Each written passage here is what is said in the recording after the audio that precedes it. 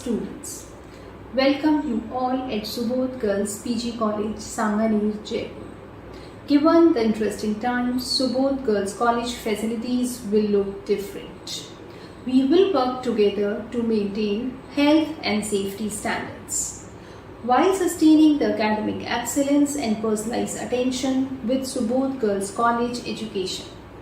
A brief video which can be viewed here will quickly help you to become familiar with health and safety guidelines in effect when you come to the campus.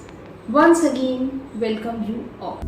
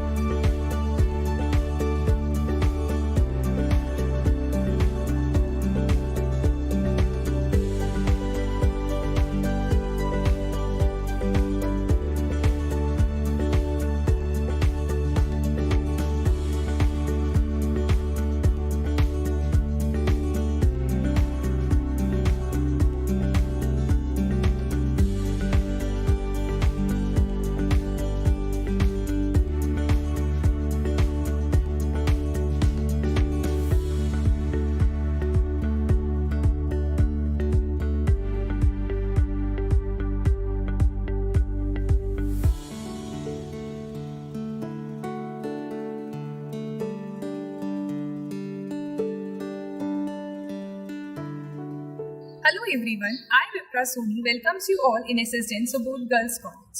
एक coat बोलना चाहूंगी, the strongest reason for giving women all the opportunities for the full development of her faculties, her forces of mind and body is the solitude and personal responsibility of her own individual life. We are thankful to the founders who built this institute in this area and many of us benefited. छोटी सी poetry से college की facilities बताती हूँ. CCTV camera से tight security रहेगी. Interactive counselling session से सभी क्वेरीज सुलझेंगी. स्टूडेंट एंड फैकल्टी मेंबर्स के बीच 1-to-1 इंटरैक्शन भी होगा. रेगुलर हेल्थ चेकअप कैंप से न्यूट्रिशन एजुकेशन भी मिलेगा. कॉमन रूम में कुछ फ्री टाइम भी स्पेंड होगा. हेल्प डेस्क भी हमेशा प्राइमरी पॉइंट ऑफ कॉन्टेक्ट ही बना रहेगा. I would like to thank all the professors. They all are very caring and supporting. Wishing you all the best for your future. Thank you so much.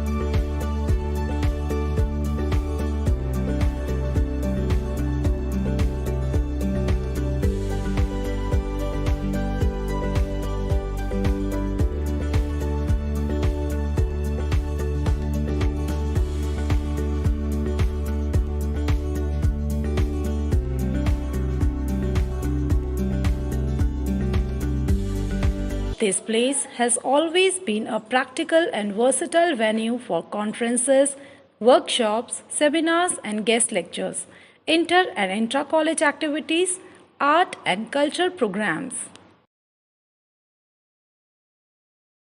Hello everyone, I'm Ansi Kapil and this is Volunteer welcomes you all in 50% home for next 3 years of your life. Firstly, I would like to congratulate you for selecting the right college. College life एक सुहाना सफर है जहाँ आप अपने बहुत सारे सपने पूरे कर सकते हैं। स्कूल में मौका नहीं मिला तो क्या हुआ, यहाँ आकर टीचर से इंटरेक्ट कर सकते हैं। फ्रेंड्स, हम लोग अपनी लाइफ में सब कुछ खुश रहने के लिए तो करते हैं, अगर यही खुशी किसी की मदद करने से मिले तो उसमें क्या हर्ज है। एनएसएस के माध्यम से हम निस्वार्थ सेवा करते हैं, जिसमें कॉलेज आपकी blood donation camp, self defence, free health checkup, plantation, cleanliness जैसी कई एक्टिविटीज में हमारी मदद करता है। So here you are not only going to know your hidden talent, but at the end of the day, you will also become a responsible person. Here, faculties not only play the role of teachers, but also of mother, sister, friend, and always a mentor. Do participate in functions and competitions. No matters, आप जीतते हैं या हारते हैं, पर आप कुछ ना कुछ जरूर सीखें. Do your best. Forget the rest. Thank you.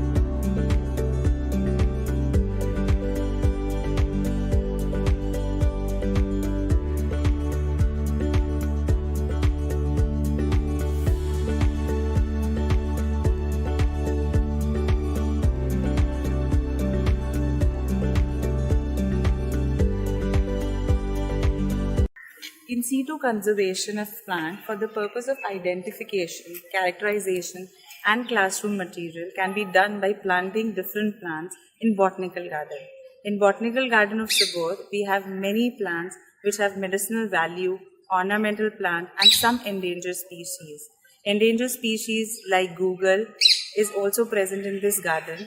We have different important medicinal plants like Ocimum santum, aloe vera, musa species, chlorophytum. These botanical gardens provide material for experimental purpose and also for classroom teaching.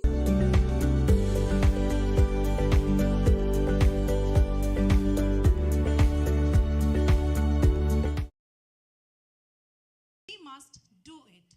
Albert Einstein has rightly said, education is not the learning of facts, but it is the training of mind to think. Honorable guest, the galaxy of intellectuals, benevolent faculties, research scholars, and dear students clubbed here from various institutions all over the country. A very good morning to this magnificently glorious day. Today, we all have teamed up together for a 2-day national seminar on Sustainable India at the rate 75, application of artificial intelligence in multidisciplinary fields, which is sponsored by Indian Council for Social Research and Social Science and Research. And I, Dr. Vandana Sharma, along with Dr. Seema Daftri, on behalf of entire Subodh fraternity, welcome you all. A very good morning once again. With a proud legacy of more than 19 years, the college has excelled in every field with the motto, if you can dream it, you can do it. The seminar has been planned to provide a platform for the participants to discuss on artificial intelligence for sustainability and to explore the opportunities and challenges in the area of AI, to provide insight into multidisciplinary fields. It is an honor and privilege that the Indian Council for Social Science Research, ICSSR, is sponsoring and supporting the seminar. It is the national body overseeing research in the social sciences in India.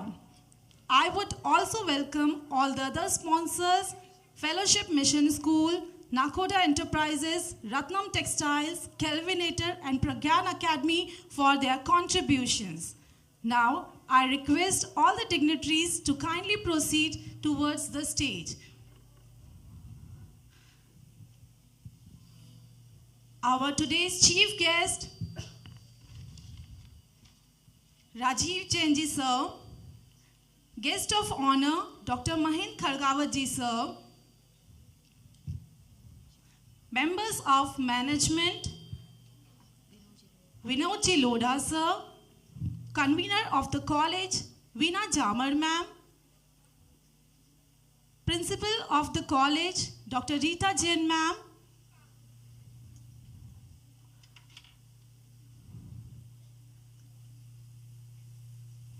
College seminar convener, Dr. Susan Sam ma'am, to kindly take their places on the dais.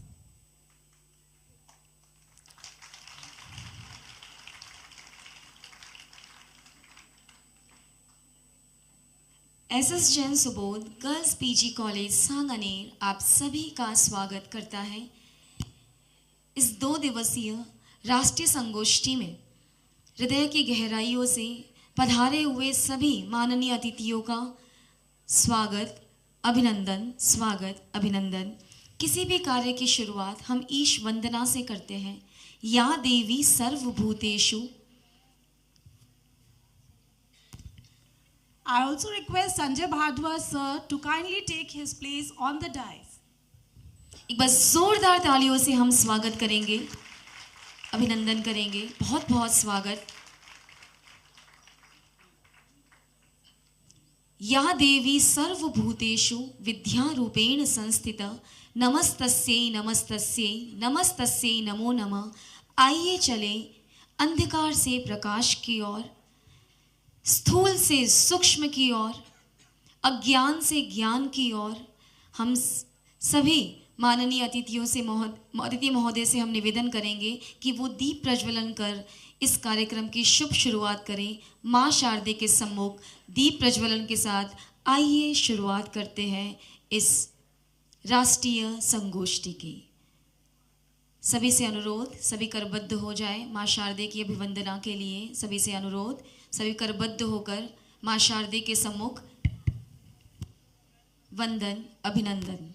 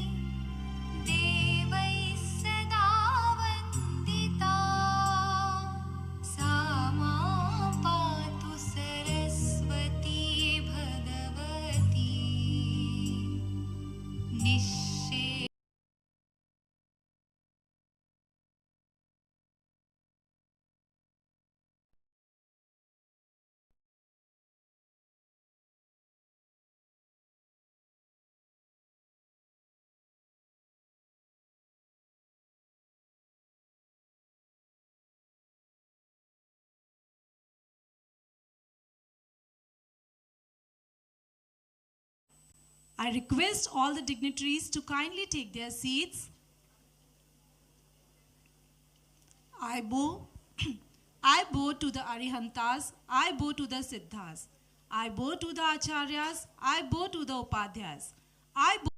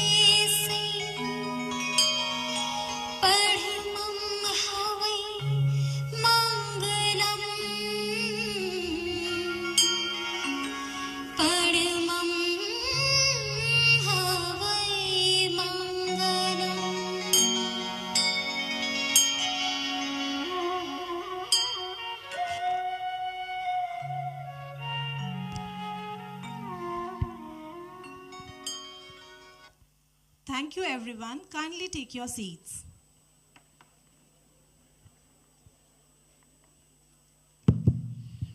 Atithi Devo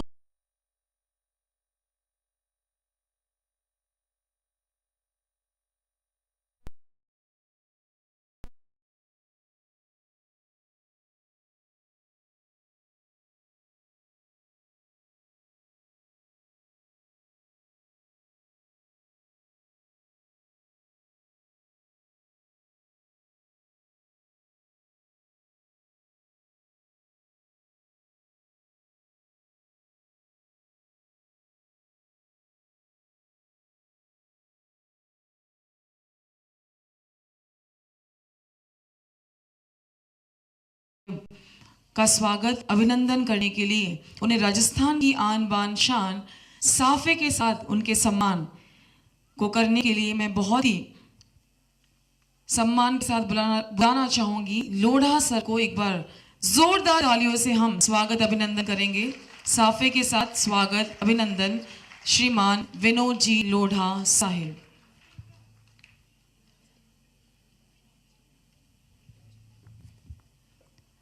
एक बार जोरदार तालियों के साथ स्वागत अभिनंदन।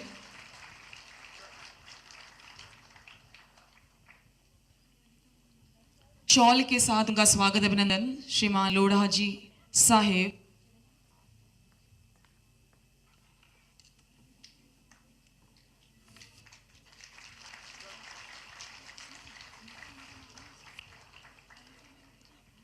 Memento देने के लिए बहुत ही आदर बहुत ही सम्मान के साथ बुलाना चाहूंगी Veena Jamad ma'am, convener of the college.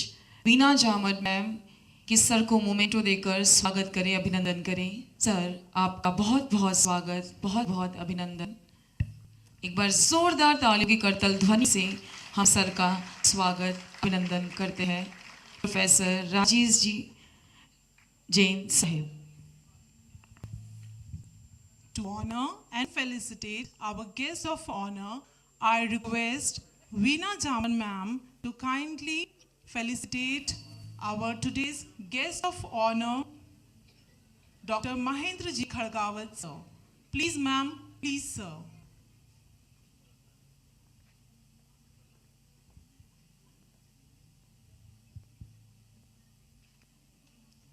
I request Veena ma'am to kindly felicitate our today's guest of honor, Dr. Mahendra Ji Khadgawat sir. He is IAS and presently working in Jaipur. स्वागत अभिनंदन स्वागत की इसी कड़ी में बहुत।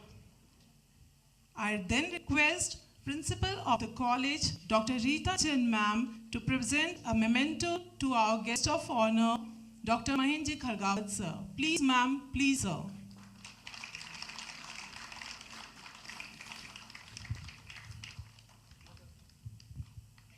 स्वागत की इसी कड़ी में आगे बढ़ते हैं। बहुत आदर बहुत सम्मान के साथ मैं बुलाना चाहूंगी हमारे आज के कीनोट स्पीकर प्रोफेसर TSS के पैत्रो सर को और उनके स्वागत उनके अभिनंदन के लिए उन्हें शॉल समर्पित करने के लिए बुलाना चाहूंगी convener of the seminar doctor सूजन सैम मैम। एक बार जोरदार तालियां हो जाए। सूजन मैम आए और सर का स्वागत करें।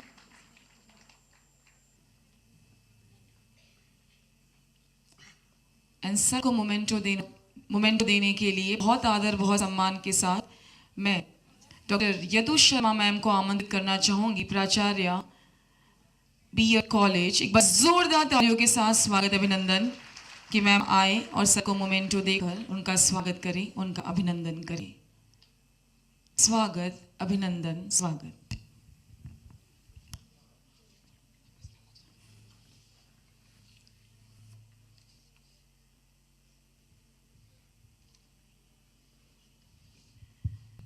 स्वागत की इसी कड़ी में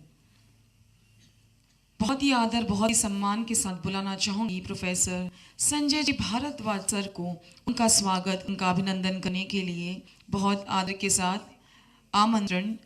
Anita Sharma ma'am, doctor Anita Sharma ma'am आए और सर को शॉल और मोमेंटो देकर उनका स्वागत करें, उनका अभिनंदन एक बार जोरदार तालियों के साथ हम स्वागत करेंगे, अभिनंदन करेंगे सर का। एंड मोमेंटो देने के लिए बहुत ही आदर के साथ बुलाना चाहूंगी doctor Vandana Sharma ma'am, organiser of the organising secretary of the seminar. एक बार जोरदार तालियों के साथ स्वागत अभिनंदन डॉक्टर वंदना शर्मा मैम।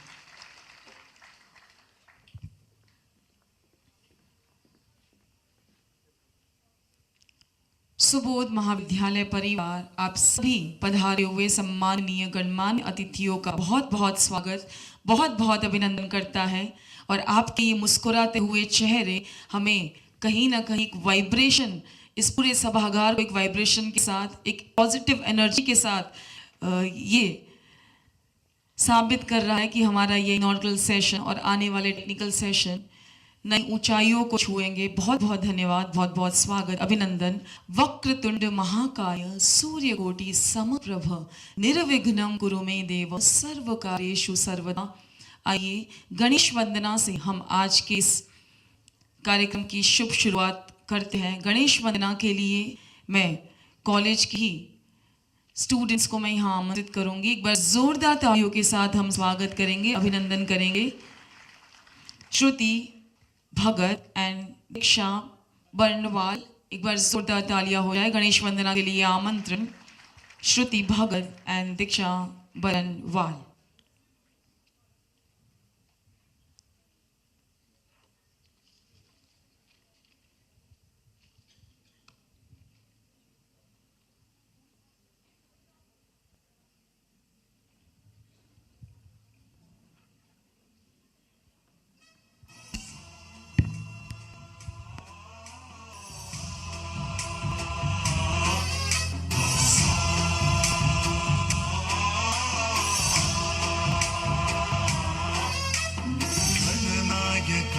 गणदैवताय गणाध्यक्षाय धीमहि गुणशरीराय गुणमण्डिताय गुणेशानाय धीमहि गुणातीताय गुणाधीशाय गुणप्रविष्टाय धीमहि एकदन्ताय वक्रतुण्डाय गौरीतनयाय धीमहि गणेशाय भालचन्द्राय श्रीगणेशाय धीमहि।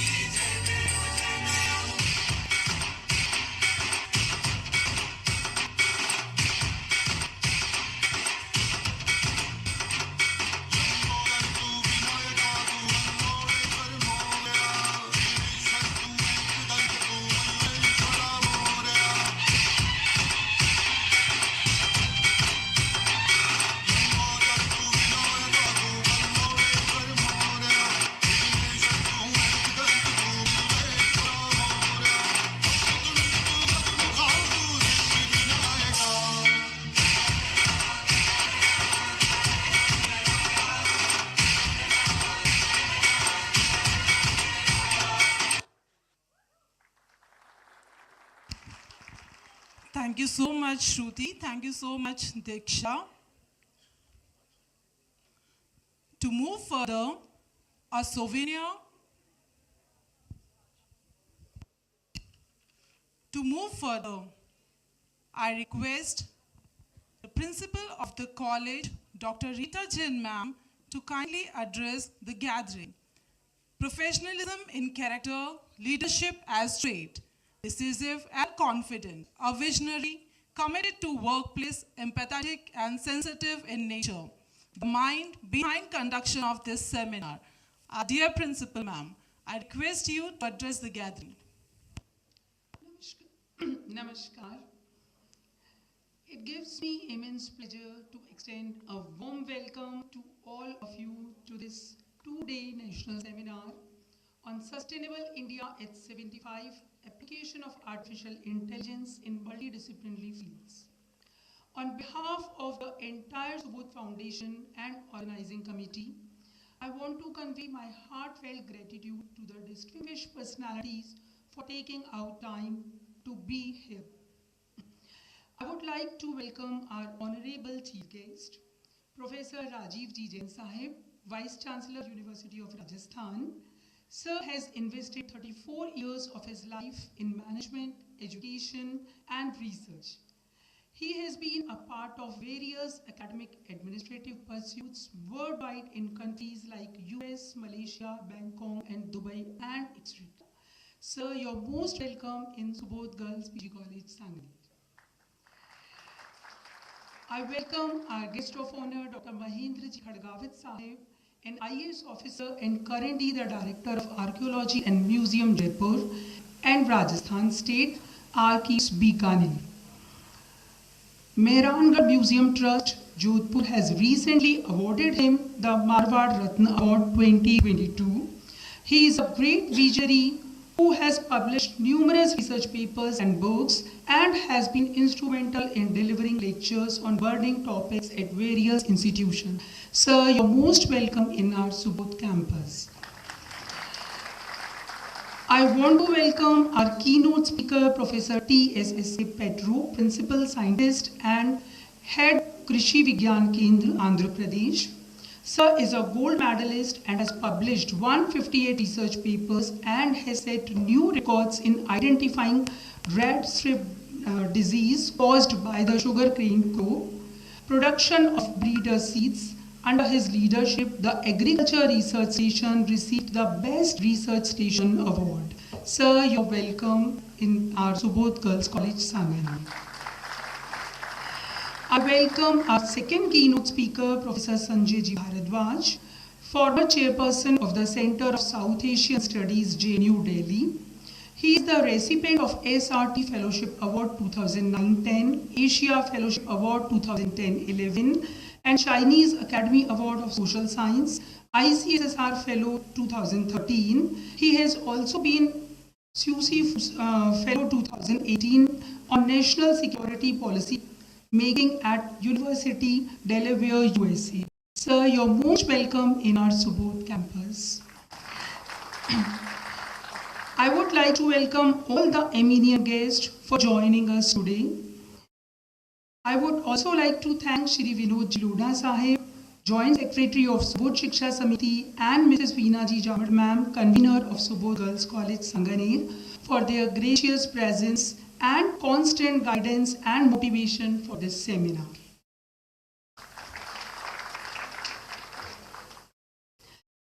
SSDN Subodh Girls PG College, a part of the pioneer network of educational institutions, administrated by Subodh Shiksha Samiti, was established with the aim of providing holistic learning opportunities to women and a powerful platform to showcase their skills. Our journey comprises 19 glorious years of fostering quality education and exposure to students in various academics, sports, arts, and cultural fields. It is gratifying that the institution has reached such great heights and realized its goals and objectives. The achievements did not come easy. It took sincere endeavor over decades by each and every member of the Subodh fraternity. Artificial intelligence, the topic of today's conference, is importance and subsequent application have been the talk of today's hour globally. These are being acknowledged as tools and techniques to improve this world. Its importance lies in making our life easier. These technologies are a great asset to human and are programmed to minimize human effort. The humanoids tend to speed up tasks and processes with accuracy and precision. To shed more light on the same, today we have amongst us several noteworthy speakers from whole India who will share their pearls of wisdom and perspective in 3 technical sessions of the seminar. Participants and observers will get mind-broadening opportunity to interact with the experts. The symposium of discussion will also promote the implementation of global harmony and sharing of best practices related to the subject matter. The seminar will provide a unique platform for the participants to develop their opinions. On behalf of my institution, I am grateful for all the research scholars, subject experts, and paper presenters who have joined us from various parts of the country. These discussions and presentations would enlighten us on the importance of artificial intelligence, intelligence ethics, governance in the sustainable development of human civilization and society. I am confident that the seminar will prove to be fruitful for everyone present here. Our core team has worked diligently to ensure that the audience gain an insightful understanding of artificial intelligence that would remain effective in their work, course, and life. I hope you have an engaging and enriching sessions ahead. Thank you. Jai Jineend, Jai. Thank you so much, ma'am.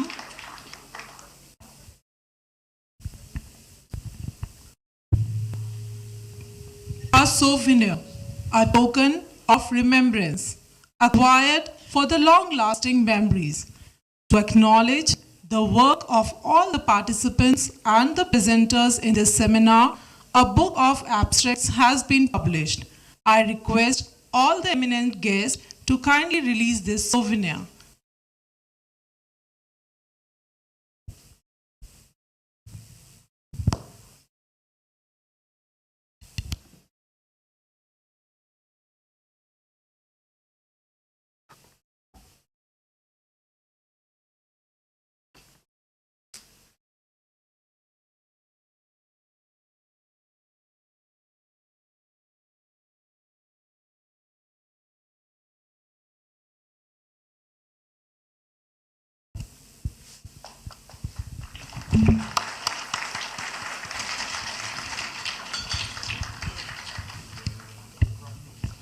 Thank you, everyone. This is the hardcore work of all the participants who have worked for all the time and who have done researches in various fields.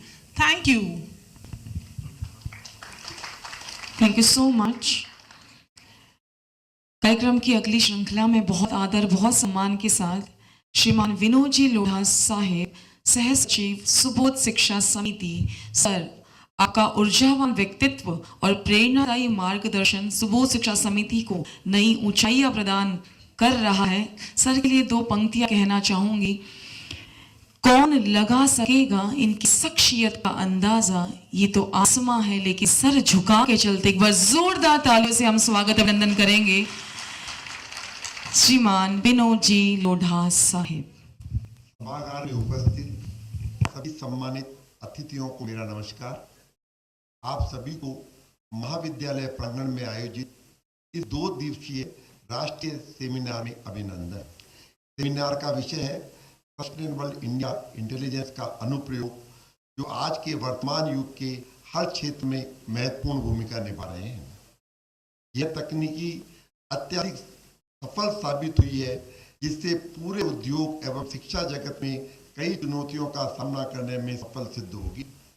यह हमारे लिए परम सौभाग्य की बात है कि आज हमारे मध्य पधारे मुख्य अतिथि राजस्थान विश्वविद्यालय के कुलपति पद पर सुशोभित प्रोफेसर राजीव जैन एवं विशिष्ट अतिथि पुरातत्व विभाग के निर्देशक पद पर सुशोभित श्री महेंद्र जी खड़कावत साहब पधारे हैं।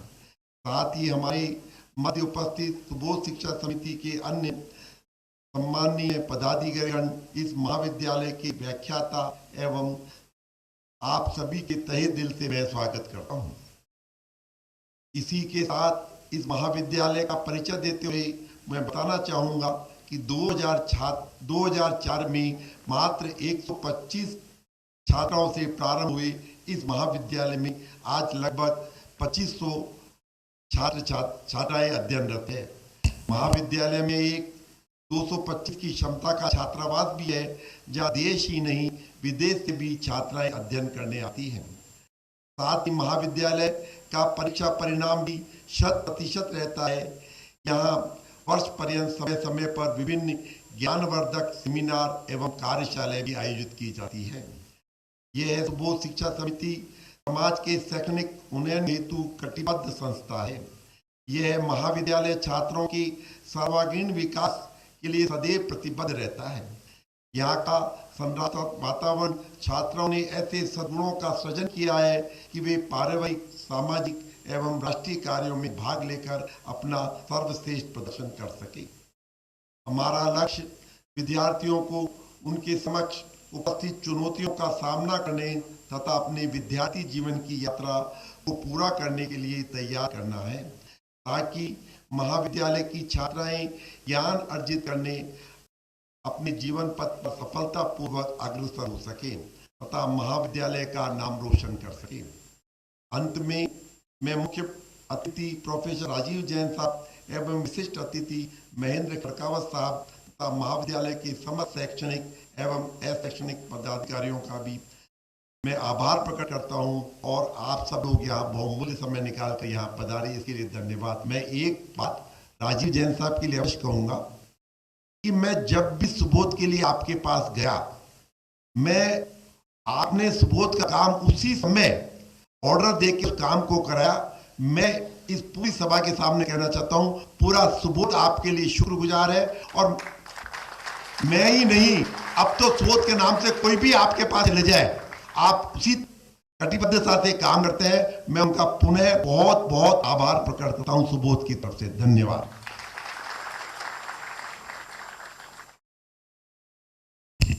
Thank you, sir. The aroma in the air, clear smell of liberty, kindness, humanity, and everything precious and beautiful.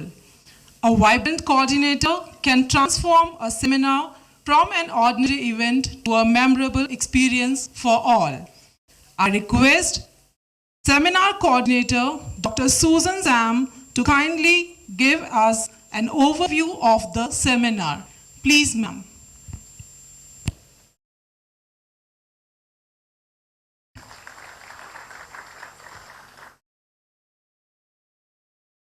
An ignited mind is the most powerful weapon on the earth, above the earth and under the earth, and this is God through education. Good morning, everyone. Alone we can do so little, together we can do so much.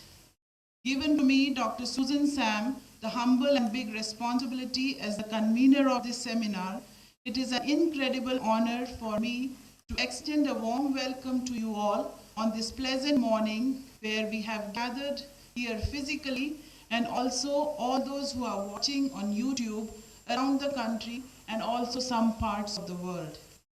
At this two-day national seminar celebrating the Azadi Ka Amrit Mahotsav and marching towards 100 years of independence, on behalf of the Subodh management and the organizing team, I would like to take this time to welcome respected Vice Chancellor of the University of Rajasthan, Professor Rajiv Jain sir, guest of honor Mahinder Khadgawat sir, Professor T.S.S.K. Patro, Professor Sanjay Bharadwaj sir, and all the guest speakers that will be speaking in the following technical sessions, heads of the institutions, researchers, academicians, and students to this national seminar. It is a privilege to host this seminar at the college, a distinguished institution that works with an objective to ensure a high standard of education and to impart value-based education with emphasis on self-discipline and character building of the young girls.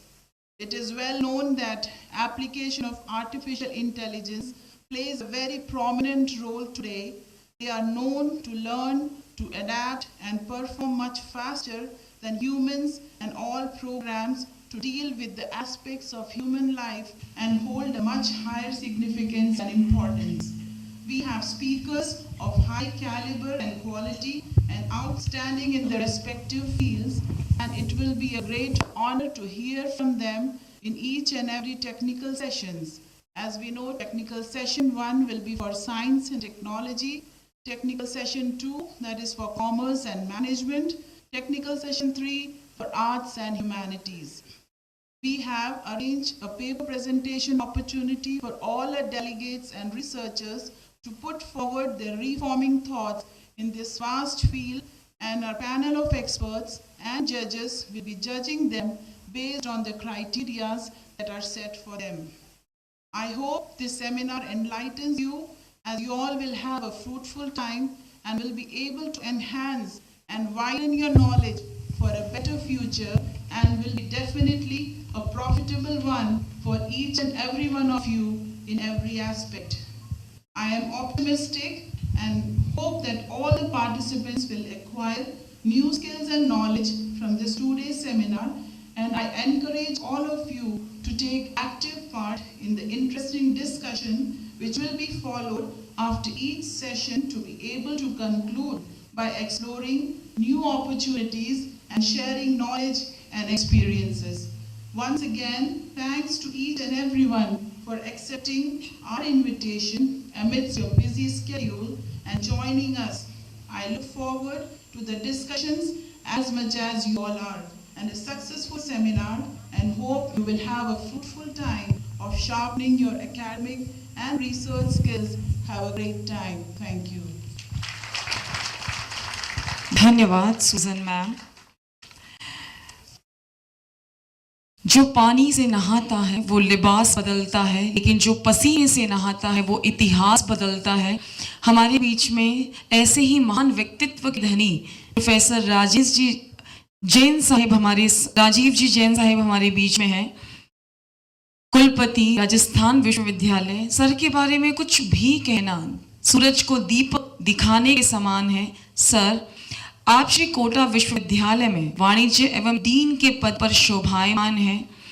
आप श्री वर्तमान में राजस्थान विश्वविद्यालय में कुलपति के पद पर शोभायमान हैं। आप श्री ने केवल भारत में ही नहीं, कई देशों में, Dubai, Manila, Philippines, Malaysia, Bangkok में अपने अकादमिक सफलता के परचम को लहराया है। आप श्री के नेतृत्व में तत्वावधान में कई शोधार्थी अपनी पीएचडी कंप्लीट कर रहे हैं, और आप Shri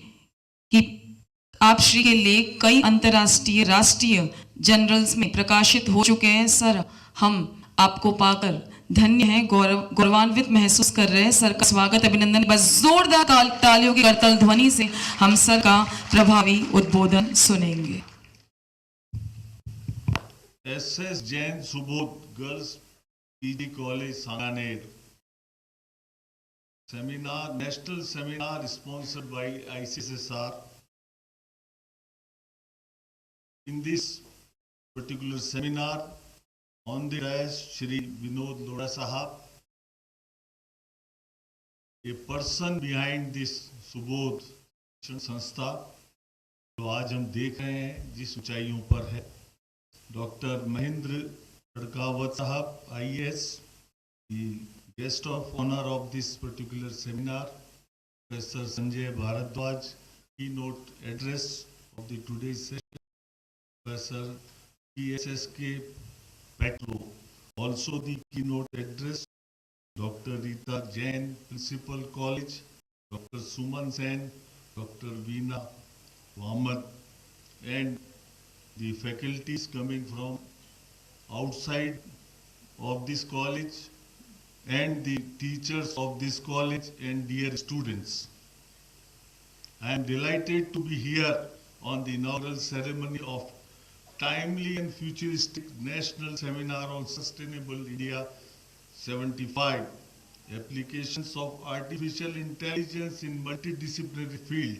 Artificial intelligence is developing very fast, and in a future will not only assist the mankind but also have components of human intelligence such as reasoning, problem solving, perception, etc.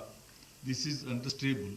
The 2030 Agenda of United Nations for Sustainable Development is adopted by member states are falling short, so there is a clear need to step up our responses for innovative action by the government. India is emerging as a global leader in different areas including economy. However, strategies that improve health and education, reduce inequality, and reduce faster economic growth while tackling climate change in a complex process. Artificial intelligence could strengthen our work to address widening inequality of opportunity and help to a greater economy. Cloud computing, pharma, green chemistry, and robotics will provide computer vision using artificial intelligence. 5 trillion economy as aimed by India would acquire information management, industry, institution partnership, and digitalization, important goal for social empowerment and societal development. I congratulate Subodh Shikshan Samiti Principal Dr. Rita Jain, SS Jain, Subodh PG Girls College, Sanganer, and the entire staff for selecting this futuristic subject. Furthermore, I have chance to witness program of Subodh Shikshan Samiti, who has contributed for upliftment of education and women education in particular. It will be appropriate to name President Shri N.R. Kothari Sahab, Shri S.S. Bothra ji, and Shri Vinod Lodha Sahab for their efforts of taking this college to newer heights. I once again thank and wish all the success to the seminar. मुझे इतनी बात कहने से मात्र से अपनी बात नहीं लगती, इतने सारा बच्चों का समूह यहाँ बैठा हुआ है. Now I have to say, मैं जहाँ भी जाता हूँ वहाँ ज़्यादातर आज के समय में 4 बातें जो कि सबसे इम्पोर्टेंट है, उसमें पहला आता है आर्टिफिशियल इंटेलिजेंस, दूसरा हम उसको बोलते हैं मशीन लर्निंग, तीसरा हम बात करते हैं डेटा एनालिसिस की, और चौथा ब्लॉकचेन मैनेजमेंट. आज सारी दुनिया इसके चारों तरफ घूम रही है और बहुत खुशी की बात है कि आज का जो सेमिनार का टॉपिक है वो आर्टिफिशियल इंटेलिजेंस. आज से 10-15 साल पहले हम आर्टिफिशियल इंटेलिजेंस के बारे में इतना ही जानते थे, इतना ही समझते थे कि हम सुबह 5 बजे उठना चाहते हैं तो हमारे आर्टिफिशियल इंटेलिजेंस ये मदद करेगा कि 5 बजे हमको एक प्रकार से बीप देगा, फिर हमारी सारी मेल्स पे आने लग जाएगा कि आप इसको देखें, नहाने का हो जाएगा, शॉवर अपने आप स्टार्ट हो जाएगा, आप चाय कॉफ़ी जो पीते हैं वो सब आपको तैयार मिलेगी. हम यहीं तक इसको सोचते थे, पर आज मेडिकल साइंसेस को ले लीजिए, इंजीनियरिंग को ले लीजिए, आर्टिफिशियल इंटेलिजेंस डजंट मीन कि आप कोई इंजीनियरिंग के छात्र हैं, मेडिकल के छात्र हैं तो आपके लिए मतलब है, it is the part of the life. आजकल सभी जगह आप चाहे क्या कहते हैं, इस वक्त ऑपरेशन थिएटर्स में रोबोट्स के माध्यम से जो ऑपरेशन हो रहे हैं, डॉक्टर्स इस टेक्नोलॉजी का बड़ा यूज़ कर रहे हैं. आप अपने मोबाइल पर देखिए, मोबाइल पर आप जो देखते हैं वो मोबाइल सेट गैजेट आपको उसी तरह की चीजें अगले दिन वापस से दिखाने की कोशिश करता है. What is this? This is all artificial intelligence. आपके मन को पढ़ लेता है, आपके मन के बारे में जानता है कि आप क्या क्या चीजें मोबाइल पर देखना चाहते हैं, वो सब चीजें आर्टिफिशियल इंटेलिजेंस के माध्यम से होती है. और ये जो रूप है वो मशीन लर्निंग के माध्यम से आता है. और सारी दुनिया जो कामयाबी की तरफ आगे बढ़ रही है, जिसमें भारत सबसे तेजी से एक विश्व शक्ति के रूप में आगे आ रहा है, वो उसका मेन कारण तो हम डेटा एनालिसिस को, डेटा को किस तरीके से एनालिटिक वे में समझ रहे हैं, ये सारी बातें बहुत तेजी से आगे बढ़ रही हैं. तो मैं ज़्यादा समझता हूँ कि हमें फोकस इन बातों पर करना होगा. हम चाहे ना चाहें ये चारों बातें हमारा पार्ट ऑफ द लाइफ बनेगी. नंबर 2, मैं जहाँ भी जाता हूँ और 2 बातें जरूर कहता हूँ. एक खास तौर से एक ABC मॉडल की चर्चा मैं जरूर करता हूँ. ये ABC मॉडल क्या है? A स्टैंड्स फॉर, क्योंकि ये टीचर और स्टूडेंट्स के बीच की बात है, A स्टैंड्स फॉर अवेलेबिलिटी. हमने बहुत बुरा समय कोविड का देखा और खैर हम इतना बड़ा विशाल का भारत इस पर्टिकुलर परिस्थिति से बाहर निकले। इसके पश्चात हमारे में एक भ्रम पैदा हो गया कि हम भीड़ में इकट्ठा ना हो, हम मिले नहीं। परंतु जब तक हम अपने आप को इंश्योर नहीं करेंगे कि मैं I have to make available to the society, I have to go regularly in the college or meet my teacher, मैं हम सब इकट्ठे हों और इसी प्रकार से टीचर को भी make it available for the students every time। ये जो सिस्टम बना रहेगा जिसे हम मेक अवेलेबल, जिसमें कुछ हमारा ऑनलाइन सिस्टम और इस प्रकार की चीजें आई, परंतु हमें आगे बढ़ना है तो हमें सबसे पहले make our self available to the society, to this common cause for each and everything. ये हमको बढ़ाना होगा। Number 2, that is the behaviour. What you understand by the behaviour? Behaviour वो चीज है जो कि हम दूसरों से अपने प्रति बहुत अच्छा बिहेव की अपेक्षा रखते हैं, परंतु हमारा बिहेवियर दूसरे के प्रति अच्छा नहीं हो ऐसी हम नहीं सोचते हैं। यदि आप अच्छा बिहेवियर दूसरों से रखने की उम्मीद रखते हैं तो आपको अपने बिहेवियर को भी बहुत अच्छा रखना होगा। And this is the root cause for all the problems in the world. क्योंकि हमें मशीनों से तो काम करवाना है, हमारा मशीनाइजेशन बहुत तेजी से हो रहा है, परंतु वो जुड़ी हुई बात वो मनुष्यों से है, ह्यूमन बीइंग से है। तो ऐसी स्थिति के अंतर्गत हमें हमेशा के लिए एक हमारा बिहेवियर का एस्पेक्ट जीवन में बहुत अच्छा रखना होगा। And C stands for the commitment, जो आप और हम सभी जानते हैं कि मुझे अपने आप से कमिट करना है। I have to think out of the box, not the normal person think. हम यदि साधारण बात सोचते हैं तो साधारण रह जाते हैं। जैसा कि कलाम साहब ने कहा, हमेशा आउट ऑफ द बॉक्स सोचिए। एक बात और कह के अपनी बात को विराम देना चाहता हूं, वो है connect and the connection. Connect तो आज की तारीख में हम अपने गैजेट से, हमारे पास में जितने भी क्या कहते हैं मोबाइल फोन, जैसा भी एंड्रॉइड फोन है, हम इसके माध्यम से सुबह शाम good morning, good evening, marriage anniversary की या हैप्पी बर्थडे, इस तरह की बातों से करके हम दुनिया से जुड़ गए हैं, हमसे लोग बहुत जुड़ गए हैं। हमारा जो नेटवर्किंग है, हम ये समझते हैं कि हम बहुत बड़ा हमने अपना एरिया डेवलप कर लिया है, परंतु हमें इस कनेक्ट होने मात्र से काम नहीं चलेगा। हमें यदि रिसर्चर अच्छा बनना है, हमें जीवन में अच्छा आदमी बनना है, तो हमें उससे कनेक्शन स्थापित करना पड़ेगा। हमें आज जैसे ये सेमिनार हो रहा है तो हमें आर्टिफिशियल इंटेलिजेंस बेसिकली, क्योंकि की नोट स्पीकर्स और यही सारी बात इन डेप्थ बताएंगे आपको, तो make the connection not the connect. तो यदि आप अपने जीवन में इन बातों को कुछ सार्थक बनाएंगे तो मैं समझता हूं कि हम एक सोसाइटी के लिए एक अच्छा काम कर पाएंगे, अपने लिए कर पाएंगे। मुझे यहाँ पर बुलाया, मैं खासतौर से लोढ़ा साहब का बहुत शुक्रगुजार हूँ। उन्होंने मेरे लिए कुछ बातें कही है, बट वो मेरा एक अपना भी दायित्व है और ये संस्था जिस गति से आगे बढ़ रही है, मैं समझता हूँ लोढ़ा साहब के और उनके नेतृत्व में और आगे बढ़ेगी। इन्हीं शुभकामनाओं के साथ जय हिंद, जय Bharat. Thank you so much, sir.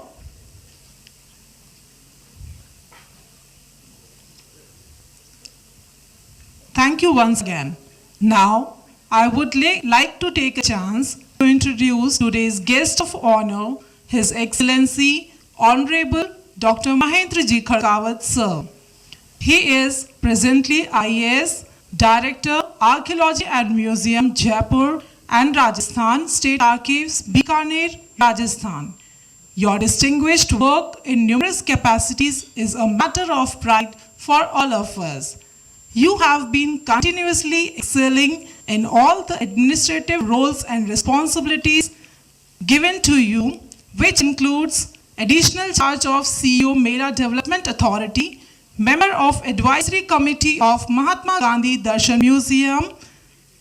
He has also contributed a lot during COVID-19 by launching a Helping Hand app within 24 hours, which provided home delivery services for all essentials and non-essential items to the general public.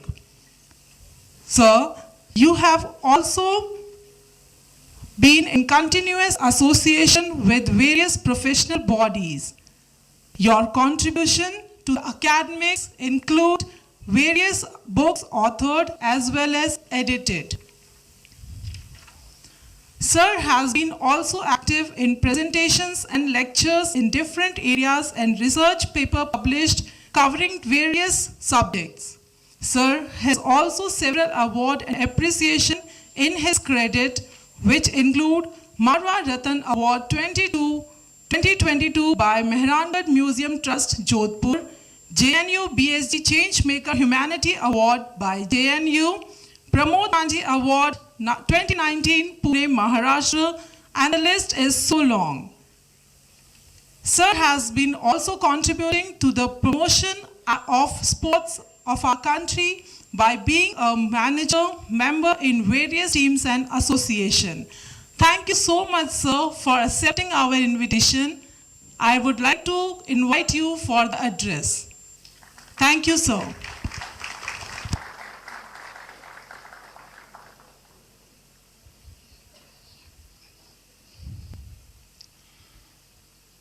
सबसे पहले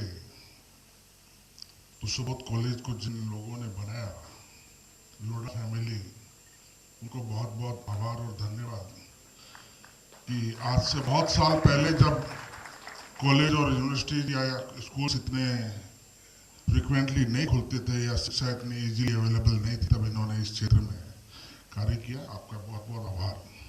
अभिनंदन तो आपका होना चाहिए। इसके बाद मैं कॉलेज के प्रिंसिपल और इस सेमिनार की कन्वीनर, क्योंकि मुझे मालूम है कि किसी भी सेमिनार को ऑर्गेनाइज करने में हालांकि पूरा लवाजमा लगता है, लेकिन कन्वीनर और प्रिंसिपल का बहुत महत्वपूर्ण रोल होता है। तो मैडम, आपका बहुत बहुत आभार, बहुत बहुत अभिनंदन। कॉलेज के सभी फैकल्टी मेंबर्स का, सभी छात्राओं का, इसलिए कि आप लोग आज यहाँ उपस्थित हैं और इस सेमिनार को करने में कितनी शक्ति लगती है। सर, जिस वाइस चांसलर साहब जिस आर्टिफिशियल इंटेलिजेंस की बात कर रहे थे और जो थीम है हमारी सेमिनार की थीम है आर्टिफिशियल इंटेलिजेंस। पूरी दुनिया में एक हाहाकार मचा हुआ है, लेकिन इसके दोनों पक्ष हैं। आर्टिफिशियल इंटेलिजेंस हमारे डेवलपमेंट के लिए जरूरी है, लेकिन क्या हिंदुस्तान और चाइना इसका समर्थन करते हैं? आज यूरोप और अमेरिका में भी इसके विरोध की बातें उठने लग गई है। लीड्स यूनिवर्सिटी ने जब एक मछली को, रोबोट मछली के ऊपर एक एक्सपेरिमेंट किया कि एक आर्टिफिशियल फिश को उन्होंने लाइव फिश के बीच में रखा, तो थोड़े दिनों बाद वो उनको लीड करने लगे। एक आर्टिफिशियल फिश एक जीवित मछलियों का नेतृत्व करने लगे। कल को यही आर्टिफिशियल इंटेलिजेंस ने ह्यूमन के साथ करना शुरू कर दिया फिर। लेकिन कई क्षेत्रों में हमें इसकी जरूरत है। तो हमारे एक से एक बहादुर पायलट MiG-21 में ढेर हो रहे थे, अपने जान गंवा रहे थे, तब आज डिफेंस के क्षेत्र के अंदर हमें ड्रोन मिल गए। हम उनसे अटैक भी कर सकते हैं, उनसे निगरानी भी कर सकते हैं। पूरी दुनिया में आर्टिफिशियल इंटेलिजेंस का डिफेंस में इससे बेहतर कोई उदाहरण नहीं मिल सकता। आप अपने घर से दूर हैं, आप विदेश में हैं और आप दुनिया में, अमेरिका में है, इंग्लैंड में है, लेकिन आप हिंदुस्तान में अपने घर को देख सकते हैं, अपने घर के अंदर क्या हो रहा है उसको वॉच कर सकते हैं। आर्टिफिशियल इंटेलिजेंस का ये बेहतर नमूना है। इसलिए हम आंख बंद करके किसी भी चीज को स्वीकार नहीं कर सकते। विकास हमारी सतत प्रक्रिया है, लेकिन विनाश को हम स्वीकार नहीं कर सकते।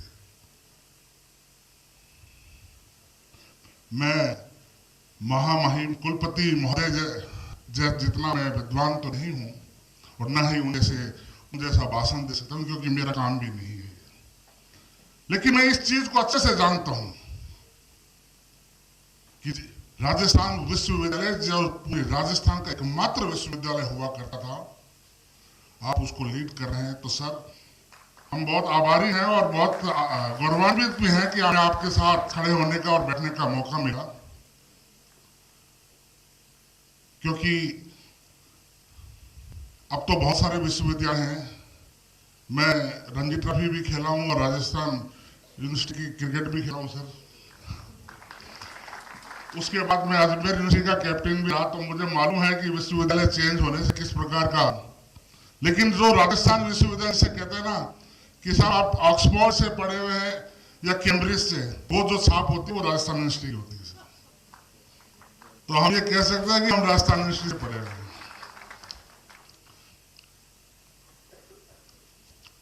2017 के अंदर यूनिवर्सिटी ऑफ पेनिसिल्वेनिया ने मुझे डिजिटल आर्काइव्स पे लेक्चर के लिए अमेरिका बुलाया था। हिंदुस्तान का पहला digital archive Rajasthan state archive ने बनाया था और लगभग 2 करोड़ डॉक्यूमेंट को स्कैन करके ऑनलाइन अपनी वेबसाइट पे कर दिया।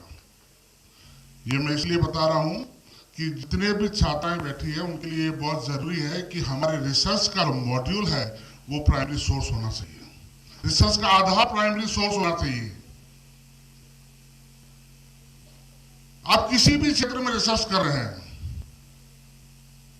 चाहे आप एक पेज लिख रहे हैं ना, वो एक पेज पूरा का पूरा प्राइमरी सोर्स पर बेस्ड होना चाहिए। आप सेकेंडरी सोर्स पे जा रहे हैं। मैं आपको बताता हूं, जब हमने डिजिटल आर्काइव किया और ऑनलाइन किया तो दुनिया भर से हमारे पास ये फोन आने लगे कि साहब फला फला यूनिवर्सिटी के विश्वविद्यालय की ये पुस्तक है जिसमें राजस्थान स्टेट आर्काइव का रेफरेंस दे रखे हैं, लेकिन क्रॉस चेक नहीं हो रही। इसलिए मैं कहता हूं कि जब ब्रायन लारा ने 400 रन बनाए थे तो प्रेस में उसने इंटरव्यू, उसमें पत्रकारों ने पूछा कि आपको क्या नजर आ रहा था, तो उसने कहा मुझे सिर्फ बॉल नजर आ रही थी। ब्रायन लारा ने सिर्फ बॉल को उसके स्टेटस के हिसाब से खेला और एक वर्ल्ड रिकॉर्ड बना दिया। मैं आप सबसे यही कहता हूं कि आप कितना ही बड़ा ऑथर, कितना ही बड़ा राइटर हो, आंख बंद करके उसके फॉलो मत कीजिए। अगर आप उसके सोर्सेज को इस्तेमाल करते हैं तो क्रॉस चेक अवश्य कीजिए। ये रिसर्च के लिए बहुत जरूरी है। मैं राजस्थान स्टेट आर्काइव का 15 साल डायरेक्टर रहा, कई इंटरनेशनल कॉन्फ्रेंसेस कराई, लेकिन हमारा मोटो ये होता था कि कोई 5 मिनट भी बोले तो ओरिजिनल सोर्स पे बोले।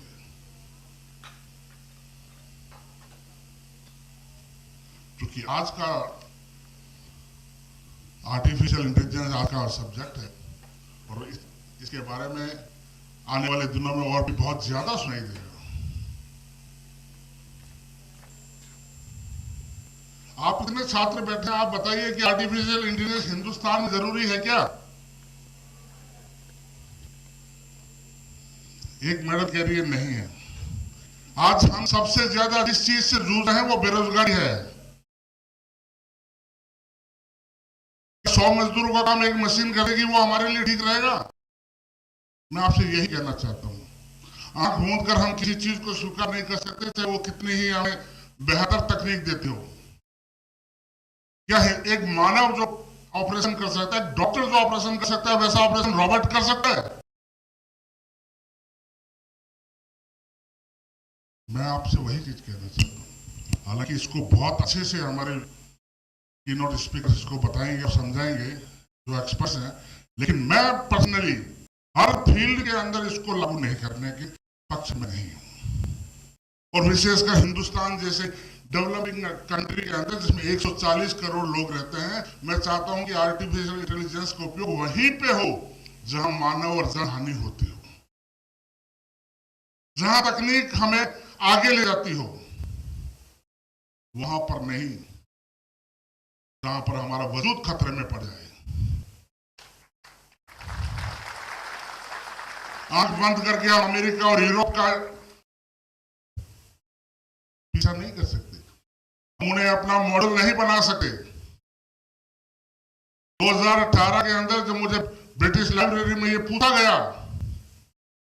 कि आपकी जिंदगी का सबसे बेहतरीन लम्हा कौन सा था, मैंने कहा आज का दिन ही मेरी जिंदगी का सबसे बेहतरीन लम्हा है, क्योंकि जिस डिजिटल आर्काइव्स के ऊपर मुझे इंग्लैंड में बुलाया गया था, वहां पानी पीने का खर्चा भी वो दे रहे थे।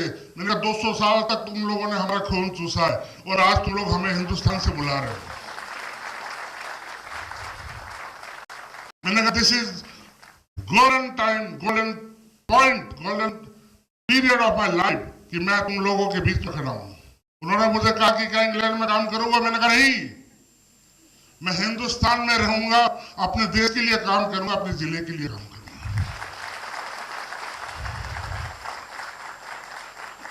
मैं आपसे फिर कह रहा हूं, वो समय जल्दी ही लौट के आएगा। आज हमारे टॉप क्लास जो भाग रही है यूरोप अमेरिका, वो वापस हिंदुस्तान में ठहर के काम करेगी, वो रुक के काम करेगी। कितना ही वहां पैसा हो, कितना ही स्टेटस सिंबल हो, कितना ही बेहतर सिस्टम लिविंग स्टैंडर्ड हो, लेकिन जो तड़प, जो इमोशंस, जो रेस्पेक्ट हमारे देश में ना, वो आर्टिफिशियल इंटेलिजेंस में नहीं है।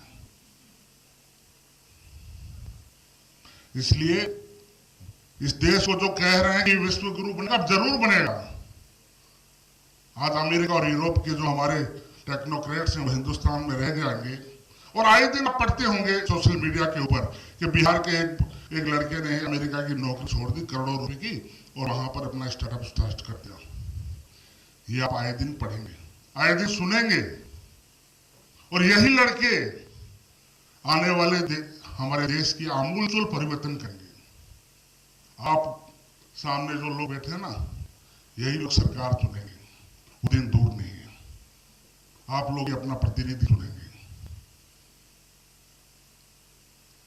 समय कम है, मैंने अपने कमेंट्स में भी लिखा है कि फिर मिलेंगे। आज बजट पेश हो रहा है, लेकिन मैं आप लोगों से मिलने का अवसर का लाभ मैं छोड़ना नहीं चाहता था। बहुत बहुत धन्यवाद कॉलेज मैनेजमेंट को, अनिता भाभी को और आप सबको। और फिर वादा करता हूँ कि दोबारा मिलेंगे और राजस्थान स्टेट आर्काइव्स की ओरिजिनल सोर्स पे बात करेंगे, और आप उसकी साइट जाइए, निःशुल्क उसका फ्री ऑफ कॉस्ट देखना है। 2 करोड़ से ज्यादा डॉक्यूमेंट्स हैं, और आज से ही 2 करोड़ डॉक्यूमेंट और डिजिटाइज होना स्टार्ट हो गए हैं। पूरे हिंदुस्तान के अंदर हर विश्वविद्यालय हमारी साइट दिख रहा है, आप भी देखिए, आपको बहुत अच्छा लगेगा। धन्यवाद। Thank you so much, sir. Every coin has two aspects, and thus AI. It has both positive and negative sides. This seminar will definitely enlighten us more on this topic. Thank you so much, sir, for enlightening us with your thoughts on AI. It was really an honor for all of us that you are here. The fragrance of flowers spread only in the direction of wind, but the goodness of a person spreads in all directions. I am profusely elated to take an opportunity to welcome our keynote speaker, Dr. T.S.S.K. Patro, Principal Scientist, Plant Pathology and Head, Krishi Vigyan Kendra, Andhra Pradesh, India. Sir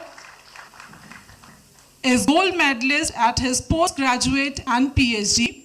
He has established millet processing unit for the first time in the state of Andhra Pradesh at Vizianagaram. He has established ethology and mosaic in Ragi for the first time in the world. He has also established the value-added millets. He has new records set in India. For the first time in India, he has identified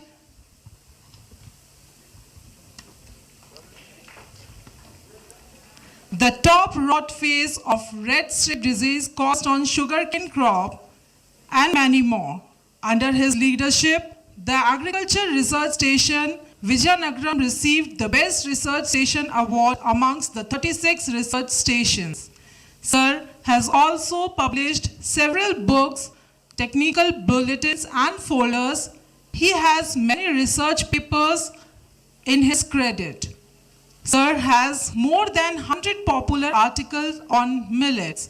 He has also been active in more than 50 television programs in Annadata Jai Kishan in ETV. He has been active on radio talks, and more than 25 radio talks he has already done. Sir, it is our privilege to have you among us. I request you to kindly enlighten us on AI. So thank you for a kind introduction. So most respected, the Honorable Vice Chancellor is still left, and so people from archaeology, the director, people on the dais, the organizers, and the founders of this institution, and of course the organizer, Dr. Rita Jain ma'am, the principal of this college, and the convener of this program, Dr. Susan Sam, and delegates from various universities, and student friends, and ladies and gentlemen. So very good morning, and we come to a very important phase. So I'm greatly privileged to be here in your midst this morning. So all are be ready to be with me for 15 minutes. So I'm going to talk about how the artificial. So can you be maintain silence? Please don't move here and there. Just 15 minutes. I request all the students to kindly take your seats. So agriculture is an important profession, and it is our livelihood for more than 70% of the population in the country. Students, please take your seats back. So around India population is crossing China and already crossed in recent times. So it's it is our responsibility to feed the hungry billion population in this particular country. So when we got independence, the Britishers thought that India will die because of starvation due to lack of food. But thanks to the scientists who actually contributed leaps and bounds, and really today we are producing more than 300 million tons of food grain production, and we are supplying to other countries. So that is a greatness to our scientists. And in this context, so how we can really maintain the food grain production, so for the teemingly growing the world's country's population. So artificial intelligence is it's a very simple terms. So many students are undergraduates here. I could interact with few students in the morning. So artificial intelligence is so man is becoming like a Brahma. Man is becoming like a god. So man is constructing one machine, and he's giving his inputs. So and he's making the machine to think like a man and better than man sometimes. So he's making the machine to mimic like a human being. That is the greatness of man. So that is the artificial intelligence in a nutshell. So I'm so next slide, please. So what is artificial intelligence? It is it applies advanced analysis. So the man can analyze the one like a man. So a human mind can analyze to only certain extent. But it is amalgam of different experts, and it will be impregnated into the computer. So this artificial intelligence will analyze in advanced, and it is logic-based techniques, including machine learning, and it will interpret the events and support and automate decisions, and it also takes decisions. So next.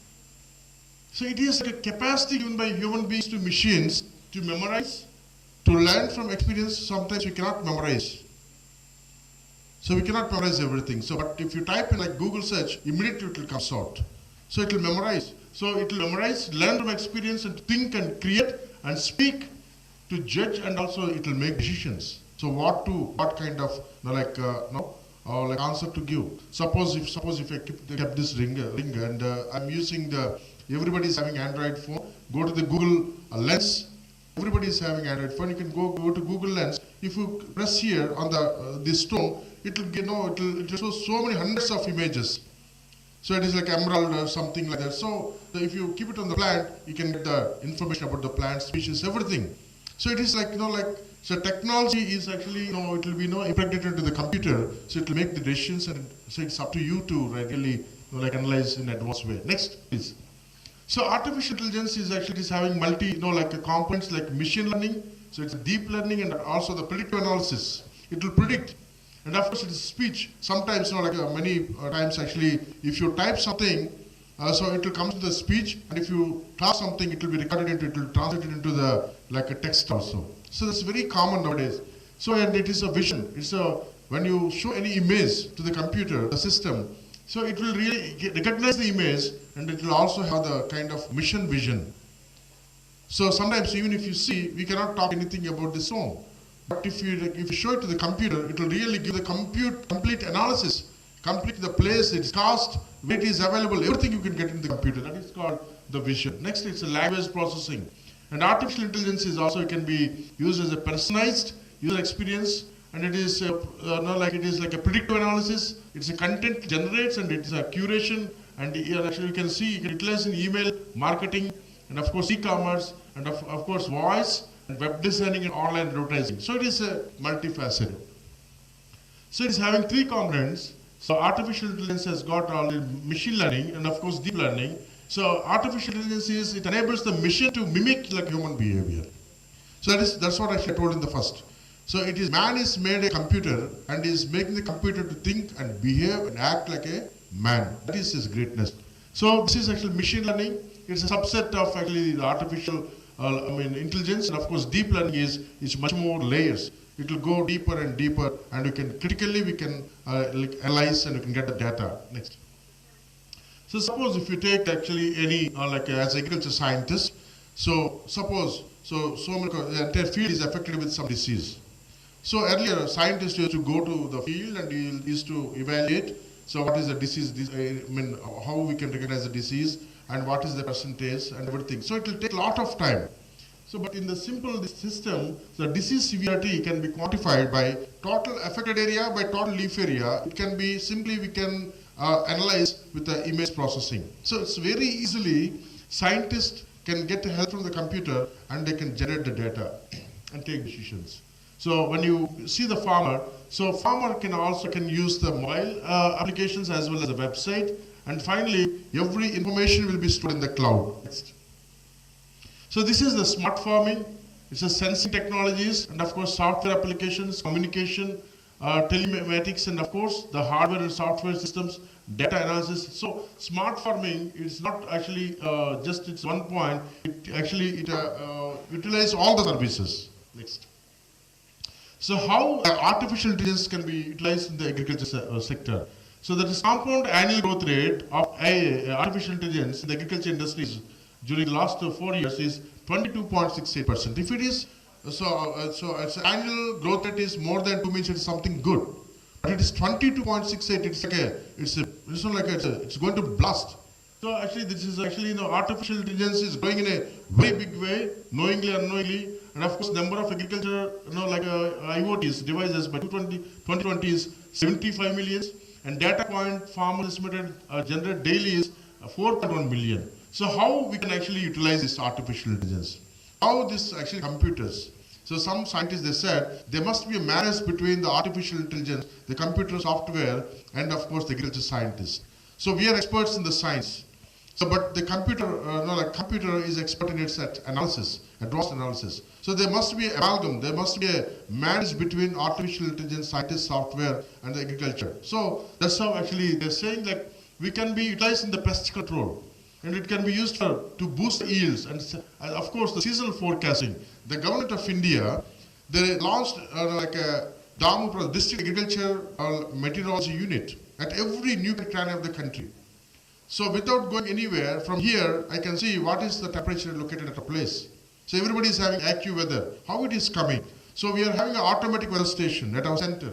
So it will be automatic, it will go to the sensor Pune, Indian meteorological unit. So from there it will be disseminated to all the units. It will go across the globe. So it is so we can really predict the temperatures and rainfall. The main problem with the agriculture farming is the farmer work very hard. So most of the agriculture students are all from the farming community, and actually parents, grandparents, they work very hard. But at the time of the harvesting, suddenly rain will come. So whatever actually the lab they put in for the last 6 months, it will goes for rain.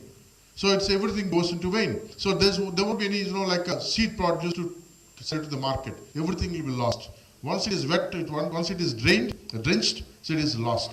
So this kind of forecasting models, it will make the farmer to wait until the rain is actually over, or we can actually advance this harvesting by actually making the weather forecasting models. So really we can, so many farmers in our place, many farmers in the country, they committed suicides because they invest a lot of money. They're not rich people, they're not industrialists.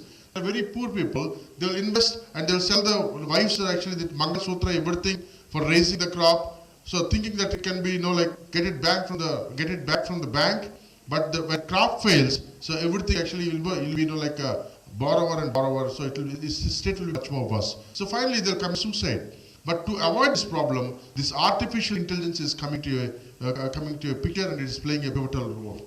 And of course, in seasonal forecasting followed by, so enhance the data, Internet of Things, the device data, and better crop selection, and of course, the agricultural robots. So sometimes harvesting the mangoes in very, like very tall places, like it's very difficult.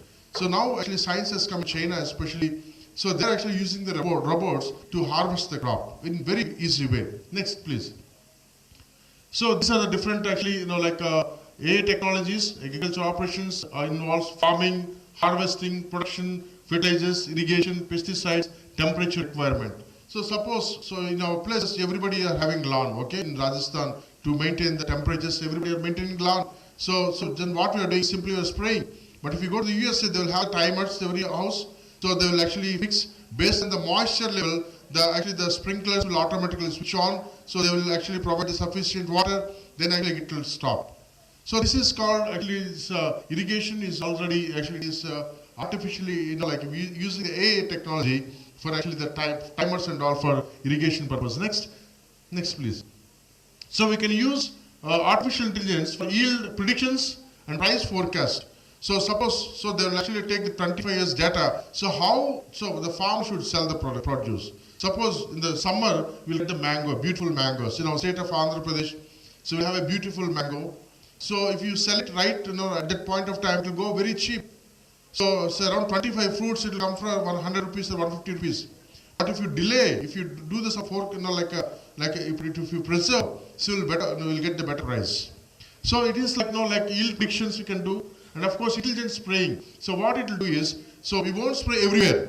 Wherever the disease is there, so we can go directly and we'll spray there only. So that's how actually we can reduce the cost of cultivation. And of course, the predictive models and disease diagnosis and soil and crop monitoring and agricultural robots. Next slide, please.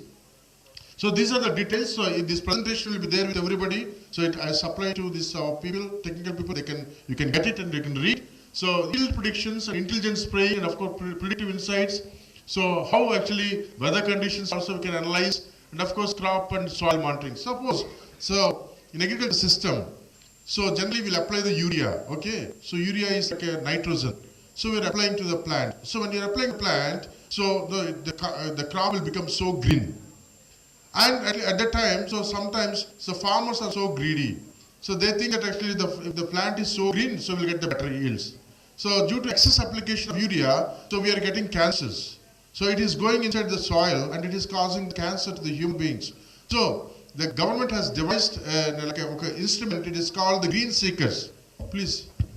So Green Seekers is nothing but when you actually you pass the instrument, it will exactly tell us what is the chlorophyll content of the plant, so how much nitrogen is required. So in that way really we can analyze without doing much analysis. So the farmers can apply an urea exactly what is required for the plant. No excess, no less. So that's how actually we are using the artificial intelligence. Next please. So these are the agriculture 4.0. So it is application, so we are using for water and nutrition monitoring, disease monitoring, soil monitoring and crop health, and soil precipitation, yield storage and everything. So it is like we are having different sensors, so we can manipulate. We can manipulate the system, and we can we can get a better price and better crop. Next please. So this is how actually if you use this technology, we can predict the soil moisture, what is the relative humidity. So everything is available. So what is the wind speed, because wind speed is also very important, because the pathogens, they will travel through the wind. So based on the wind speed, we can measure. So how much time it will take to reach a pathogen from Rajasthan to some other place. Suppose in coconut is very popular in our area. So it started from Kerala. So then it came to Tamil Nadu, it came to Andhra Pradesh, then gradually it spread up to the central India.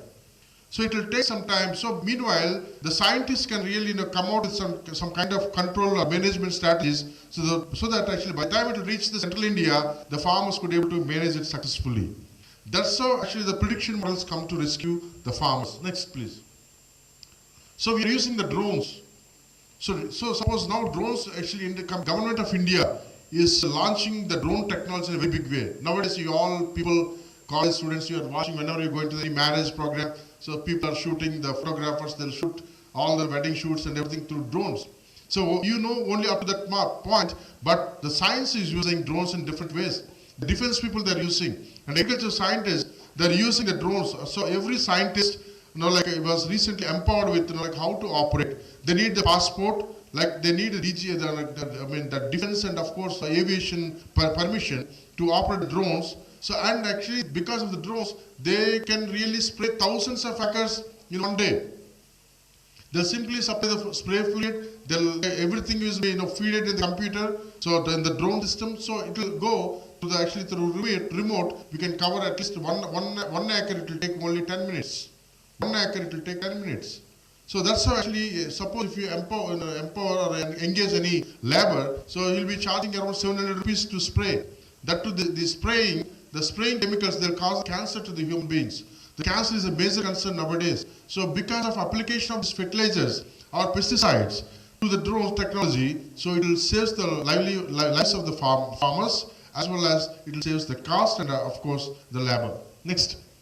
So this is actually different things. Actually, soil temperatures can be managed, and moisture can be managed. It can be monitored. Next, please. So because of robots, so we can process the harvesting is important problem. So for harvesting, means cutting the crop is a big challenge. It needs a lot of labor, but because of these robots and like a mechanized, actually, like a harvesting, so it is making the farmers like life very easy. Because without using the manpower, they're trying to use this for particular robots. Next, please.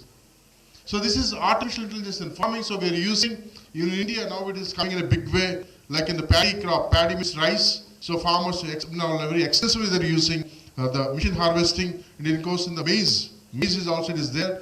So of course in the bajra, it's a popular crop in Rajasthan. So where actually it will thrive at extreme high temperatures. This is the only crop. Scientists, they're predicting in coming days, so if the temperature rises 1 to 2 degrees centigrade, the wheat will disappear from the soil and from the world. And of course the rice will disappear. So that people has to opt for the millets. That is the reason why the government of India recently, the Honorable Prime Minister in his like a Mann Ki Baat program is saying that 2023 is declared as International Year of Millets by the Food and Agriculture Organization and the world like United Nations. Because millets are going to be like rescue crops. Definitely the rice and wheat will disappear from the globe very soon. So if the temperature rises another 2-3 degrees centigrade, the time is imminent. That situation will be imminent. So then actually in that situation, the millets are coming to the rescue. They can thrive very well in the extreme temperatures. It can thrive extreme hot temperatures and actually the cold temperatures. The pearl millet, the bajra is very popular in that station. National Level Institute is located at the Jodhpur. So that crop, even though all the crops may fail, but bajra will come when like very successfully. So that's how actually we are actually doing. Next slide please. Next slide. So there are so many things actually. We are using artificial intelligence. Agriculture is only component. More than 20 actually sectors are there where we are using artificial intelligence. And agriculture is very, very important because our country is totally agriculture based. Next please. So we will have the big data. We'll have the scientists, like a computer analyst. Everybody, they'll generate the data. They'll feed everything in the computer. So once you put some leaf infected with some disease in front of the computer, Google Lens, it will give perfect the data. So your crop is affected with this particular disease. So spray this one. So the data will be given by the scientist. So there is no replacement for the scientist. So scientist role is there, but scientist roles, many brains will work, and they store the data in the system. So the system will give the perfect the answer. Next. So this is we'll use the crop improvement. So we'll give the input data. The data it will be they'll channelize it and enabling the predictions and the emerging. Yes, next please. So this is how the drones they'll see where is the green patch, where is the disease patch. So what is the crop situation? Everything will be monitored. Next please. So this is all we'll have a vision. So there are methods. There is having a different components. The artificial intelligence, they got the ability to sense, reason, and engage and learn. So they also learn. The system also learn. it mimics like a human being. So human sometimes we like very much reluctant to learn something when teachers saying, but the machines, they learn, they update themselves. So every time your system is saying that update your WhatsApp, because so WhatsApp actually we have been using for 2015. So for the last 8 years, so there is so many, like when you send a message or some image along with the text.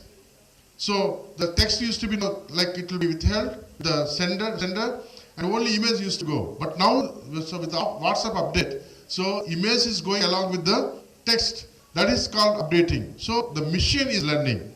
So next slide, please. So we are using the precise farming, precision farming. So earlier people, they use like poor farmers, they'll actually use, so somebody is saying that so AI is required for country or not. It definitely is required because our system, our country is totally agriculture based. 70% of the people still they're actually depending on the farming. So you are staying in one of the biggest cities in the country, but if you go to the villages, the situation is very pathetic. So there's a hand-to-mouth situation. Unless they get something, they cannot have feed. They cannot feed the children. So this is how actually the robots, they'll help in precision farming. And of course, what is the state, whether the apple is really it's ripened or not. And of course, they detect unwanted plants. So along with the plants, many weeds will be there. So the system, so man may not recognize, but the system, the computer, the drones will really recognize exactly, because any deviation the plant can be recognized by the machine, the drone, the cameras, because it's already there. So much of content is there in the system. So any deviation can be easily recognized, unlike the human eye. Next, please. So it's like a 3D mapping. So they can actually, so drones will take the picture and it's very easy. And also you can identify the livestock. So sometimes the animal goes some far away, but really now they're giving the chip inside the ears. So it's very common nowadays in India also. So the state people, they're coming forward and they're doing. So with the chip, we can really identify, oh, my cow is somewhere, it was hidden. It fell in some well. So like that, they can identify. That's how actually the artificial intelligence is coming to the picture. Next, please. So this is all already informed. It's like make the computer to think and act like smart like a human being. Next, please. Next, please. So we are Government of India. There's some of the, I'm coming to the end. So Government of India is coming to actually with the big programs. So National Agriculture Market, because that is an important thing. So they will predict. So when the actually tomatoes are actually required, where is actually the demand. So based on the demand-driven actually production. Earlier, farmers used to produce whatever they like. Now the government is insisting, unless there is a demand, don't produce. So suppose if you give a chocolate to the children, they won't eat. But if you give something like what you call dairy silk, they'll eat. So so people started using more dairy silks than normal chocolates. So that's how actually, so we have to go for demand-driven production. So then second thing is, Pradhan Mantri Fasal Bima Yojana. Suppose if anything, like, so earlier, just listen. So earlier, officers, the government agriculture officers, they used to give some wrong data. So much of area got damaged. So we need more money, and they used to take back. So then actually government has come out with some kind of solution. They're taking the images from the satellite or from the drones, so that actually so they can evaluate what is the actual real loss and this particular loss. The figures given to the local agriculture department people is right or wrong. So they can really, that kind of, they're using the software technology to give the funds to the farmers. So that's how actually that is Pradhan Mantri Fasal Bima and Pradhan Mantri Kisan Yojana. Next, suppose, so I'm having agricultural land, some 40 acres. I'm saying that I cultivated 40 acres, so I need, because the government of India is giving 6,000 rupees every year to the farmer, those who raise the crop. But without raising any crop, I will claim that actually I raised 40 acres, so 40 into 60, 2.4 lakhs I want. So government immediately take the picture. Where is your survey number? So they'll see the image. So of current image. So nothing is there in your field, so it's empty. So we cannot give. So that's how actually government is really utilizing utilizing our funds, whatever we're paying for the government as taxes, so that will be utilized properly, to avoid this kind of pilferage by the scientists, staff. Next. So they're using many programs. So this is government of Karnataka and Maharashtra. They're really forward in using the remote sensing technology. Next, please. So there actually we already discussed, they can use for weather forecasting, soil health and crop health, precision farming, identifying pests and diseases, and alert on crop infestation, and of course detection of weeds, Irrigation, I said irrigation, how it is useful. So everything is automated. Sometimes farmers will apply water, so much of water without any purpose. So this precision agriculture, it allows the system, drip system or drip irrigation or sprinkler irrigation to operate only to certain level. So because it is having the moisture sensors. Next please. So next, robots, next please, already discussed. So precision farming is, it's helpful for every stage of the crop, from raising the plant to spraying until the harvesting to the marketing. Next please. And this is the flow chart. So we will keep, algorithms is nothing but we feed everything into the computer. So all the disease symptoms from the crop beginning, so sowing to harvesting in the marketing, we'll feed all the data. So computer will have everything. So if you actually pose with any question, if you pose any question to the computer, your answer you'll get it. This is called like algorithm. Next please. So this is all accuracy. So it is perfect. Next please. Next. So we can actually really, so these kind of fruits, actually tomato, this brinjal. So really we can, the system, so can also identify, so whether the fruit is with that called larva is there inside or not. So based on that we can apply the chemicals. Otherwise, if you simply applying the chemicals on the brinjal and cutting and eating, so it is going to cause cancer. So that's a problem. Next please. Next. So I want to tell you the last slide. So this next please. Skip. Yeah, this is important. What are the pros and cons? So artificial intelligence, it is really, the error is very, very low. There won't be any chance for the failures or mistakes because it is already automated and the data is given by the expert scientists and bureaucrats and of course the farmers and everybody. So the entire data is there. The opinion of the farmers, scientists, bureaucrats and the technocrats, everything is there. So and second thing is, so we can really operate the computer system, like drones and everything in a hostile environment. Suppose the temperature is so high, we cannot go out to the field and we cannot take the data. Suppose if in the jungle, we cannot go to the deep jungle and what are the flora and fauna it is located in the jungle. But if the drone system, simply you can identify all the species what are located in the jungle. So we can work in the hostile environment. And of course, it predicts and temperatures and everything, and it gives various directions. It also detects the fraud.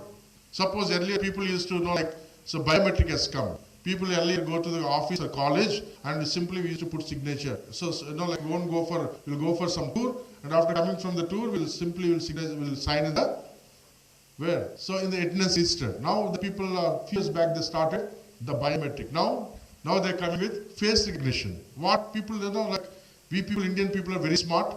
So what do you call it? The biometric, what they're doing, they're applying some Fevicol. Fevicol, they're making some impression. So the impression, so you can keep it in the biometric machine. If you press it, so your biometric is done.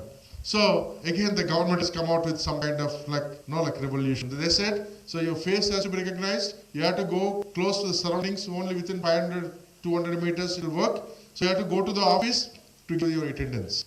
So that's how actually, so this kind of artificial intelligence, so it's not something new. Already we have started using. So the only thing is we have to realize. And of course, it can detect the fraud and it's interact with human beings for entertainment. So also it can be used for medical purpose. The mainly constraints in this is, it is very costly. So every farmer cannot use. Only the government, so people they have to use. And the government in the state of Andhra Pradesh, every village, every small village is established with a small secretariat.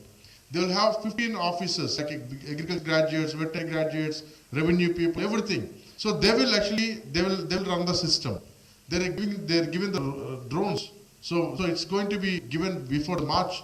So it's costly. It is not given to the individual farmers, but it can be managed the system.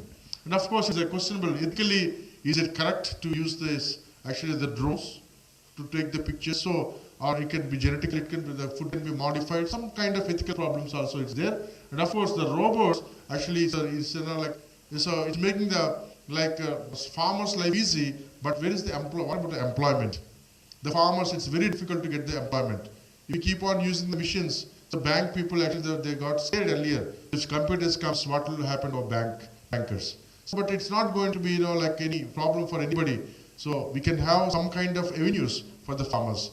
So I'm sure that actually with the advent of a new dawn, the science of artificial intelligence and coupled with the like agriculture scientists, not only the agriculture but in the medical field, operations are done by the robotics.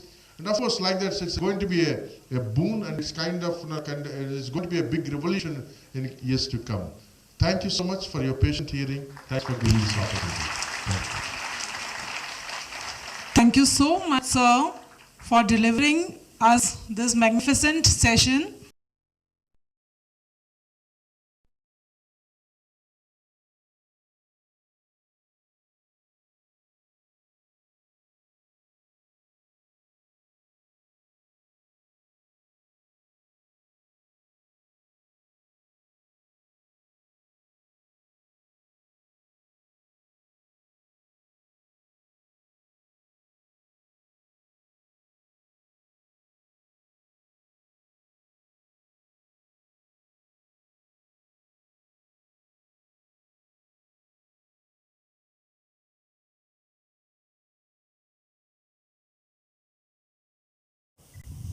Professor Sanjay K. Bhardwaj, sir, to kindly come and address us.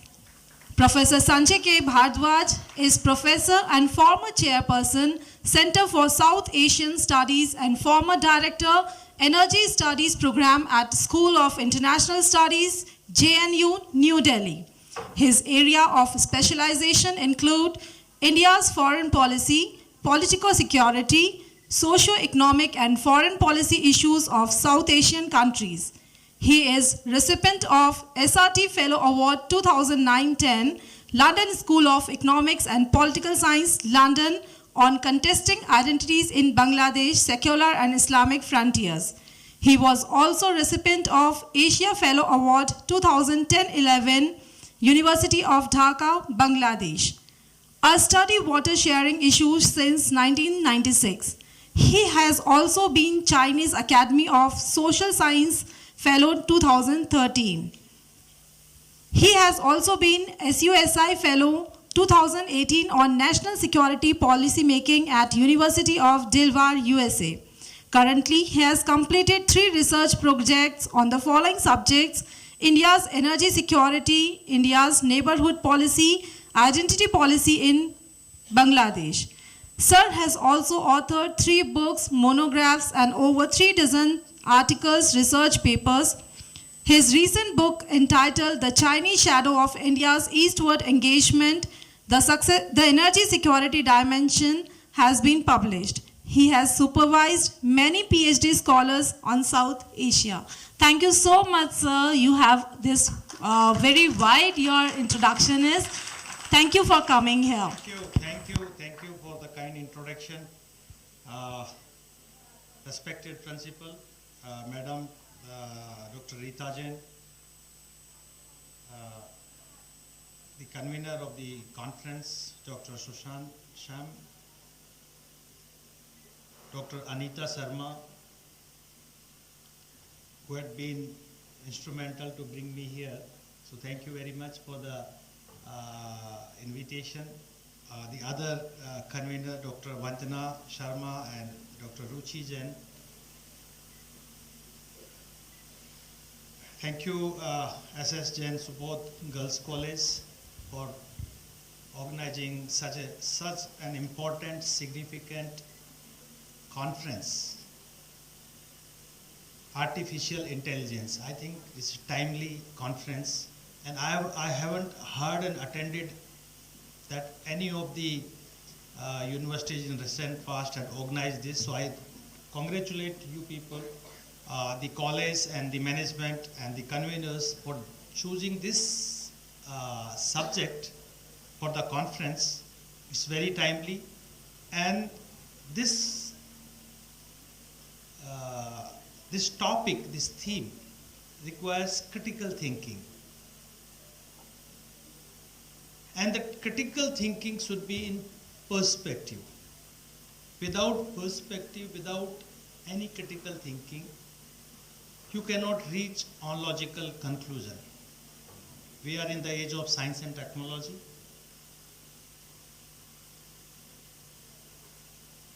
And in the age of science of technology, everyone has technology in its hand. सबके पास smart mobile phone है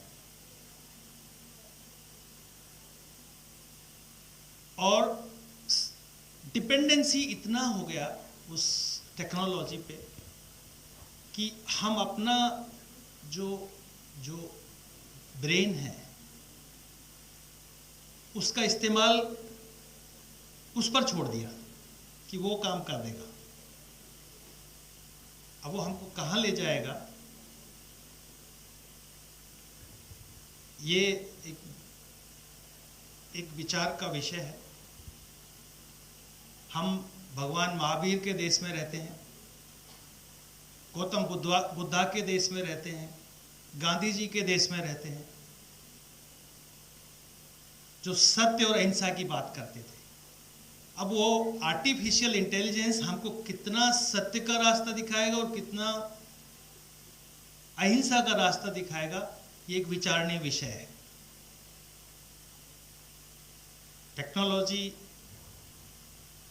आपको advancement भी दे सकती है, लेकिन आपके लिए disaster भी कर सकती है। बड़ा अच्छे थीम मैंने देख रहा था, मैं काफ़ी बेहतर थीम्स इसमें जो पेपर्स हैं, प्रेजेंटर्स हैं, बड़ा इम्प्रेसिव है कि 2 दिन सुना जाए, देखा जाए। डिफरेंट पर्सपेक्टिव है, साइंस टेक्नोलॉजी नहीं है। मेरी सीनियर है ललिता दादरवाल जी, इन्होंने आर्टिफिशियल इंटेलिजेंस को वीमेन पर्सपेक्टिव में देखने का कोशिश किया कि how they can be instrumental to advancement of the women.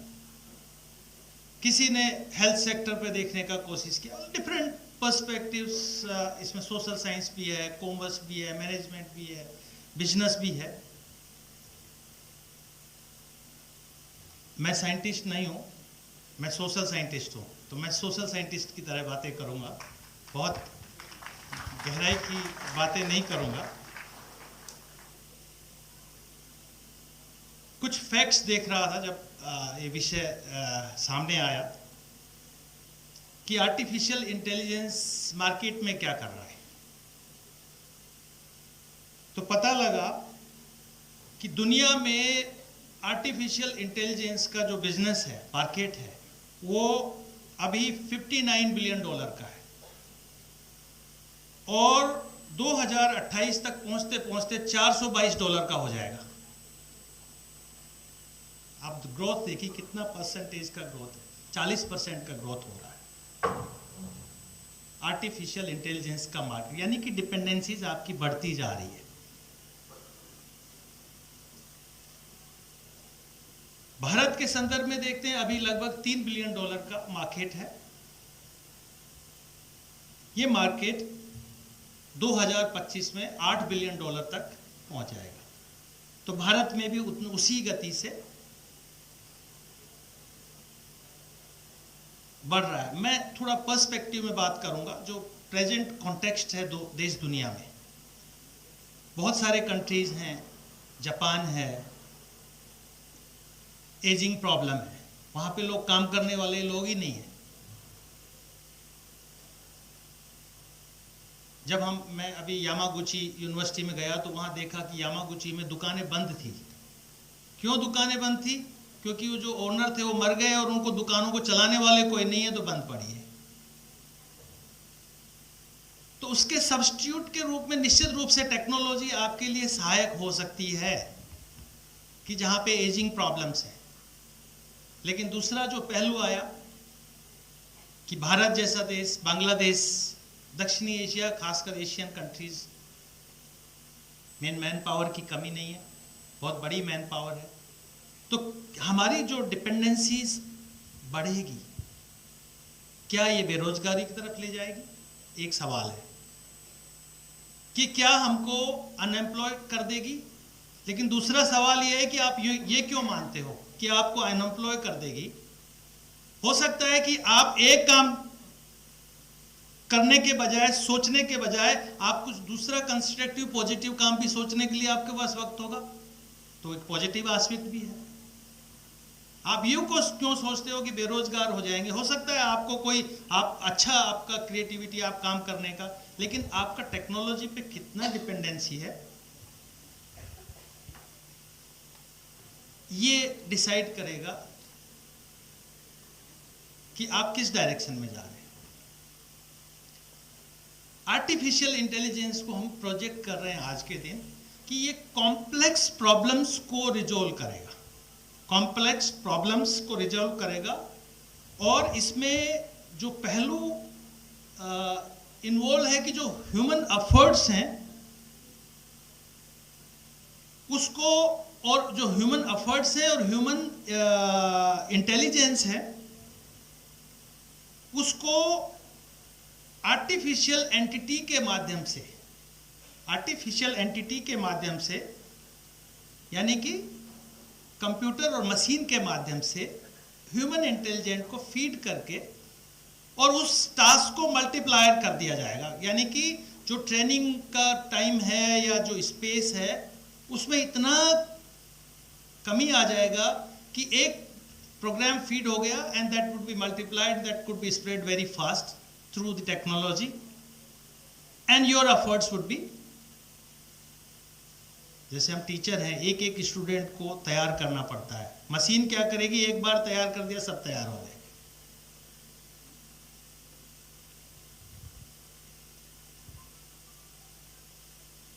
Machine learning process आज के दिन मार्केट में आप देखते हैं कि जो सेल्स और ई मार्केटिंग है, दुनिया की 87% मार्केटिंग आज आर्टिफिशियल इंटेलिजेंस के माध्यम से हो रही है।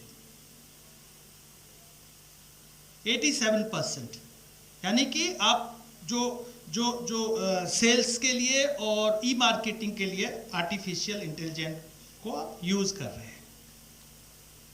और ये एक क्या है, ये एक टायरलेसनेस मशीन है। आदमी थक जाएगा, 8 घंटे काम करेगा, ये करती रहेगी। मशीन है, उसमें फीड कर दिया आर्टिफिशियल इंटेलिजेंस, उसके हिसाब से आप उसको वो that would work for 24 hours if you are looking forward. और it is spreading knowledge without any common sense. Common sense तलाशोगे, जो जिसका कॉमन सेंस उसमें फीड हो गया वही कॉमन सेंस काम करेगा। मैं सोशल साइंटिस्ट हूं, मैंने कहा साइंटिस्ट नहीं हूं, लेकिन मेरी समझ यही है कि कॉमन सेंस, तो विदाउट कॉमन सेंस आर्टिफिशियल और without logic and without reasoning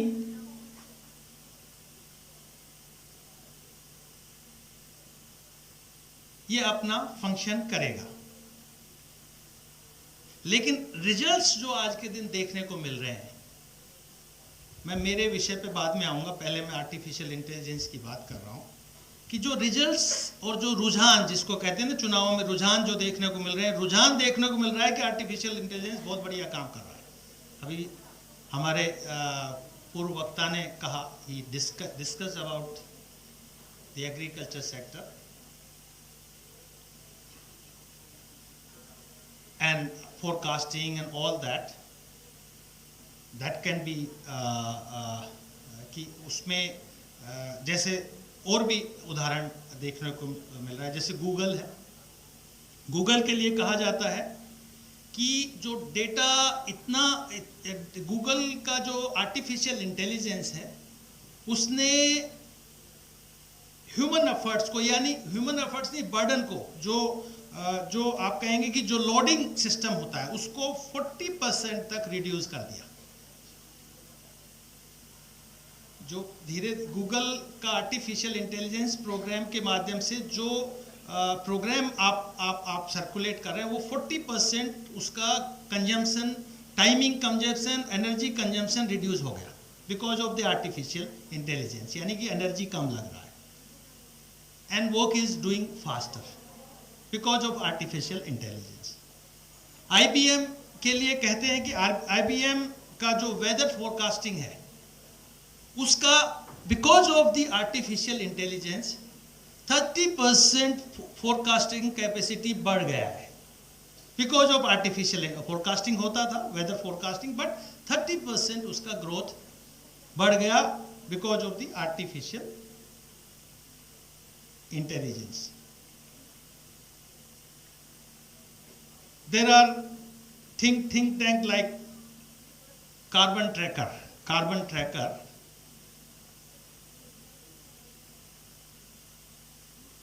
they are using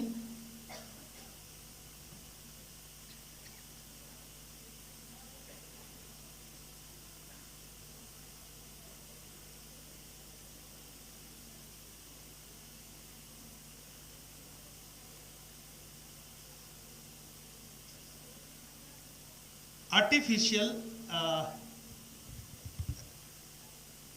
they are using basically carbon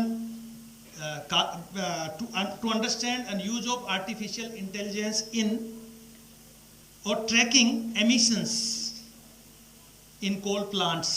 emissions कितना प्रोड्यूस हो रहा है, एमिशंस कितना प्रोड्यूस हो रहा है, आपको आर्टिफिशियल इंटेलिजेंस है कि कितना हजार्डियस है और कितना प्रोड्यूस हो रहा है, ये carbon tracking through satellite image itself. इसके बहुत सारी चीज़ें हैं जो मेरी समझ में आया। मैं जो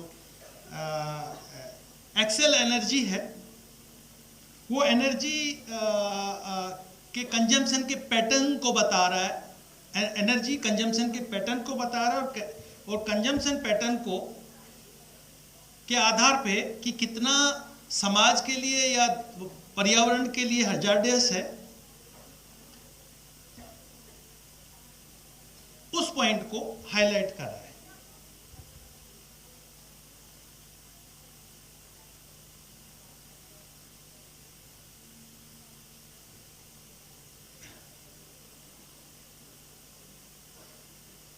और सबसे बड़ी बात जो देखने को मिली कि इसमें ये विषय खाली साइंटिस्ट के लिए नहीं छोड़ा, हम जैसे सोशल साइंटिस्ट के लिए भी छोड़ दिया और कॉमर्स और बिजनेस वालों के लिए भी छोड़ दिया। तो उसके लिए मैं धन्यवाद करना चाहूँगा जो कॉलेज कन्वीनर है श्रीमती वीना जमात, जिन्होंने इस तरीके से इस विषय को इतने बेहतरी से डिजाइन किया और 3 डिफरेंट सेशंस बनाए ताकि उस पर विस्तार से हर डिसिप्लिन की बात हो सके। So I congratulate madam to you as well for designing and making this wonderful programme.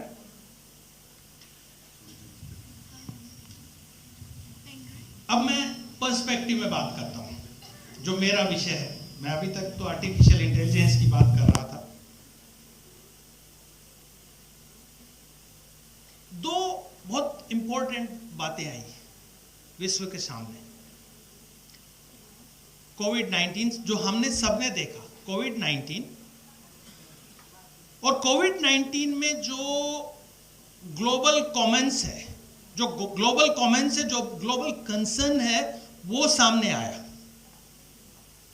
और उस ग्लोबल कॉमन्स में जो सबसे बड़ा विषय जो उभर के आया कि how to address the global commons, means कि आपकी भी प्रॉब्लम वो मेरी प्रॉब्लम वो सबकी प्रॉब्लम है, and that was the covid pandemic. But what trend was emerging after covid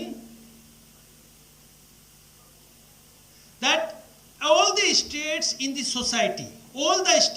society had fortified their borders, कि हमारा बॉर्डर, हमारी बाउंड्री, हमारा नेशन दूसरे के लिए ओपन नहीं है। हमने सब फ्लाइट, सब रास्ते बंद कर दिए, यानी कि आपकी प्रॉब्लम आपकी है, आप रिजॉल्व कीजिए। सेल्फ हेल्प सिस्टम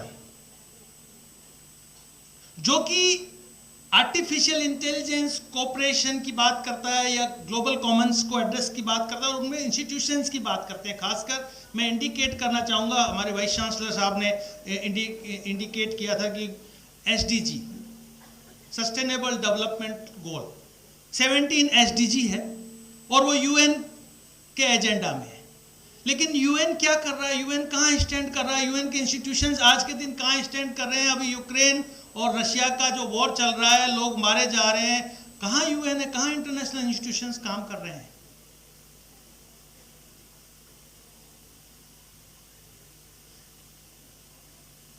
जो वर्ल्ड जिसको हम कहते हैं the today's world had been led by the neoliberal construct, neoliberal ideologies, where international corporations and institutions are leading instruments for addressing global commerce, for addressing global commons. But what is happening after COVID-19 and Russia-Ukraine war?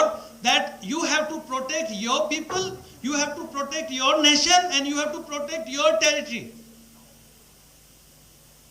And the role of the international institutions, the credibility of international institutions has been questioned.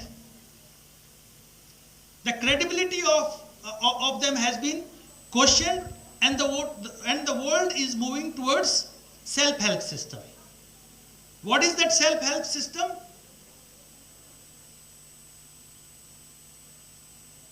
The self-help system is known as realist world, the neo-realist world.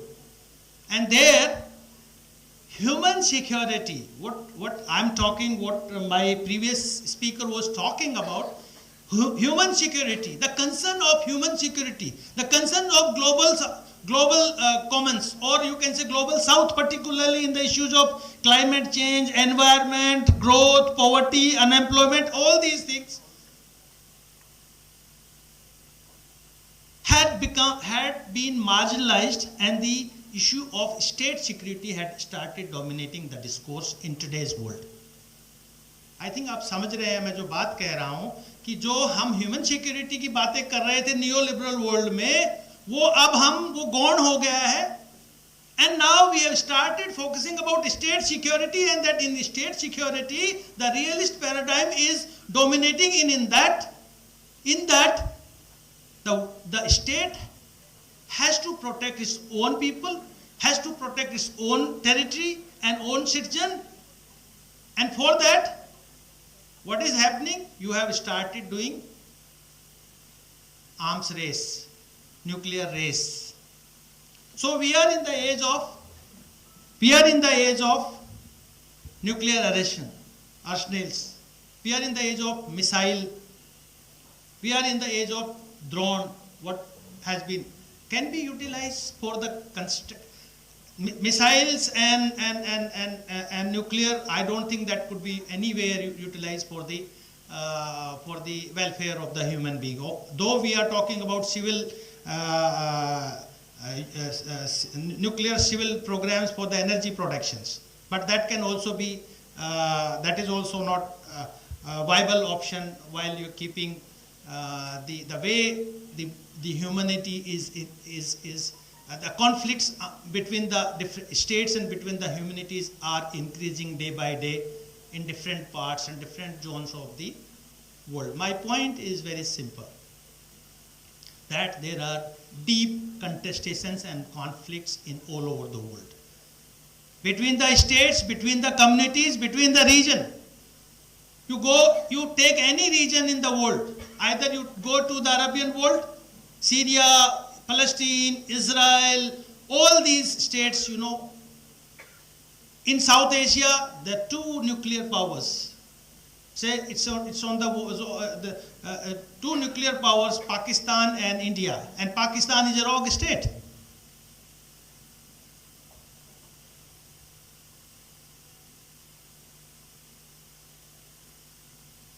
So my point is very simple, that in this conflicting world, contesting world, where you are looking for the justice, where you are looking for the peace through non-violence and all that, how artificial intelligence can become an instrument of the peace and development through non-violent means. That is my core argument that I wanted to bring before you.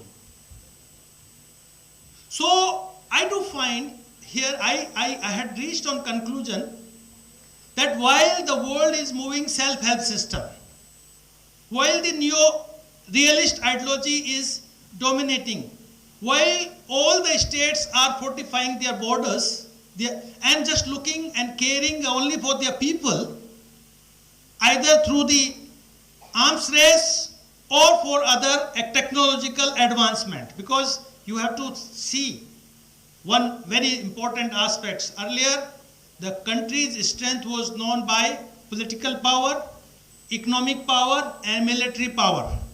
Now, the country's strength and power has also been assessed by its technological power, technological advancement. So my point is there, while the world is moving towards the self-help system and neo-realistic world, and the international institutions are not addressing the global commons, what my previous speaker was talking about, in agriculture sector, meteorological sector, in environmental sector, then artificial intelligence can make a country self-sufficient, self-dependent. If you are injecting, you are bringing, you are advancing artificial intelligence in different institutions and institutes in the country, then you can have your own meteorological department with the artificial intelligence to avoid tsunami or flood, and can have more accurate information through the artificial intelligence. My simple point is there are dichotomy between the two. There is a dichotomy between the facts and emotions, where the artificial intelligence based is fact. So how you will bring how you will adjust emotions in this artificial intelligence is one of the challenge. The second issue is that there is also dichotomy between the goals and values. And what are the values? The values of human development, human well-being, healthcare system, better air, better water, better fresh water, living conditions. If we identified, we considered these issues, and we wanted to minimize the dichotomy between the goals and the values that the world is dichotomizing today, then we have to adopt Bhutanese gross national happiness method. Have you heard about gross national happiness? That is based on Mahayan diplomacy. They had adopted a middle path. Mahayan diplomacy is Mahayan philosophy of Buddhism talks about the middle path, that having a balanced approach. And while you will have balanced approach between the technology or artificial intelligence, and where the human emotions and the values are equally representing and controlling the advancement of or using the artificial intelligence, and for that you need to have a proper education system in using artificial intelligence. अब ये देखिए कि दुनिया में कितना पढ़ा लिखा लोग है, हिंदुस्तान में कितना लोग पढ़ा, कितना बड़ा डिजिटल गैप है. अब कैसे आप कहेंगे कि इंश्योर करेंगे कि जो आर्टिफिशियल इंटेलिजेंस है वो सही काम के लिए यूज होगा, वो गलत काम के लिए भी, बैंक का फ्रॉड करने के लिए भी यूज हो सकता है, और स्टेट इलेक्शन जीतने के लिए उसको ईवी क्या होता है, ईवीएम मशीन, उसको भी टेम्पर करके आर्टिफिशियल इंटेलिजेंस से हो जाएगा कि आप मोहर किसी और पे लगाएंगे और लगेगी किसी और पे. There are possibilities. These are the concerns of the. So my point is there that I think the the society has to think constructively by using artificial intelligence ethically. And there you can use artificial intelligence in energy transition to reduce the emissions. You can use to reduce the CO2s, to remove the CO2s, or develop greener energy, monitoring the environment, deforestation. These are the concerns. My point is that while you will use constructively and you will make yourself self-sufficient, and you can predict extreme weather, then the issues of global commons, where we are looking forward toward the global north, that the global north will resolve the issues of and problems of the global south in energy, climate change, global warming and all that. I think when we will make these, we will use these constructively, we can come out the problems that the humanities are facing today and may face in the future. Smart censorship can be deployed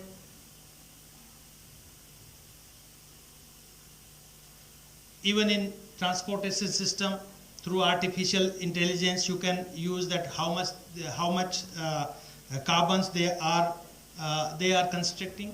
But one more important point is there. I work on energy transition and all that. But one more important aspect, I think, that can also be discussed among the people. What is happening that we are going for imbalanced development. Imbalanced development means China is making dams in Upper Siang, that is known as Brahmaputra River. Huge dams there, because Chinese, they love to make huge buildings, huge dams, huge everything. They are making how it would adversely impact on lower riparians like India, like Bangladesh.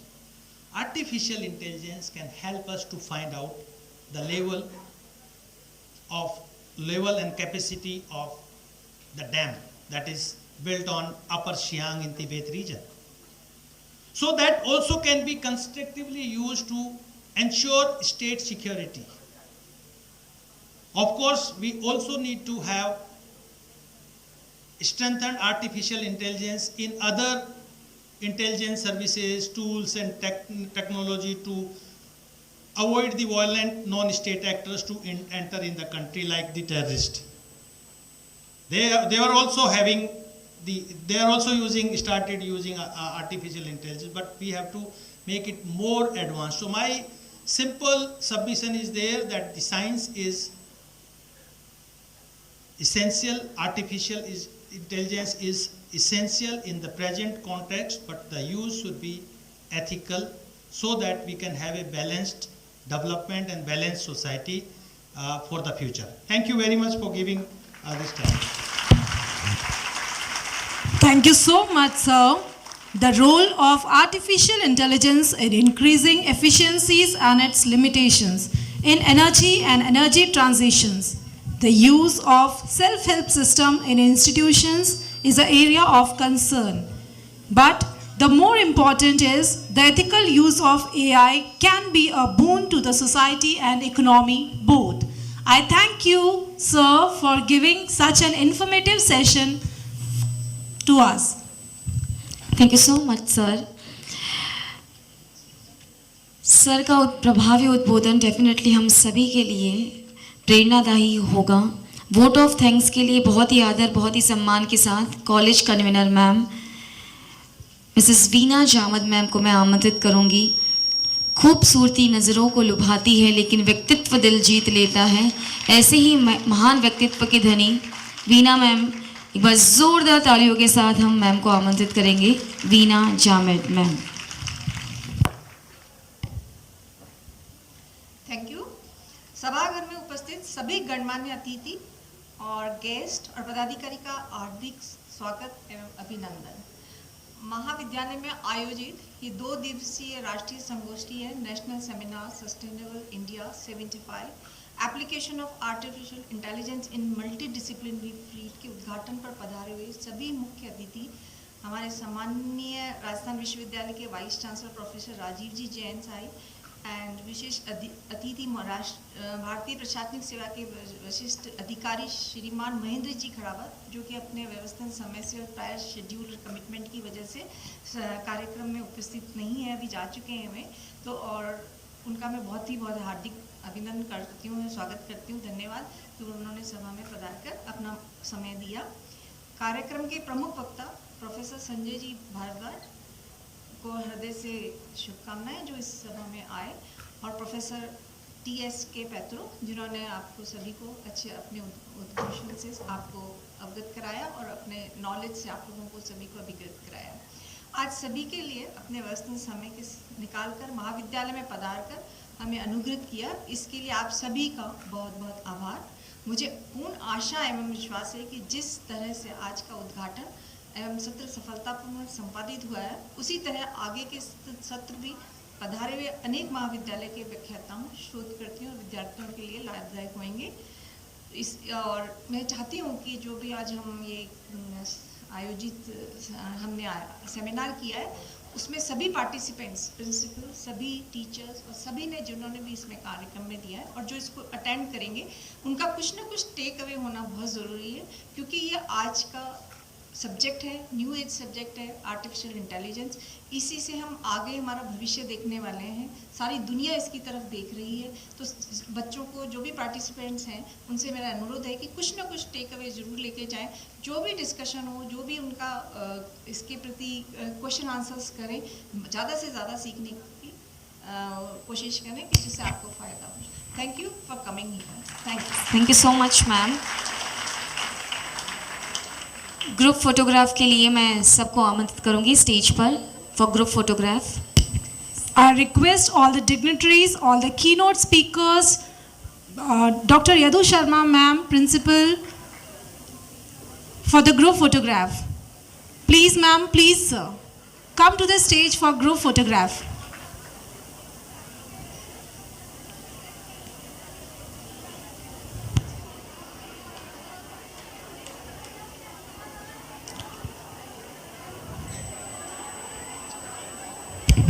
बच्चा party, बच्चे लोग एक बार बैठ जाओ, सिर्फ 2 minute के लिए बैठ जाओ। Students, kindly note, we are ending this program with this group photograph, so I request you all to kindly take your seats. I once again request all the students to kindly take your seats as we are ending this program within 2 minutes.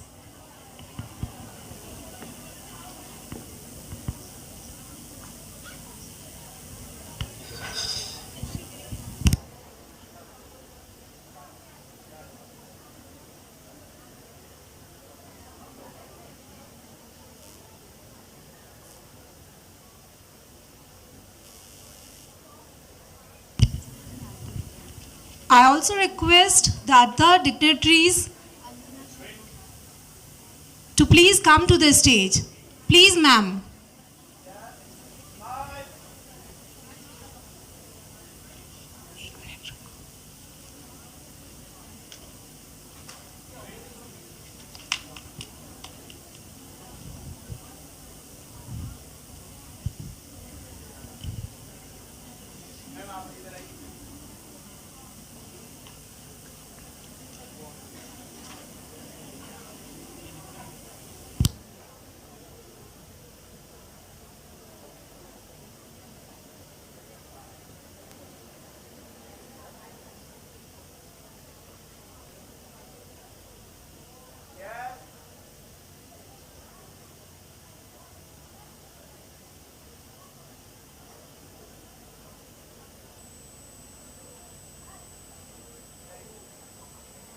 Thank you all. Now I request all the guests to kindly proceed for high tea. Once again, I thank you all for coming here and attending this valedictory session. This inaugural session. Thank you so much.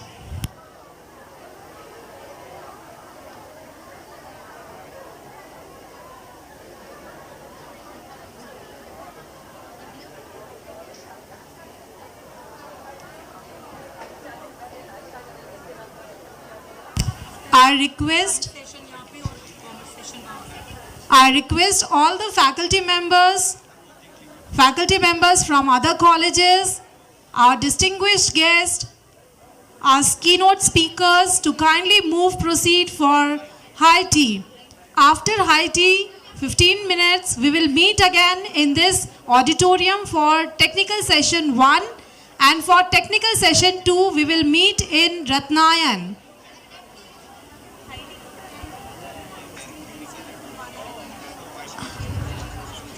Students who are the participant of this program, for their refreshment, move to multipurpose hall.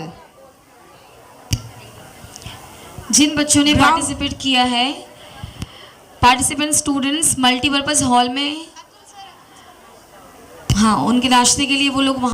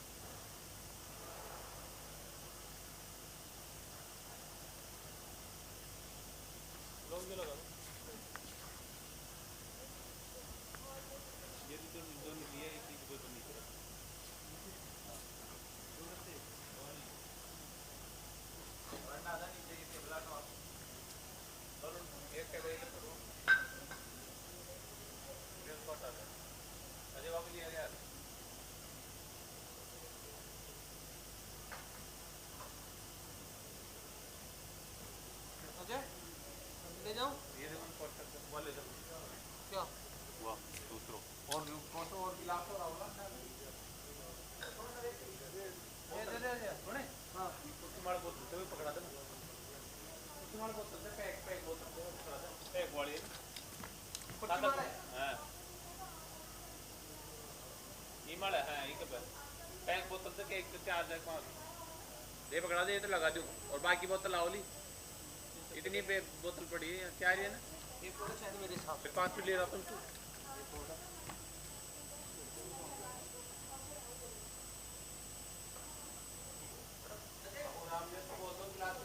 Ajay Ajay Ajay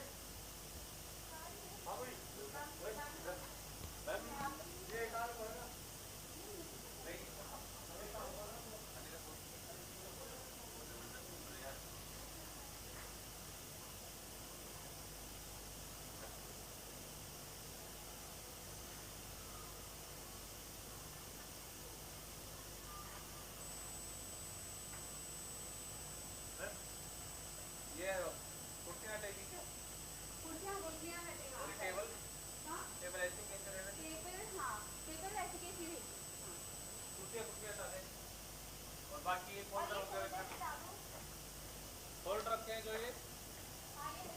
ये भी तो ये तो भी नजर नीचे बचा दो ये भी है ना और लोगों का ही है ना ये ना सर लोगों का है ये तो वो सर आएगी क्या वापस तुम लोग पहले जाएंगे ये तो मैडम क्लास हाँ तो हटा मत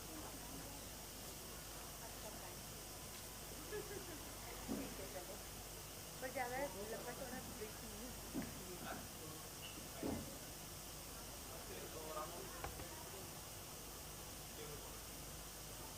मैम चले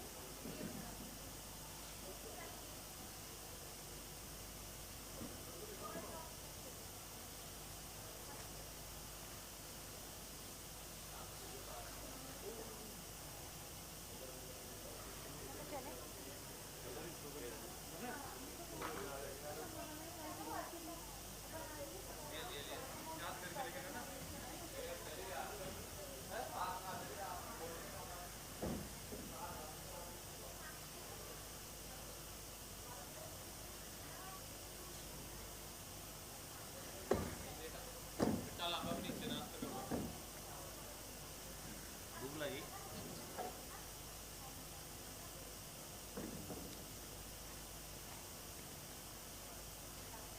देख लगवाया लगवा बड़ा देख उपड़े ही मान ना कौन से भाई कोई बड़ा आदमी किसी ने ये तो फ्री है यहाँ से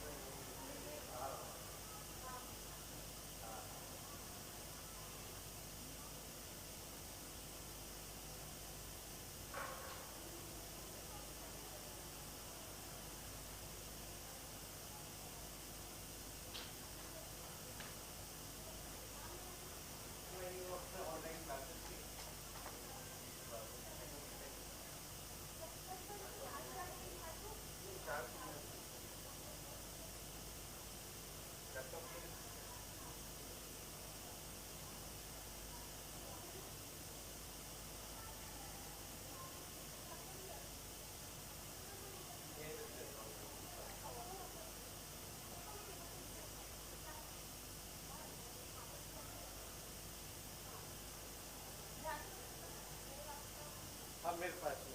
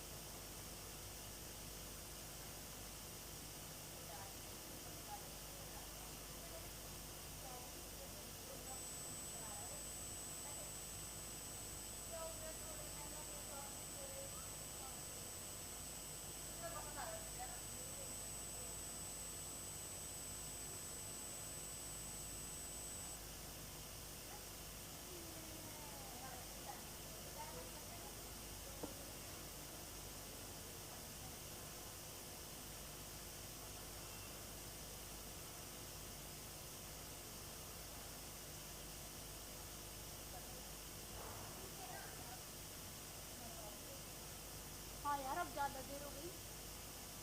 अच्छा कुछ, अरे पागल फोटो कहाँ ले ली यार मैं।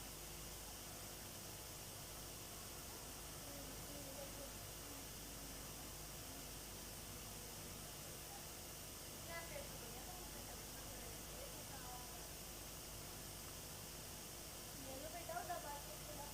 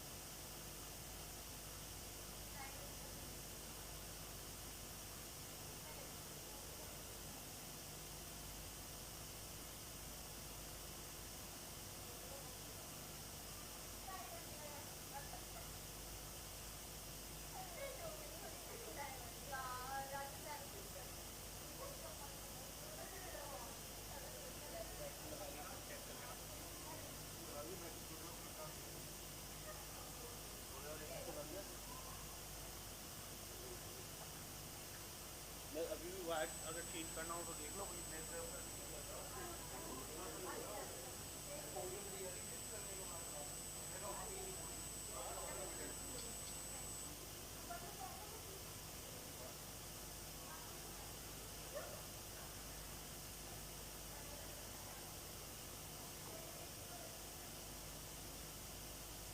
बैटरी आपके पास है ना? हाँ एक बैटरी में आपको ऑफर रखी है।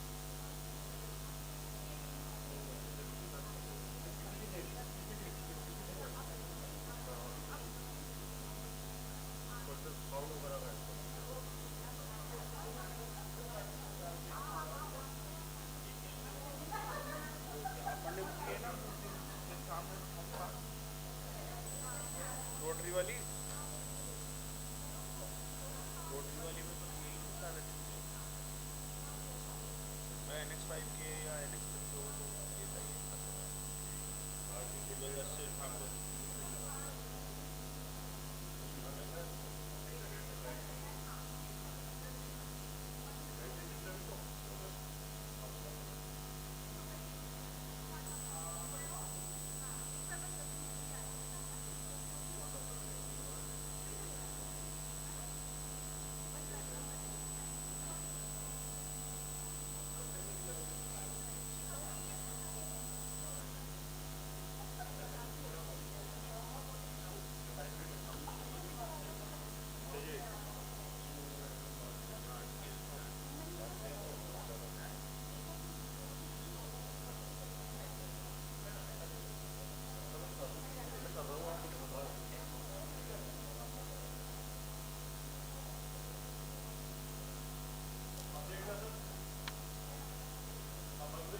नहीं हाँ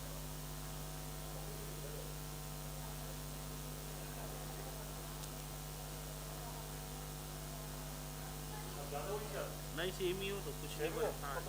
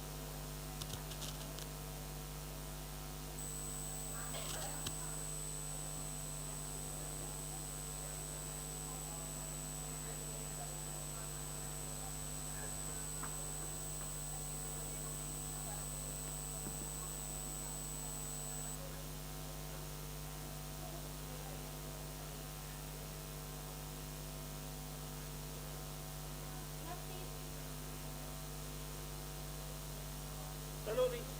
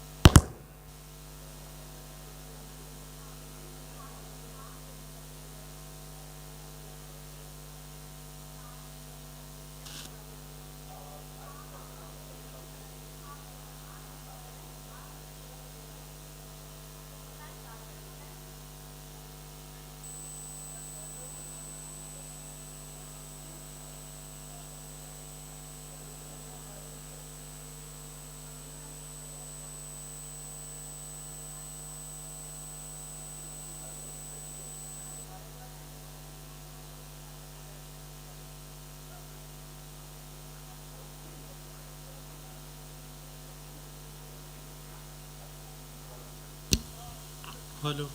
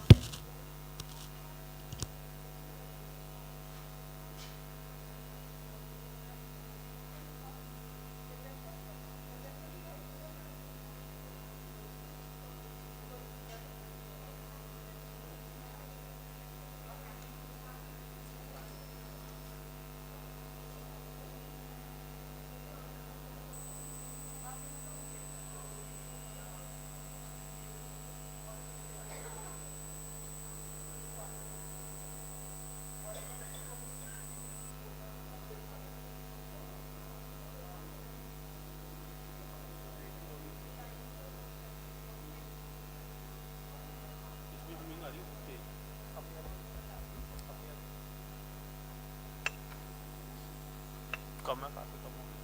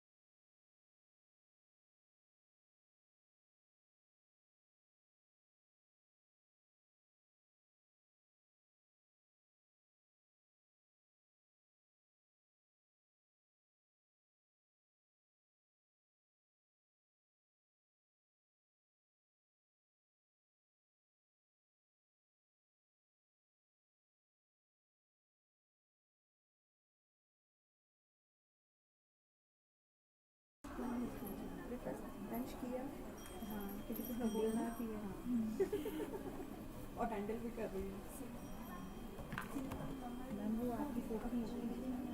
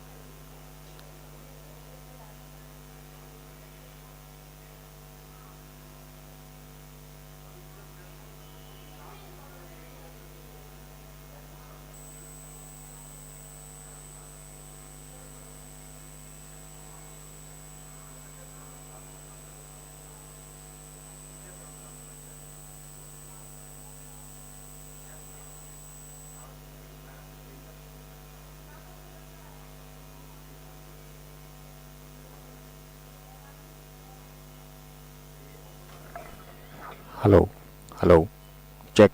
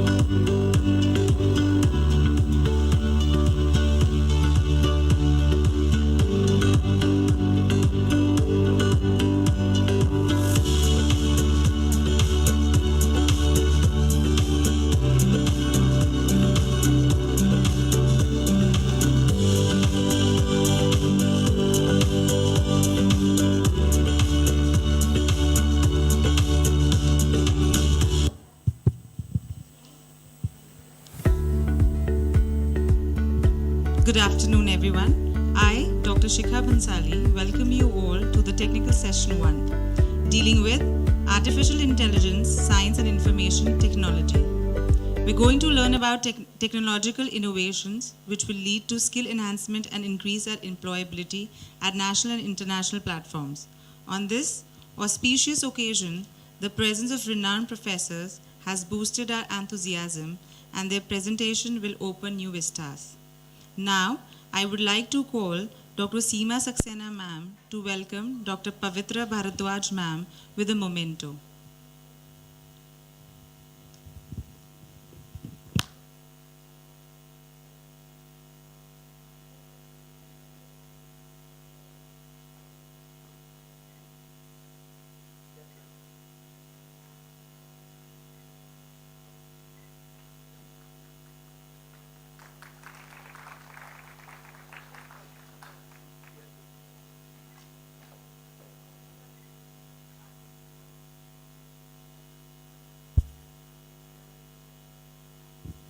Thank you, ma'am. Now I would request Ruchi Jain ma'am to welcome Dr. Praveen Kumar Sirolia sir with a memento.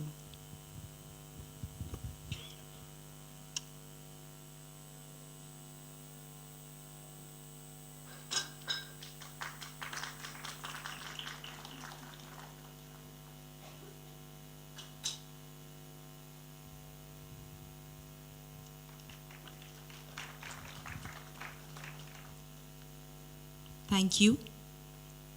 Request Dr. Richa Parikh ma'am to welcome Dr. Abhishek Dadit sir.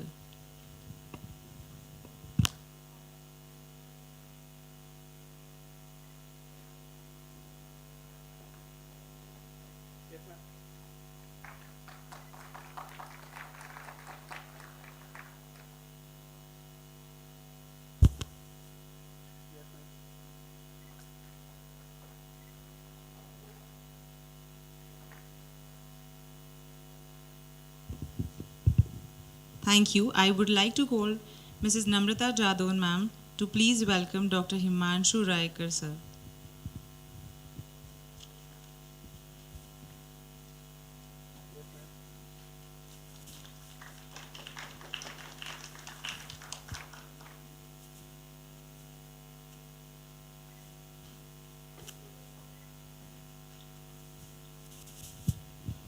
Thank you, ma'am. It's my privilege to give a brief introduction of Dr. Pavitra Bharadwaj ma'am, Associate Professor and Head, Department of Computer Science, Coordinator IQAC, Jesus and Mary College, University of Delhi. She was awarded FMSH Fellowship of France, has dozens of publications in IT education innovation, quality of education, skill development, and policy studies, to mention some of them. She is resource person, Faculty of Economics, Yamaguchi University, Japan. Has 17 years of teaching experience, in which she has delivered numerous invited lectures in field of technological innovations, etc. Now let us have the pleasure of listening to the opening remarks by Dr. Pavitra ma'am.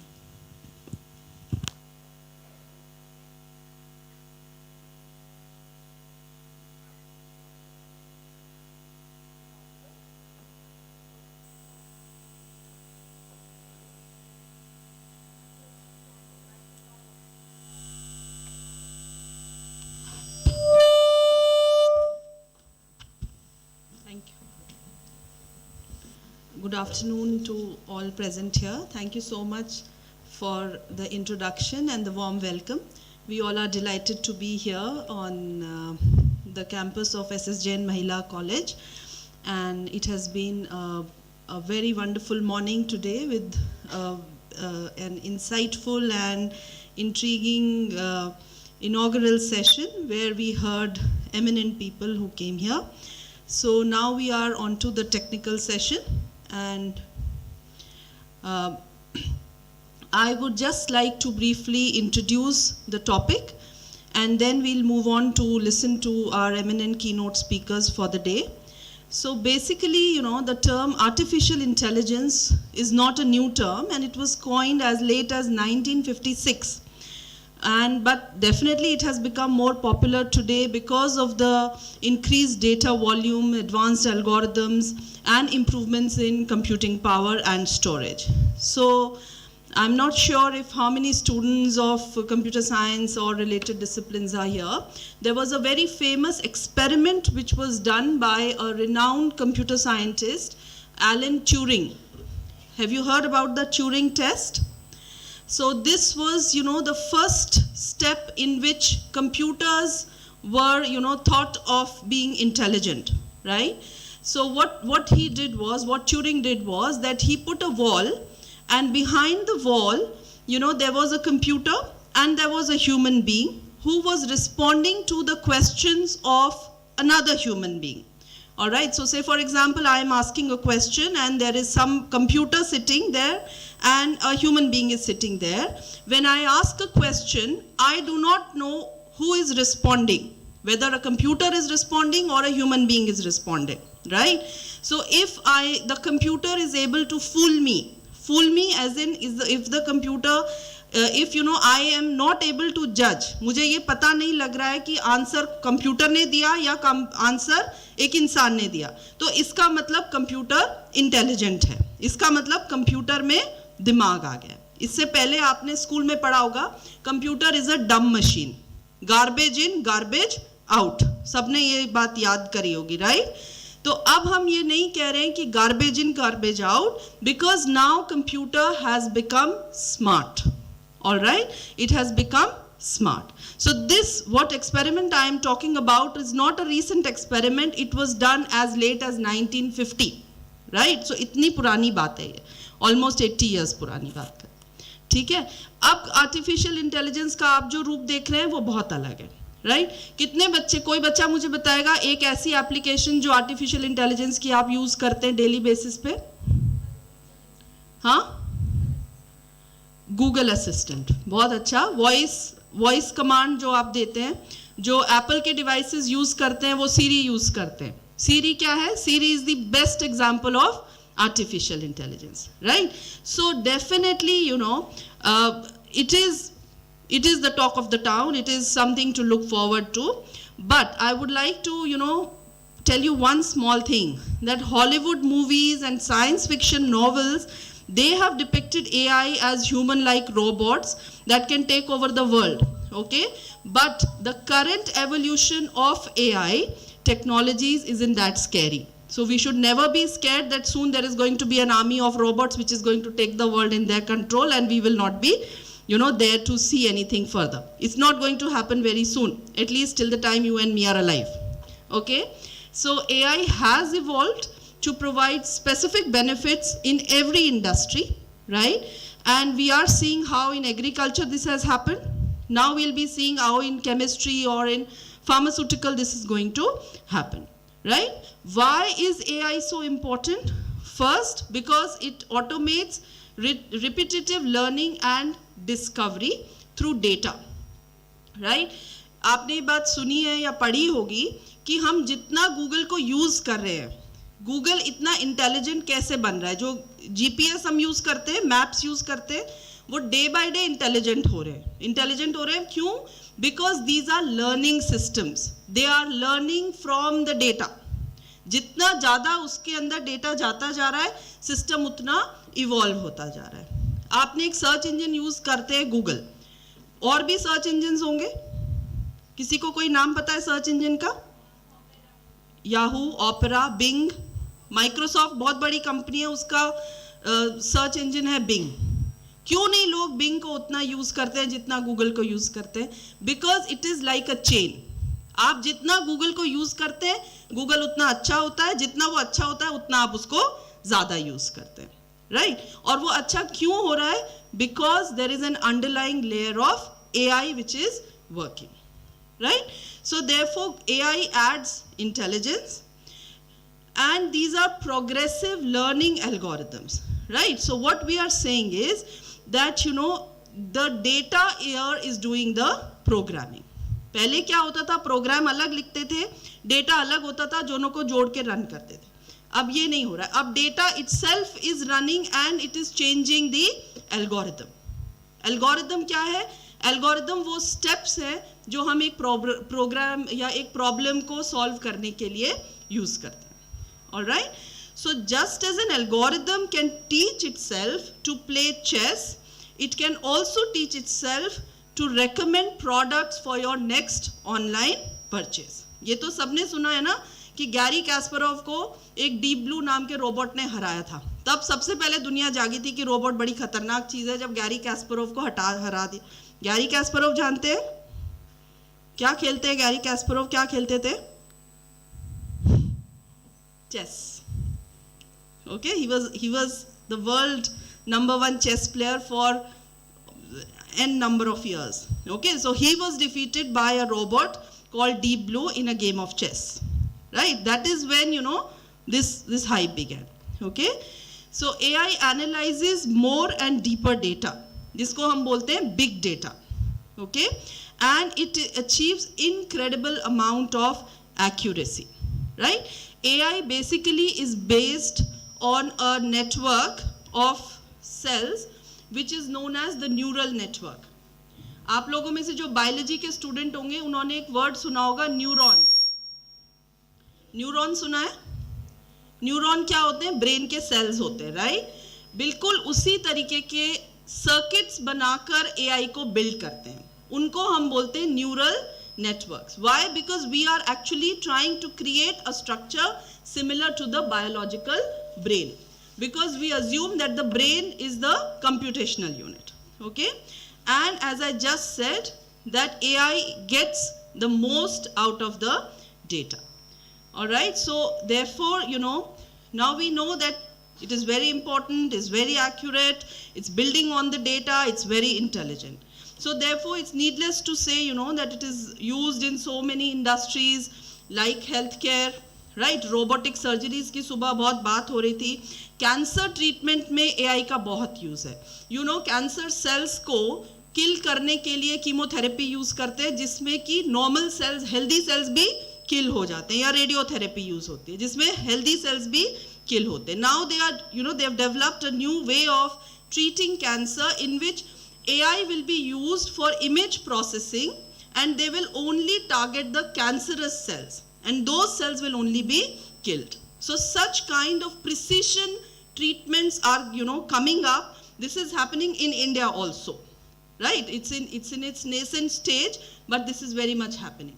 So this is possible because AI has evolved a lot in the healthcare sector. Then retail sector, like virtual shopping capabilities which offer personalized recommendations, okay, which discuss purchase options with the consumers. Stock management, site layout will also be improved with AI, right? Then manufacturing industry mein it's done a lot. You must have all heard about Internet of Things. Internet of Things, IoT, Internet of Things. I must say the students are not even reading newspaper here. Yes? Now the teacher from within is coming out.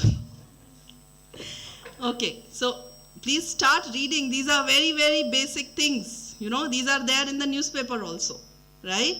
So AI can analyze, the factory Internet of Things data. What is Internet of Things? Basically that you are surrounded by a lot of sensors, and those sensors are capturing data. Say for example, the stocks, the inventory room is there in which you put so many sensors. So they are capturing data and they are sending it, and they are, saying that, okay, this particular level of this inventory is short, so kindly go and order it. So that kind of system is coming. Banking, of course, is one very key area where, this is being used. And of course, public cities. Public sector, you all must have heard about smart city concept. That the government is planning to make how many cities into smart cities. So that is possible, with this. It can also support the defense with mission readiness, predictive maintenance across the board, and it can also improve program efficiency. So now how basically, I cannot explain you the technique behind how, the AI works. But basically, it is not just one technology. Say, for example, if somebody meets you and says that, I am doing AI. So you will never find a computer scientist who will say ki I work in AI. They will say I work on machine learning. They will say I work on deep learning, you know. So this is not one technology AI that we are saying. It is a mix of multiple technologies which come together, right? So machine learning, neural networks, deep learning, these are all technologies, computer vision, natural language processing, these are all, you know, different branches which come together, which are interwoven to make an AI application. All right. So natural language processing kya hai? It's very interesting that it is the ability of computers to analyze, understand and generate human language including speech, right? Just like what we are saying Alexa and Siri are doing. What are they doing? They are converting things into speech, right? Does Siri speak Hindi? Alexa और Siri Hindi बोलते हैं? Siri नहीं बोलता, Alexa बोलती है. अभी Siri भी Hindi learn कर रहा है क्योंकि उसको 1.4 बिलियन को एप्पल के कंप्यूटर बेचने हैं ना. Okay. So they are going to learn different languages of the world. They are developing it in such a way that, you know, they are learning natural language. Natural language means पहले क्या होता था, computer को आपको train करना पड़ता था. अगर आप बहुत जल्दी जल्दी बोलते थे, कंप्यूटर आपका कमांड नहीं समझता था. लेकिन अब आप एलेक्सा को गुस्से में भी कमांड देंगे तो वो गाना बजा देगी, आपकी बात सुन लेगी. तो इसका मतलब क्या हो गया कि एलेक्सा स्मार्ट हो गई. पहले वो एक या दो यूजर की ही लैंग्वेज समझता था, उनका एक्सेंट समझता था. अगर आप इंडियन एक्सेंट में इंग्लिश बोलेंगे तो कंप्यूटर नहीं समझेगा. लेकिन अब वो चीज़ नहीं है. अब हम किसी भी एक्सेंट में कोई भी लैंग्वेज बोल रहे हैं, कंप्यूटर समझ रहा है. This is why, because the computer has got a capability of natural language processing.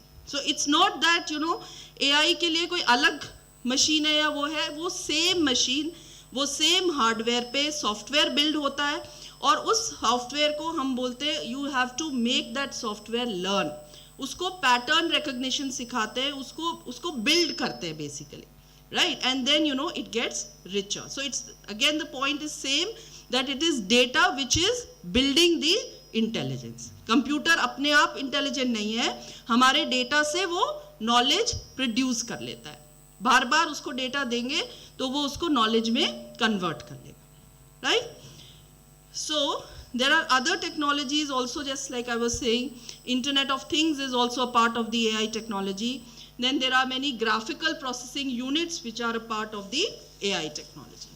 Okay, so this was, you know, a very quick tour of what AI can be when we look at it from a technical perspective. Of course, there are limitations.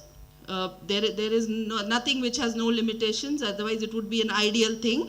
So the basic principal limitation of AI is that it learns from the data, right? There is no other way in which knowledge can be incorporated. That means any inaccuracies in the data will be reflected in the result. अगर आपका data में गड़बड़ियां हैं, अगर आपका data pure नहीं है, refined नहीं है, then it is going to show in your result. So it is based on data. So if data is not correct, results will not be correct, right? Then also there is one more limitation so far, that these are trained to do a clearly defined task, right? Say the system which plays poker cannot play chess.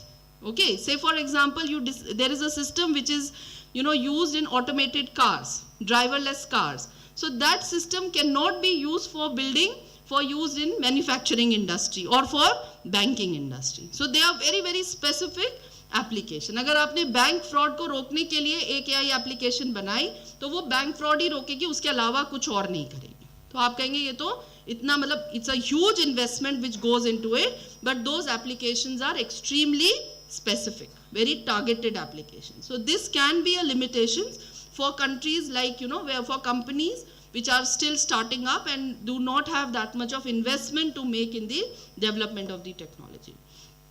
So we can say that, you know, these are very, very specialized technologies which are focused on single task, right? So besides these, there are n number of limitations. If we open to the debate, I'm sure there will be many limitations. But from a technical perspective, we can look at these limitations. So in summary, the goal of AI is to provide software that can reason on input and explain on output. AI will provide human-like interactions with software and offer decision support for specific tasks. But it is not a replacement for humans, and it won't be in the near future. So on this note, I end my opening remarks, and now I invite the first keynote speaker, Dr. Praveen Surolia, for his address. Dr. Surolia is the Deputy Director of International Collaborations at Manipal University. He is also the Associate Professor of Chemistry. So sir is going to tell you how AI and chemistry get along. So please welcome sir. Thank you.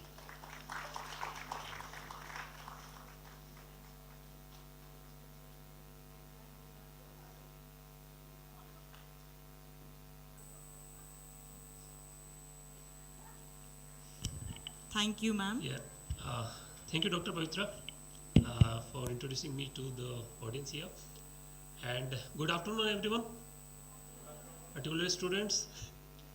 Okay, first I would like to thank this organizer of this seminar to inviting me here. I'm really, it's my pleasure to be part of here, the seminar. And the theme of the seminar is actually very good. This theme, the role of AI in our daily life, is the present and the future. Okay, as Dr. Petra said, this AI is not new today. It has already started. It was recent past, but presently we are using the technology, and future is definitely based on AI.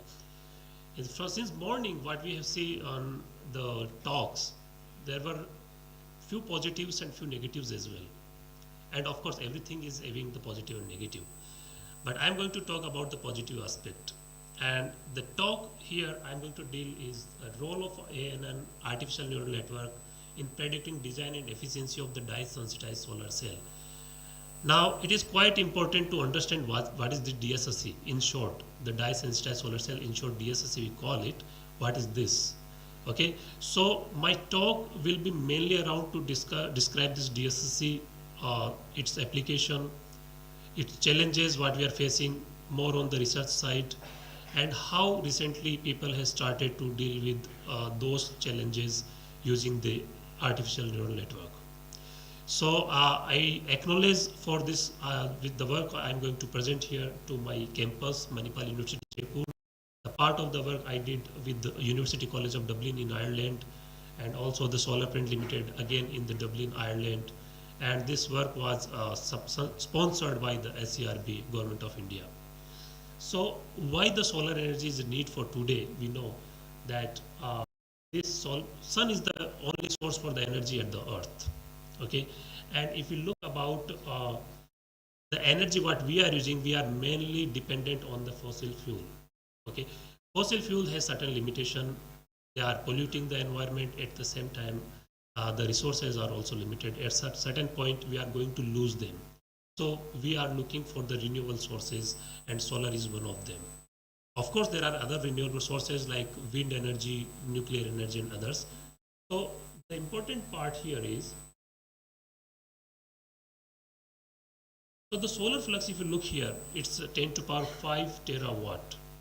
So that means if we can take the 1 hour entire energy, this 1 hour entire the energy is enough for our 1 year need. But more than 75% of the earth is covered with the ocean. So we cannot put the solar panels over there. We cannot install them. So if we only take the energy of the accessible area, we can still get 600 terawatts, which is 42 times more than the next renewable energy source, which is the wind. So collecting the solar energy and converting to the current is quite important. So how do we do that? Students, do you know about the semiconductors? You know the metals, semiconductors, insulators. So what is the semiconductor? Any idea? You know the band gap? The band gap energy? So semiconductors are the material which are having the energy levels. So we call it valency band, where we can have electrons, we can have the conduction band which are empty. Okay. So whenever these semiconductors take the photons, that means the source of the energy, the electrons will jump from valency band to the conduction band. Then we can use that electron to complete a circuit and get the energy, the current, the power. Okay. So we can classify, I will quickly pass this through, we can classify the solar cells into three generations. The first generation solar cells is single and polycrystalline silicons. We all see them as a solar panel on the rooftop. Everywhere, whatever solar panels you see, they are from the first generation solar cells. They are basically made of the silicon. Then we have the second generation solar cell, which are made of the non-crystalline silicon thin film solar cells. And finally, we have the third generation solar cells, which are, I'm going to talk about the dye sensitized solar cells. Okay. So being a science person, you can correlate yourself with this technology, and then finally we will see how ANN can be clubbed with this. So the problem with the solar panels are, they are not working or efficiently working throughout the day, 24 hours. The problem is the sun does not shine consistently. If it is weather is like cloudy, don't have enough sunshine. And even if we have the light, how to collect them, how to convert them, how to storage, because storage is again very important, so that we can in the night time, that daytime we can store it and night time we can use it. Okay, so these are the challenges. So just see about the DSSC, this technology. This technology was proposed by Professor Michael Gritzel, and this is the design of this DSSC. If you think, if you listen carefully, you will understand what this technology is. So we have two electrodes here. Electrodes everyone know here. All the students, I believe, they know about the electrodes. So we have two electrodes. One we call the working electrode, is called the counter electrode. So both the electrodes are prepared on the conducting substrates. It can be conducting glass or it can be conducting polymer. Conducting means it can pass the electron, it can flow the electron. Okay. Now the working electrode, how we prepare this? So you can see this is suppose FTO, fluorine top tin oxide. It makes the glass conducting. On a normal glass, if we can make a film of fluorine top tin oxide, it can be conducting. And on that we print semiconductors. Okay, and then semiconductors are dipped into the sensitizer. Sensitizer can be a dye or something else. You know why the dyes are colorful? Students, can you tell me why the dyes are colorful? There are so many colors. If you see around, red color, black color, blue color, green color, because certain chemical or certain material can absorb certain wavelength of the light. Okay, so the semiconductors are sensitized with certain dye. So the dye is responsible to capture the photon, because we have to capture the light from the sun, which we are taking, and it has to be converted to the electron. Okay.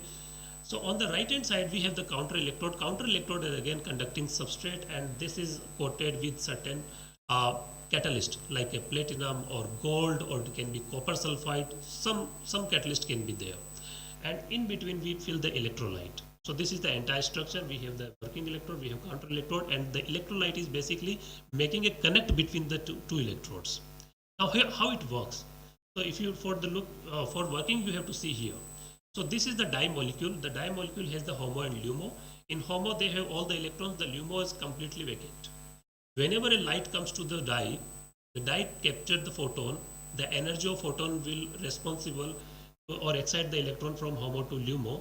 So the electron has jumped from here to there to the LUMO, and from electron from LUMO it will go to the conduction band of the semiconductor, and through that it goes to the working electrode, and outer circuit come back to the counter electrode, and counter electrode will transfer this electron to the electrolyte. Electrolyte will give back to the dye. So there is a complete flow of electron. That's the current. This is how we harvest. Okay. Now it looks quite simple, but it's not that simple. We will see the challenges and how can we address them. So what are the advantages of this technology? We have already silicon panels, solar panels. Why we are looking for this technology? Because those silicon panels, what you can see, the silicon PVs, they are working on the daytime or the full light. If it is a cloudy situation, if it is evening or early morning, they are not efficient. But this particular device works perfectly in the diffuse condition. You can see the light over here in this auditorium. Okay. Are we able to harvest this light? This is also light. Sunlight is there, but indoor side we have the diffuse light. So our existing solar panel, they cannot reuse this light, but these devices, the third generation devices, they can easily harvest this indoor light. Okay. Other advantage is we can make them roll to roll so that their formation at the commercial purpose can be quite fast. Okay, we can fabricate them quite, and also they are looking nice. In our rooms or offices, we have windows, the glass windows, right? They are transparent. What is the use of window? Just to get the fresh air. If it is locked, we have no use of it. But can we, instead of just plain glass, can we put our window, these glasses? Our window can generate electricity. You know, and this technology, the third generation technology, can solve that purpose. This is the window with this third generation photovoltaic. It looks nice. It's not a plain glass, and at the same time, it also generating the current, getting the power. So I will just skip these things. So this technology has so much advancement compared to the other technologies. It is lightweight. It is, as I mentioned, it can work in the diffuse condition. It looks nice. So many advantages are there. So I will show you few actual products of this technology. What is this thing? Backpack. Everyone, all of us, we do this, like we carry this. Now we all also carry the laptop and mobiles, but we forget to sometimes carry our charger, and then we are in trouble. It's a necessity. Now look about this backpack. Here, this is the panel, solar panel. It's a flexible solar panel. And this solar panel is connected to the power bank. It is connected to the power bank. This bag is 24-hour. Whenever it gets a light, it is charging the power bank. And whenever you need to charge your device, you can connect with the power bank and it is there. You don't need to carry your charger. So this is there. What is this thing? This is called lux meter. It is used to measure the light intensity. Generally for this kind of stuff, what we put is the power, like batteries. Okay. But for this, we don't need to put battery because this is equipped with the solar panel, PV. What is this? This is keyboard, wireless keyboard. We again put the battery for that. But in this keyboard, if you look, there is a solar panel. So you don't need to put these batteries. So what is the problem? You don't need to buy the battery. And if once the battery is exhausted, we throw it. It creates a lot of e-waste. And that is we talk about so much pollution, air pollution, noise pollution, water pollution. Now in abroad, we are talking about the e-waste also, but in India, we just started to think about it. So we can minimize the e-waste by using this kind of technology. There are other more products you can see in the market, they are there. So the key area of research, as I said, the technology is there, where are the gaps? We have to work to prepare efficient electrodes, working electrodes. The sensitizer, mainly the dyes, electrolytes, counter electrodes, and the flexible device fabrication. These are the challenges. So this is the thing we have in our laboratory, this facility. So this, you can see, this is screen printer. As I mentioned, to prepare working electrode, we take the conducting substrate, we put the semiconductor over it, we print the semiconductor layers. So this is the screen printing technique was what we use. This is the paste where we have a semiconductor, and then we pass through this screen using the squeegee. The squeegee will print the screen, the semiconductor layer over the conducting substrate.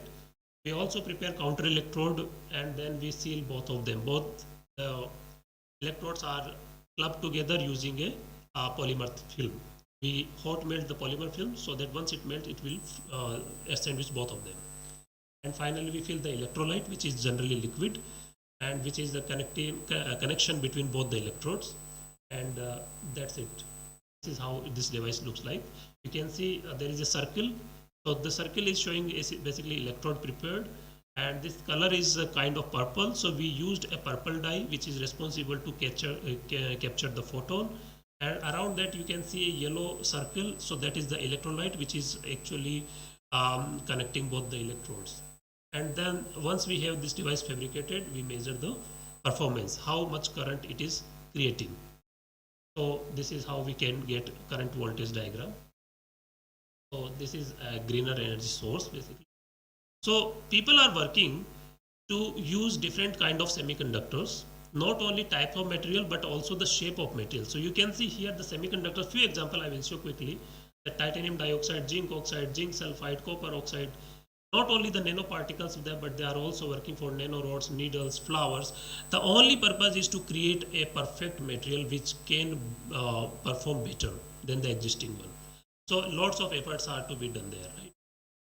We also worked like one of the barium titanate semiconductor, and we reported in some of our reported work in the Journal of Material Chemistry sometime.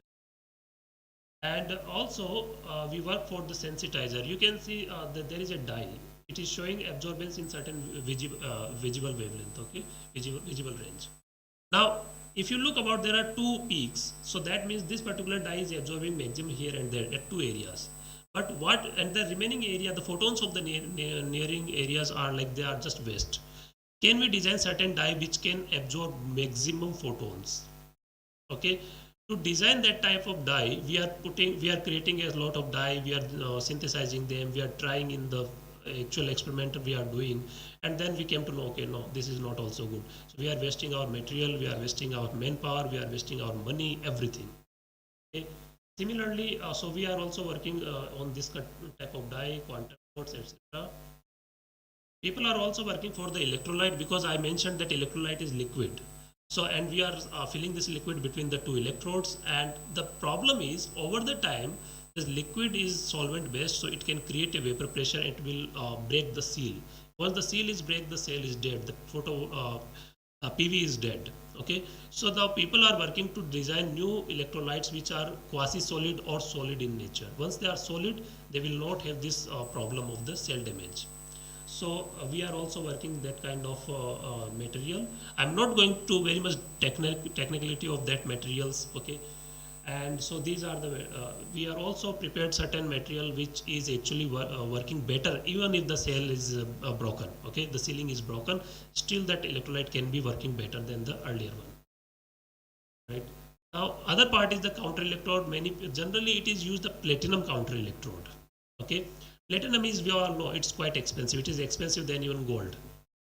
So for the commercialization of any technology, if you go to the market, if some product is quite expensive, you are not going to buy it. So we have to do the cost cutting.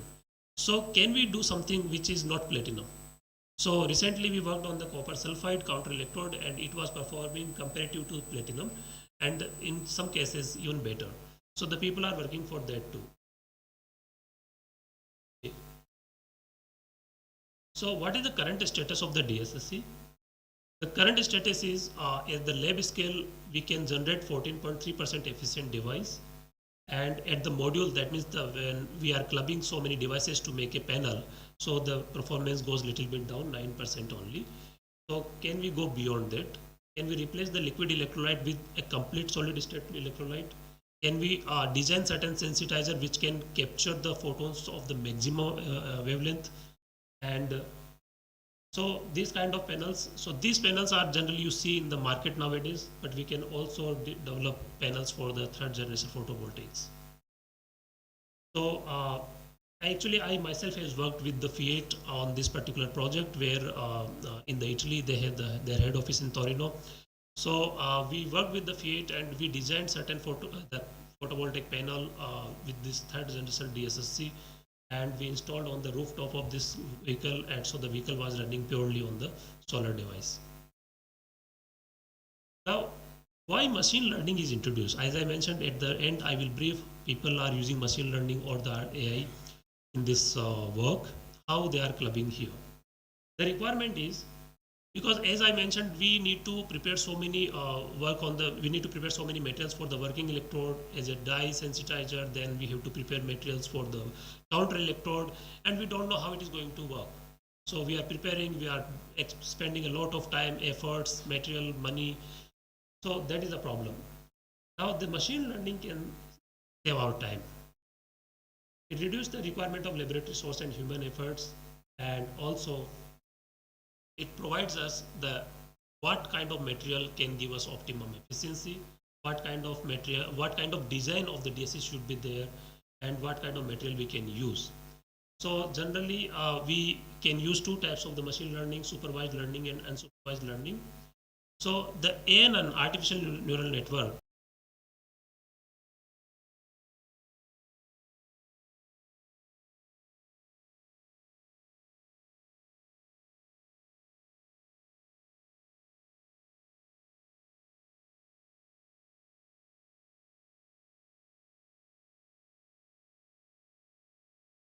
maxima and band gap. Absorption maximum is basically for the die and band gap is for the semiconductor. Can also study the electrical properties like carrier mobility of the electrons. Carrier mobility, basically carriers are electron and holes, how fast they can move, the resistivity between the interface of the electrolyte and electrodes, the carrier density, that means how many electrons are generated with the absorption of the photon, and their conductivity, and density and viscosity of the electrolyte. So these all properties can be studied through the AI technique. So I will give you a few examples where the people have worked recently. So you can see the absorption maximum, band gap, viscosity, density, these all are the property through which we train our system, and then the system will predict the output. Okay, so this Venkatraman and the group actually they applied the supervised machine learning approach to predict the absorption characteristic on the die. Now, if we want to synthesize a new die and we assume, okay, this die will capture this many photons. So instead of the actual synthesis and then performance checking, what we do is we just design the structure of the die. We just simply write the structure of the die. And if we put into our system, the system will tell, okay, this is the predicted absorption maxima. And if we see, okay, this is interesting, then we will actually synthesize the die and then we perform the experiment. If our prediction says no, it's not going a good die or good structure, then we just leave the idea. So it's saving our time and material both. Similarly, this another group, Fateh and all, they designed a feed-forward ANN to estimate the density of the ionic liquid. Ionic liquid is one of the component in the electrolyte, okay, and the density is quite important, and based on the density the device can perform. So this particular ANN model, it tells us if you use this particular density or this particular ionic liquid in your electrolyte, your die is going to perform like this. So again, if the predicted performance is better, I will go for it, the experimental work. If the predicted performance is not of the merit, I will leave the idea again. Okay. Similarly, there is one more model where this Azeri et al. They applied ANN and response surface methodology predict the ionic conductivity gel-based polymer electrolyte. Because gel, whenever we add a this polymer into the electrolyte, it reduces certain conductivity. But at the same time, it increases the thickness. So thickness is better, but conductivity decrease is not good. But this model will tell us where is the optimum, what is the optimum amount of the polymer we can add. Okay? And finally, this Hazev and all, they used to feed forward multi-layer persistent neural network for and identify the correlation between thermodynamics and other properties. And the model predict the electrical conductivity of the ionic liquid.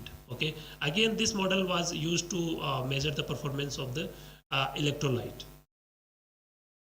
So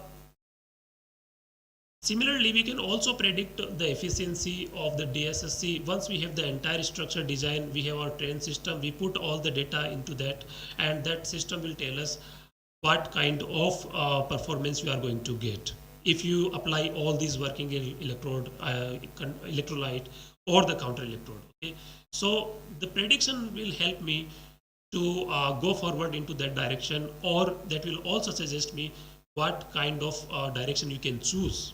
Okay, it not only suggests the about my path, but it also suggests the path itself. Okay, so recently we have also worked, we have submitted the research paper where we have trained a ANN system where we use the type of element like sulfur, carbon, nitrogen, hydrogen, their properties, the bonding between them like single bond, double bond, triple bond, the charges on particular element like cationic charge or anionic charge, and then their structure, how they are connecting together, and once they connect together, how they are performing. So we have established one model, ANN model for that, and that model help now us that if we are using these elements, they are going to help me. If we are using the another few set of elements, they are not going to help me. So this is helping us to select the right element, to design the right sensitizer and the right material. Okay? And this particular technology is now very getting famous quite near future you will get more commercial products out of that. And for that we also got some award in Ireland when I was working with the Fiat, and because we could run the vehicle based on this technology. And I'm telling you, like since last 5 to 6 years, the AI technique has introduced to this market quite intensified, and everyone nowadays working on this. I also completed just one project from the SCRB, which was based on the blending of the solar and the AI technique. So we have submitted the final report for that, and I thank to my collaborator from the computer science department.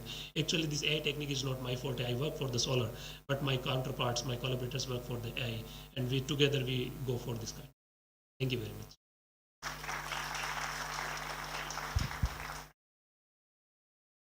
Thank you very much, sir. Well begin is half done, and sir has paved the way for the coming speakers. Speakers and given valuable information about artificial intelligence.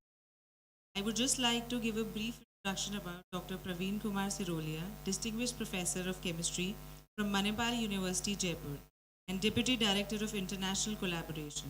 He is teaching chemistry to UG and PG students, has been Assistant Professor of Chemistry at SRM University, Sonpat, Haryana. He has experience of research at University College, Dublin, Ireland, and worked as postdoctoral research SFI TIDA project. He completed PhD from Bhavnagar University, Bhavnagar. He has research grant from various universities, published around 43 papers, and obtained 1 European patent. He has several awards and recognition. Thank you so much, sir. Before we go ahead, I would first like to mention that all the paintings gifted to our dignitaries have been painted by our faculty member, Dr. Shakuntala, along with her students, and she has also received Kalidas Award as the first woman Kalidas Award receiver from Rajasthan. And she's with us here.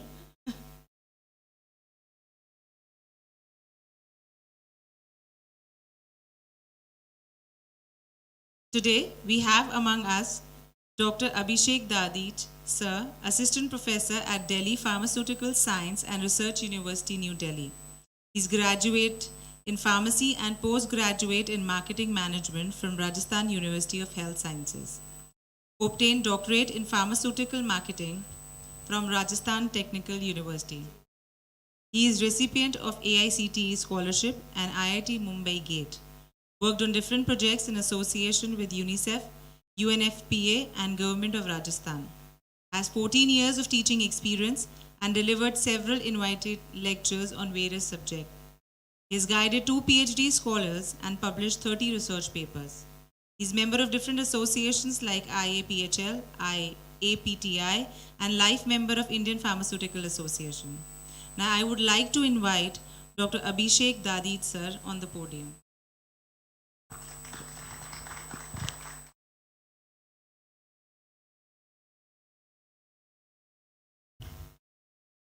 Very healthy good afternoon to all the dear students and faculty members and the committee members who are all nice, and I'm very thankful to be a part of this national seminar where I want to disseminate some of the knowledge that how artificial intelligence is to be a part in the healthcare system also.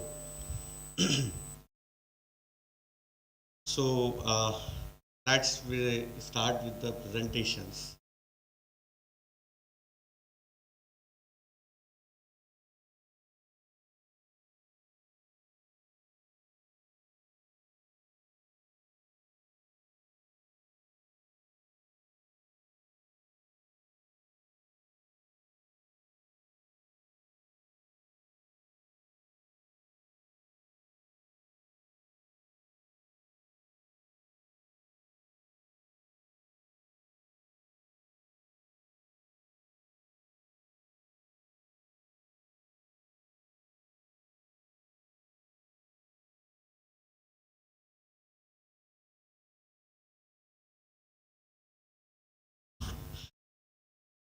So generally the post-lunch sessions are having a sedations, yes. So all of you are feeling these sedations, yes. But I'm not taking much more of time.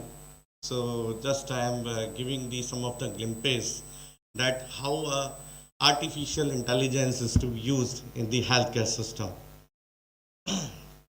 Now, since from the morning sessions we all learned that what is AI, but universally there is no any proper definition about the AI. Yes, why it is to be? Because the AI is prehistorically discovered earlier. If you learn in your Vedas or in the certain mythological books, that earlier the Dhritarashtra, yes, he also connected with the live Mahabharat situations with the help of the person that is the Sanjay. Yes. So from the ancient time we are using the AI. But the process is that we are in a cycle of learning, unlearning and relearning. So now we are following the step of the relearning process. Again, we are going to learn about all of these certain technologies which are anciently used directly or indirectly. And today I want to discuss more about the AI applications from the vaccine development to the supply chain management. So all of us know the experience about the COVID situations, yes, at how it is troublesome for all the people who are engaged in the academia also, who are engaged in the various operations, businesses, and as well as the student also. But all these situations are enable us to learn many more new things in the upcoming situations. So click on the next one slide. Why this AI? So again, this technology is also a new technology of presentation. This is the Prezi software. So I always make my student to learn many more of the new things, which is to be more innovative as well as more presentable. So this is the software that I have used, the Prezi. So why AI is to be important one in the pharmaceutical? As all of us, before we are going to buy a gold, yes, what we check? Yes, what we check? Hallmark, yes.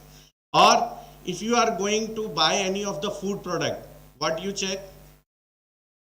Expiry date or FCCI or all these licensing. But have you think about that before you are going to buy a medicine, is there any provision to check? Only expiry. The originality about the medicine, whether it's a fake, spurious, adulterate, no. Nobody can check this one. And this one is the biggest challenge. So going to the first one part.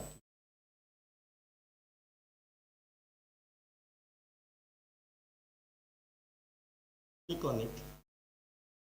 Yes. So there is many more of the global issues. Yes. Fake drugs, spurious drugs. And during the COVID, you also learned that the many more of the essential drugs, and उसमें से most important drug कौन सा था? Remdesivir injections. Yes, at that time it is more than the 20,000 rupees sale in the market, and many more of the drugs are finded out fake drugs in the market, and especially in the pharma emerging market or the country which is under developing countries or developing countries. And this is the biggest challenge. And WHO, World Health Organization, itself reported that out of 10 medicines, one is a fake medicine or counterfeit medicines. So this is the biggest challenge. हम gold खरीदने के लिए hallmark check कर लेते हैं, food के लिए हम एफसीसीआई और लाइसेंसिंग चेक कर लेते हैं, लेकिन medicine which are the life saving drugs we are not checking, but we are unable to check. So with the help of this AI, artificial information technology, that we can prevent these counterfeit drugs entering into the market, as well as before the patient is taking these certain kinds of drug, how we can prevent these certain drugs in the market. That's we will discuss further. Next, home पे आ जाइए, side में आप click करिए. Second one ऊपर आ गया.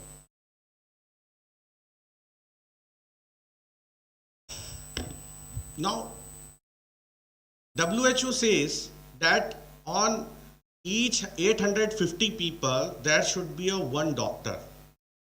But country like India, where the biggest challenge is population, we are fighting with the scarcity of the ability of these certain health systems. And due to which the right diagnosis, right treatment and right prevention of the diseases cannot be takes place. And due to this, many more of the diseases like TB, HIV AIDS, yes, malaria, these all are already existing in the developing countries as well as in the developing. Now why these are sustainable? Why not it is to be sustainable? जैसे कि हमारा theme है, it should be sustainable. Now how it can be sustainable? It can be sustainable if your technology is to be affordable, it should be available for a common people, and it should be achievable. So in that way we can find out that yes, whatever the innovations, whatever the technology we are using, that is sustainable mode. अगर sustainable mode नहीं रहेगा तो हमारे पास में ये problem बाहर से बाहर आती रहेगी. So again, if a doctor, a radiologist, randomly if we are making a survey in each city, only not much more than of 20 or 25 radiologists are available. और एक्सरे वो जो है एक दिन में कितना कर सकता है वो डायग्नोसिस, एक doctor 45-50, yes. But with the help of these AI, we can diagnose 1000 reports every day. So this is the power of the AI in the diagnosing, the treatment, as well as the providing the healthcare services to the last population of this country. So this is the situation that we can implement the AI into the healthcare system for diagnosis of the certain bioactivity or metabolic activity, for identifying the treatment and the cause of the disease for each and every patient. Going to the next one.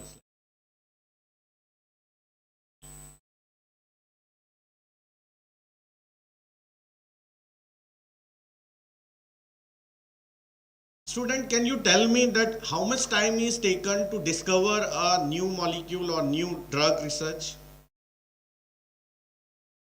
कितना time लगता है एक नए medicine को discover करने में?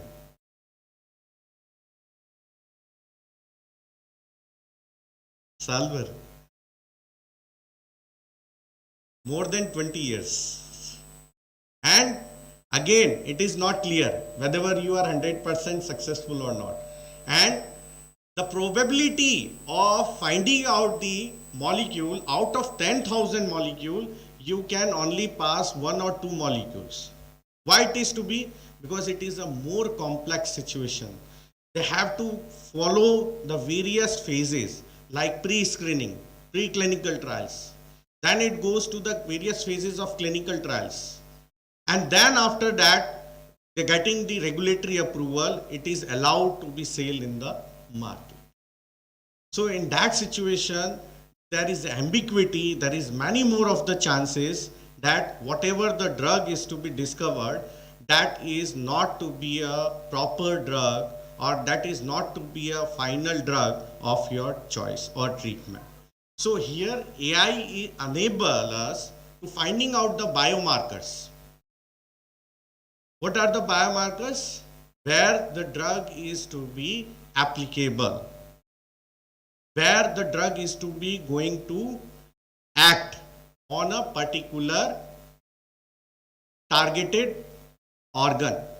So in that way, after performing the various clinical trials, it is not clear that whether your drug is to be a final challenge drug or whether it is failure. So with the help of the AI, you can identify those certain kinds of drugs by finding out that these are the drugs which are challenging drugs, and they can show the probability that they can clear the various phases of the clinical trials. So with the help of the AI, you can identify that these are the certain drugs that can clear the all the various phases of clinical trials. अभी Covid में vaccine जो है India ने सबसे ज़्यादा और भी देशों में बांटा था, और हमारे यहाँ पे लार्ज पॉपुलेशंस पे भी अवेलेबल करा. कैसे हुआ? कोविड तो पहले तो नहीं आया था, पर एक साल के अंदर अंदर आपके पास में वैक्सीन जरूर आ गई थी. कैसे आ गई थी? और उसका कोई क्लिनिकल ट्रायल भी नहीं हुआ था. Yes?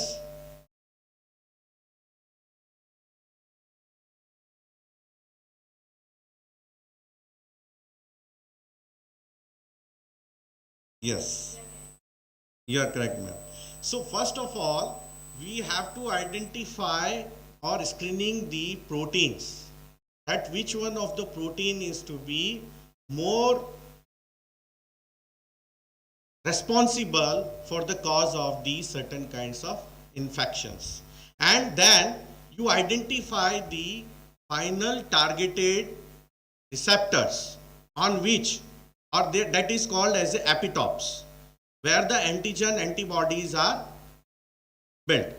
So you identify these certain kinds of epitopes with the help of these certain technologies, and that enable us to provide these certain formulation within the shorter duration of time with less part of the clinical trials and all. Next one.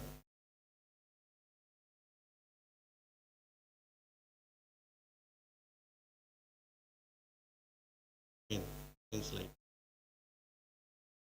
Main slide.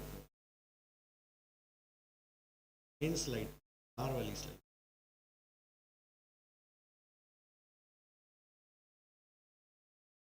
R वाली slide.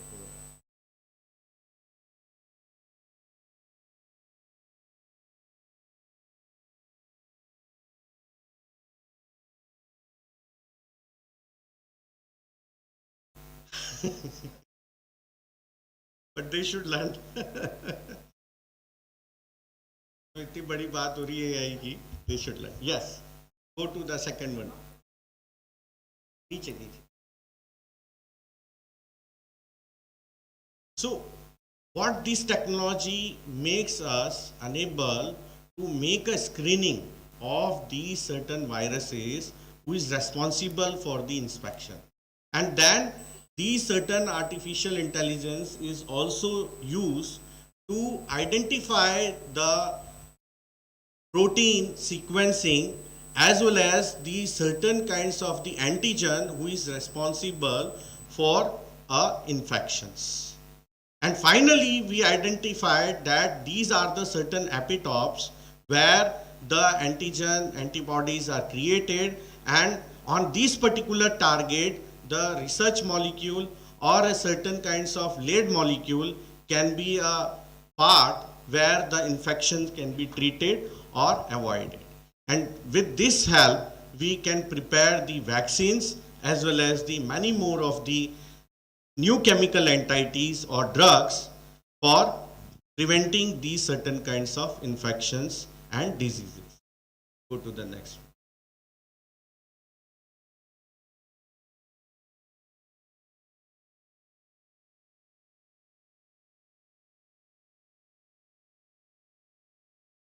Now, second thing is that the challenge is mutation. Yes, जैसा कि आप लोगों ने देखा, first dose लगा लीजिए, again go to the next one dose and the third one dose, and the process is going on. Why it is to be happen? Because the many more of the mutations takes place under the viruses, and due to which they are gone into the resistance form, drug resistance. जो आप drugs use कर रहे थे वो आप उसके ऊपर affect नहीं करता है, and due to this the whatever the treatment you are taking or whatever the drugs you are taking, that goes fail. So this is the major problem, that it cannot be solved with the core scientific process. So this again, the AI enable us to learn that how much of the mutation can be takes place when a person is getting infected with the certain diseases like COVID. And that's make a many more of the model, that how many times, like whether it is 100 times, 600 times, 800 times, many more of the times, how much time the mutations can be takes place. And with the different mutation protocol or processes, the different kinds of the antigen antibodies are prepared, and they identified that which core molecule can be act on a certain kinds of epitopes or antigens. Next one. Go to the third one.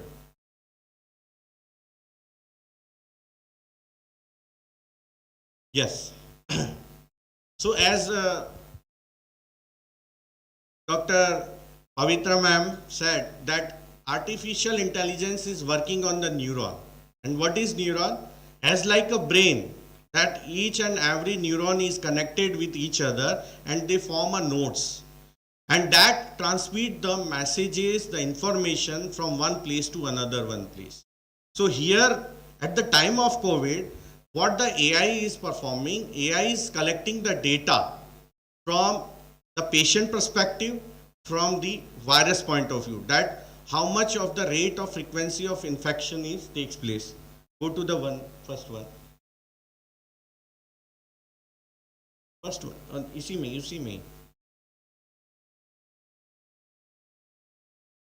ऊपर वाले pyramid पे, ऊपर वाले पे.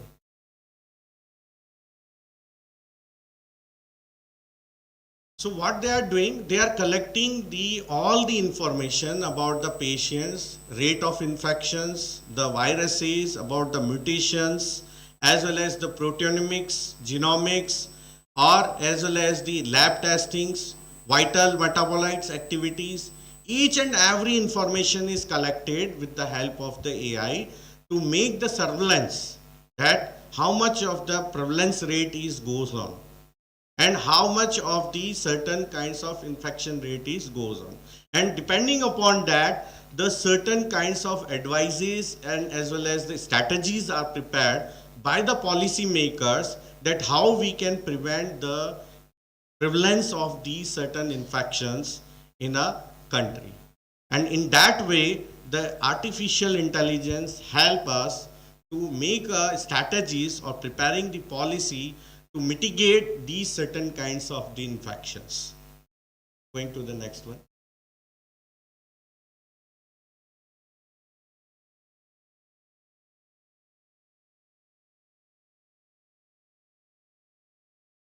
Next one.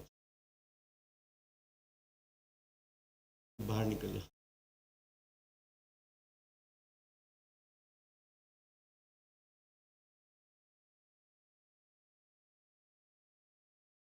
Next diamond. So again, it is about how these certain kinds of viruses or a certain foreign particles is screened, and how the certain structure or elucidations is made from which these certain kinds of the drug or the certain vaccines are prepared to mitigate the infections as well as the diseases. Go to the next one slide, please.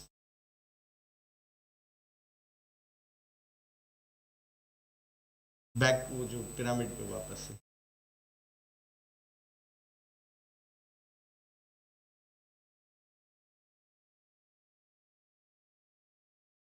So again, as I told you that this particular COVID infections, the mutations which make a drug resistance, that is also to be mitigated by the AI challenges. Go to the next one. ऊपर वाले tab. Yes.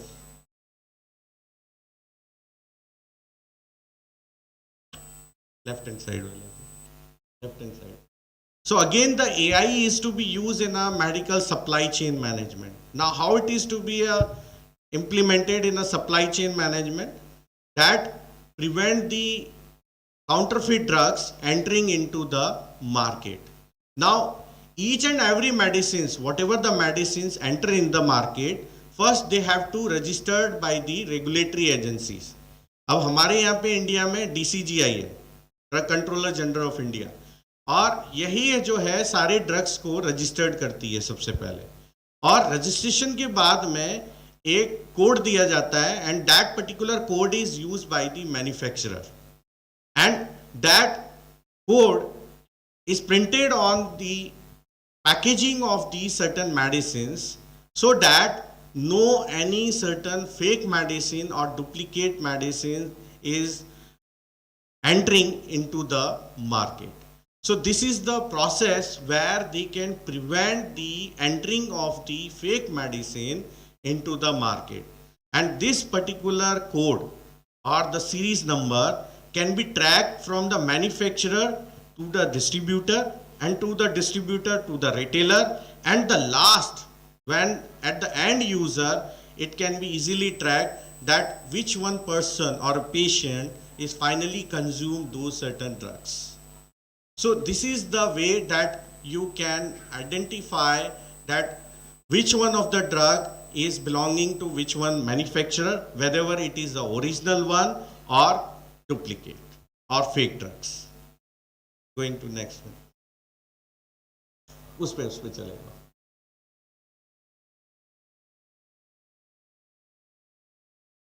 Now this code or this number can also provide the drug information system. जैसे कि आप लोगों ने देखा होगी कई ड्रग्स जो होती है बैन हो जाती है मार्केट में आने के बाद. Why it is to be? Because due to the severe allergies or side effects or adverse drug reactions.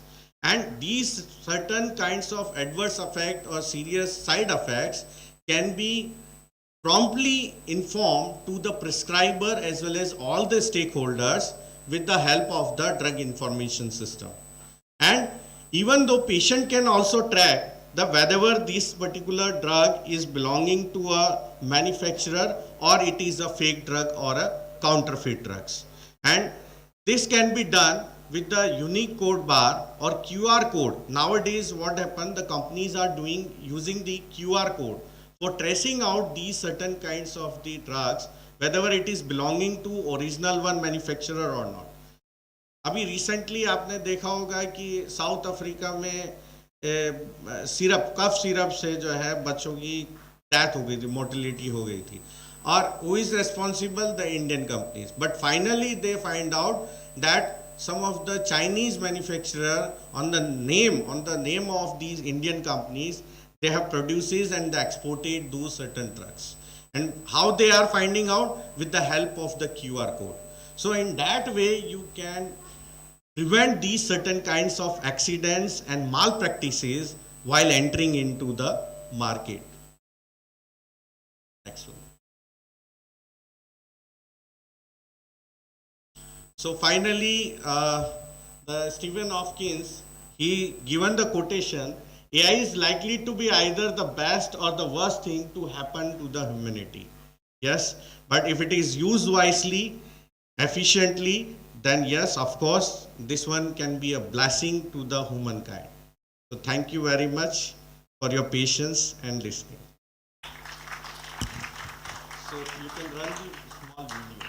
So there is a small video where the John Hopkins, Baltimore, they have performed the pilot study that how the AI is to be implemented right from the diagnosis to the dispensing of the medicine.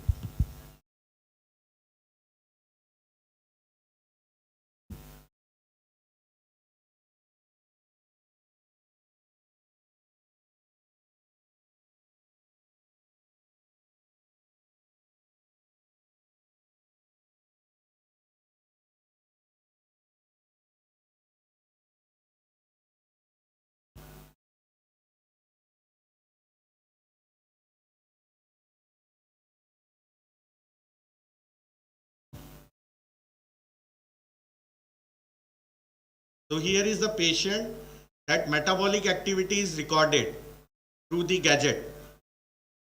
And here the clinician is identifying that the parameter which is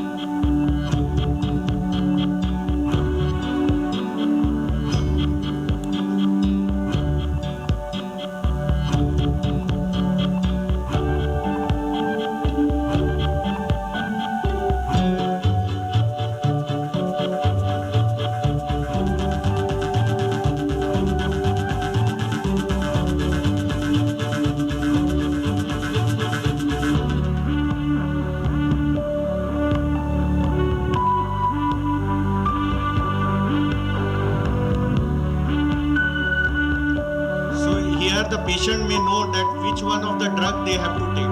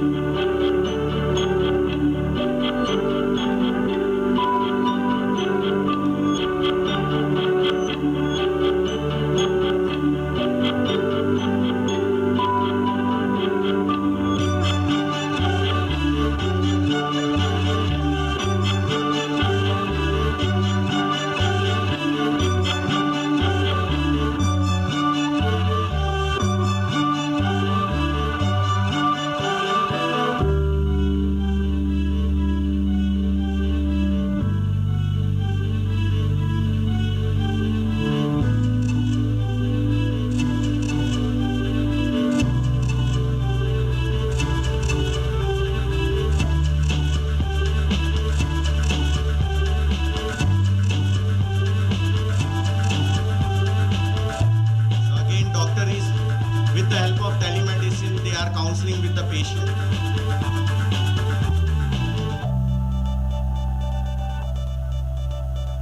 So whatever the vital changes takes place, they are diagnosing, and then he prescribed the medicine.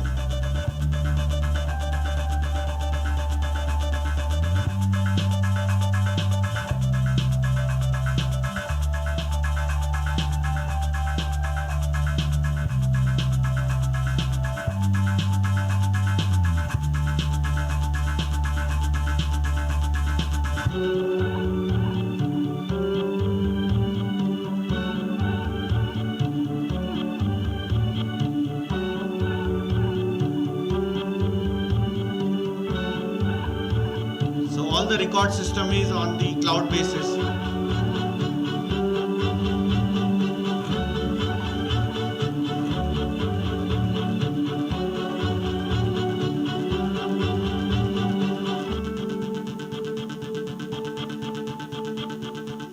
So this is the small pilot project that is conducted by the John Hopkins.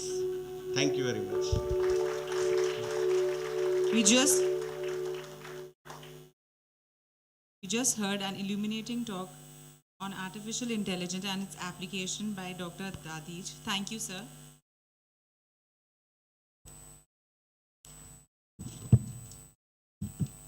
It's my pleasure to welcome Dr. Himanshu Rai Kwar, sir, Assistant Professor at the Postgraduate Institute of Medical Sciences, Rohtak, and Department of Biotechnology and Molecular Medicine.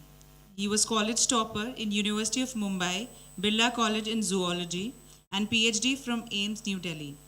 He was awarded postdoctoral fellowship from USA to work on leukocytes in autoimmune disorders. He's a life member of Indian Immunological Society, Association of Microbiologists of India, has large number of publications in high impact journals. I request sir to please come on the stage for the lecture.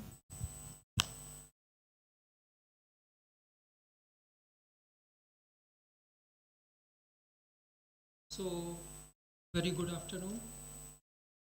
It is my great privilege to be here, and I really find this symposium very interesting. It is at the right time.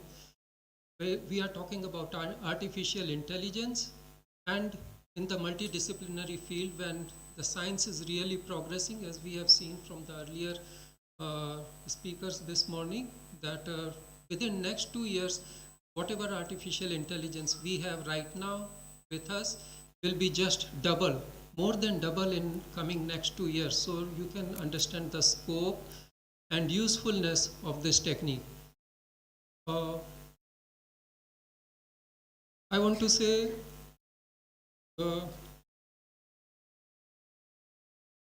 so bottom line is, it is very interesting. Many of us are using it even unknowingly. Our phones are the best examples, and ये सिर्फ ज्ञान के मोती हैं, तो जो students जितना चाहें बटोर सकें तो बटोर लें. Okay, with having said that, let me come to my topic of my today's talk. How to get this?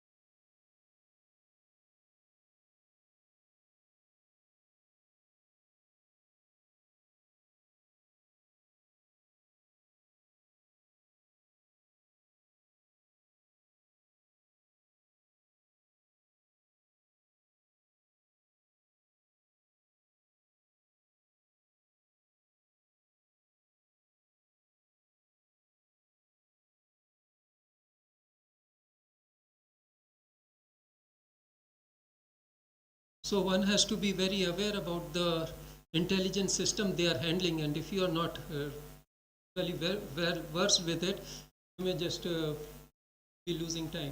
So basically I am a zoologist. I did my MSc Zoology from University of Bombay, as has been very nicely introduced, and actually I came to my first research project. I came to Rajasthan University way back in 1993, and the zoology department here being headed by Dr. Saxena, she and me were at the same time in the same department. We were working together, but unfortunately for some reason I had to move out because I was more interested in field of biotechnology, and it was an emerging field at that time. So I thought of doing something else. So within a year, I switched to DNA sequencing. So DNA sequencing in laboratory of Professor Alok Bhattacharya in Jawaharlal Nehru University that time. So I will share my experiences and how artificial intelligence has changed this field in recent times. We will see that. So the topic is evolution of DNA sequencing, making best of artificial intelligence. This is a slide cartoon I came across somewhere, but this reminds me of one of the very best experiment that was done about 20 years back, where the monkey was paralyzed on half of the body, and our scientist implanted actually a IC circuit in his brain, and the monkey got well, and he started behaving perfectly well from both of these ends. So that is why there is something electrical signals could transplant from the two half of the brain.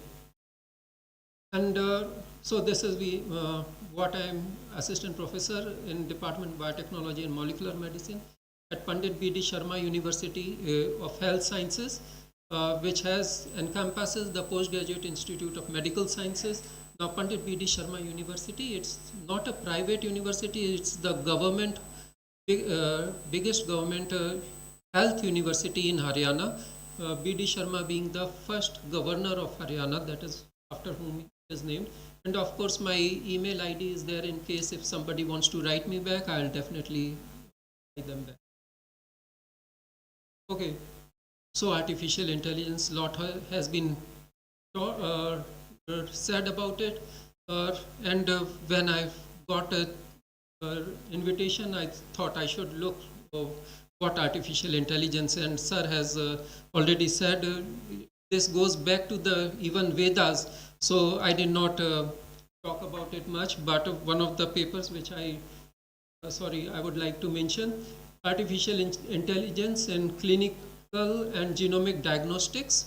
So artificial intelligence is development of computer systems that are able to perform tasks that normally require human intelligence. So basically the bottom line is there would be several different people would be able to say talk about the same thing in different ways. So this is what concept I keep in mind, that you are using a computer or an advanced model for your better understanding and making your life much simpler. So coming back to the main topic, DNA sequencing. DNA sequencing started somewhere in the year 1977, and two methods of DNA sequencing were published that time in Nature. One was maximum and Gilbert sequencing method, and this method, I'm not going into details, but it was much more cumbersome, so people were hesitant to use it. And then there was a Sanger's method of DNA sequencing. This was very popular, and being a much simpler method, this was highly used, and everyone used it since the inception, and many sequencing reactions were performed on this. And even the Human Genome Project that came in 1990s was based on this method of DNA sequencing. So Sanger's method of DNA sequencing was responsible for completion of Human Genome Project, which was the biggest project that was taken by National Institute of Health and Department of Energy, USA. So who discovered this method? Sanger was born in 1980. This is a little bit about him. He was from England, Cambridge University, and he was from basically chemistry department. We have a few lectures from chemistry people, and he did his work in amino acid sequencing. He sequenced the insulin, the very first is small protein, which is very much essential in today's life and has very well been used in research purpose. And he was awarded a Nobel Prize in Chemistry in 1958. So this was the apparatus that was used. It is a vertical electrophoresis apparatus.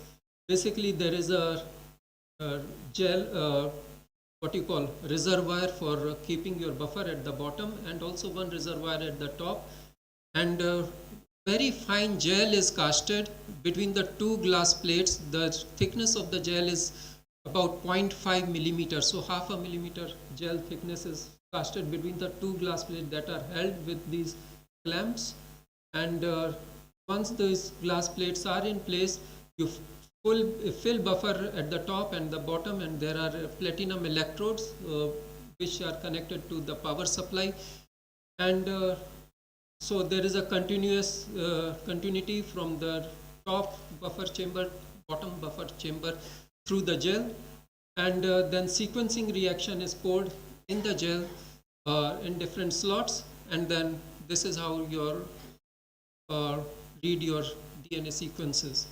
So we'll see this in a little more detail. So this is the Sanger method. Basically DNA is double stranded molecule. So two strands of DNA are there.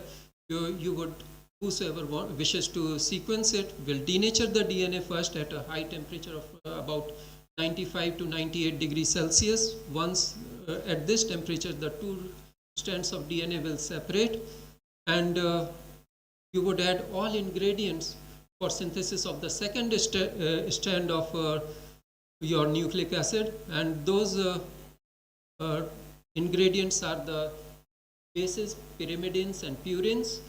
So adenine, guanine, thymine and cytosine, those are the building blocks of DNA, and you would require a small primer, and this primer needs to be of radioactive in nature, so you should be able to detect it on a X-ray film later on when you expose it to the X-ray film. And with these ingredients, along with the DNA polymerase, you allow the proliferation of the DNA chain, and so you will get long strands of DNA will be synthesized. But there is a trick. You would use 4 tubes for this reaction, and in 4 tubes, in one tube you will add dideoxyadenine. Why you add dideoxyadenine? Because there will be a molecule. Deoxyadenine is used for synthesis of DNA. So besides your actual DATP, you will also add 10 molar excess of DDATP. So you will get some chains that are synthesized that are regular adenosine, but always because of dideoxy nature, some dideoxy molecules will also integrate in this, and there the synthesizing chain of DNA will stop, and you will eventually get several chains of DNA, and then and similarly you will use for different all the 3 nucleotides, cytosine, thymine, guanine, and once these reactions are done, you pour it on the sequencing gel. So you will have a lane of adenine, cytosine, thymine and guanine, and once the resolution takes place on this gel, you will start reading it from top to bottom. So the biggest segment or highest molecular weight is resolved at the top of the gel, and the lowest molecular weight at the bottom, and intermediate will be the intermediate regions. So if you want to read this sequence, here is G, A, C, T, G, G, A, C, T, G. So this is how the sequencing gel is read, and this was the classical way the sequencing gels were read. And the method was very cumbersome because these are 50 centimeter long gels, and you would need at least 2 people who can read together, because there are a lot of errors because humans are reading it, humans are more prone to errors. So in those days, with these long gels, there were a lot of errors that were happening, so you had to read the sequencing gel again and again and match your mistakes if any mistakes are happening, and if not, then you say yes, you have correctly read your sequencing gel. Another hazard was use of radio labeled isotope P32. Radioisotopes are hazardous, so not advisable to be working with these isotopes, especially ladies and pregnant women. If it is there, will definitely avoid these things. Another thing is these 50 centimeter glass plates that are used were very heavy, and the gel should not stick, so that is why there was silkenizing agent that was used to put on this surface of these gels. And silkenizing agents, doing it over and over again, the person who used to does it used to get asthma, because the silkenizing effect used to be happening even in our what you call lungs and trachea. So that is why it was too much laborious process. These were the sequencing gels that were developed, and then you read the sequence at the bottom. This is what it is. So with the advent of, by the time our Human Genome Project came, there were a lot of technological advancements, And then people stopped using the radioisotopes because now they had the fluorescent label. So there were fluorescent labels which came into market, and so there were red and green colors mainly, and then further other fluorochromes came in market, the yellow color and blue color. So now if 4 colors were available, they could label their adenine, guanine, thymine and cytosine, and now no more you would label your sequencing reactions with radioactivity. Now they were fluorescently labeled, and the technology became much more user friendly because of using of capillary electrophoresis further. So the amount of information that was generated was very huge. So from few bases, few hundred bases to 400 bases, now we could generate about 1000 bases or something like that. So this is the second generation, as sir has said about the solar cells. There were first generation, second generation and third generation. So similarly in DNA sequencing also 3 generations are existing today, and the 4th generation is coming now. So this was the second generation where capillary electrophoresis was used. The advantages were high throughput, you could use more number of samples, enormous amount of data was generated. The cost was much reduced, it was much faster, laborious words like handling glass plates, and no silkanizing agents were used. So, and resolution was much better. Basically the computer was telling you the answers, you don't even have to read the sequencing gems. So the life was made much simpler with this. This is several papers like this came from the lab of my mentor, Professor Alok Bhattacharya, and they usually sequenced about 200 base pairs to 400 base pairs of DNA along with and then they had a very unique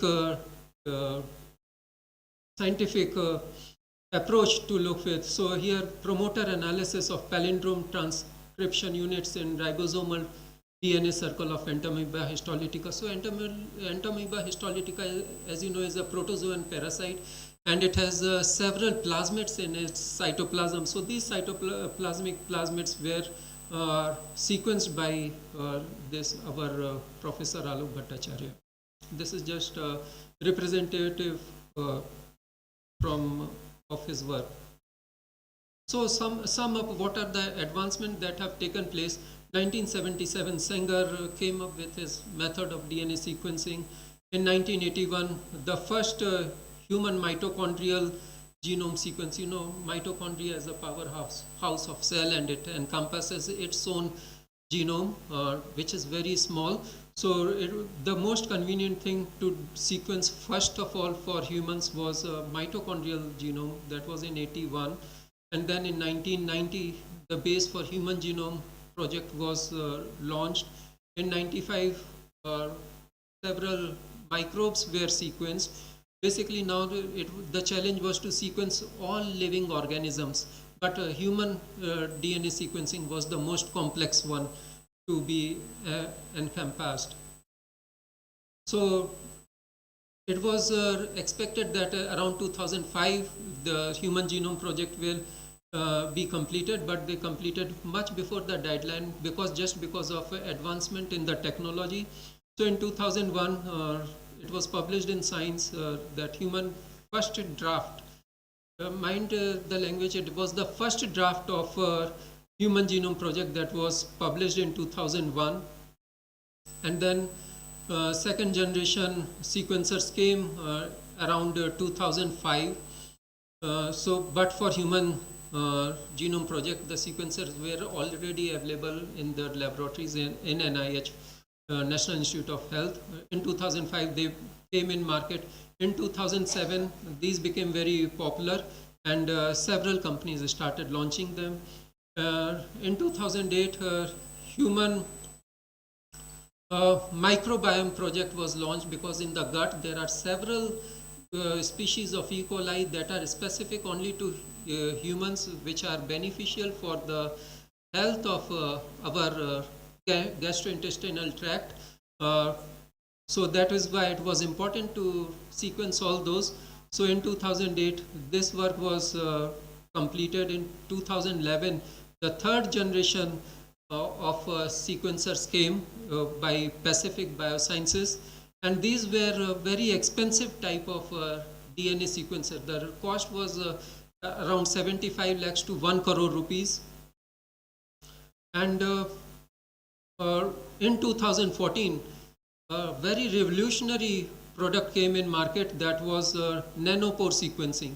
So these were very first generation, second generation and third generation were very hefty machines that came in market, and these were very expensive too. As I said, here the cost was 75 lakh to 1 crore rupees depending upon the three variants that were in market.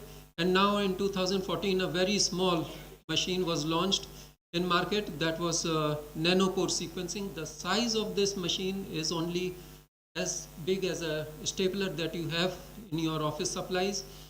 So, and this was able to do the sequencing.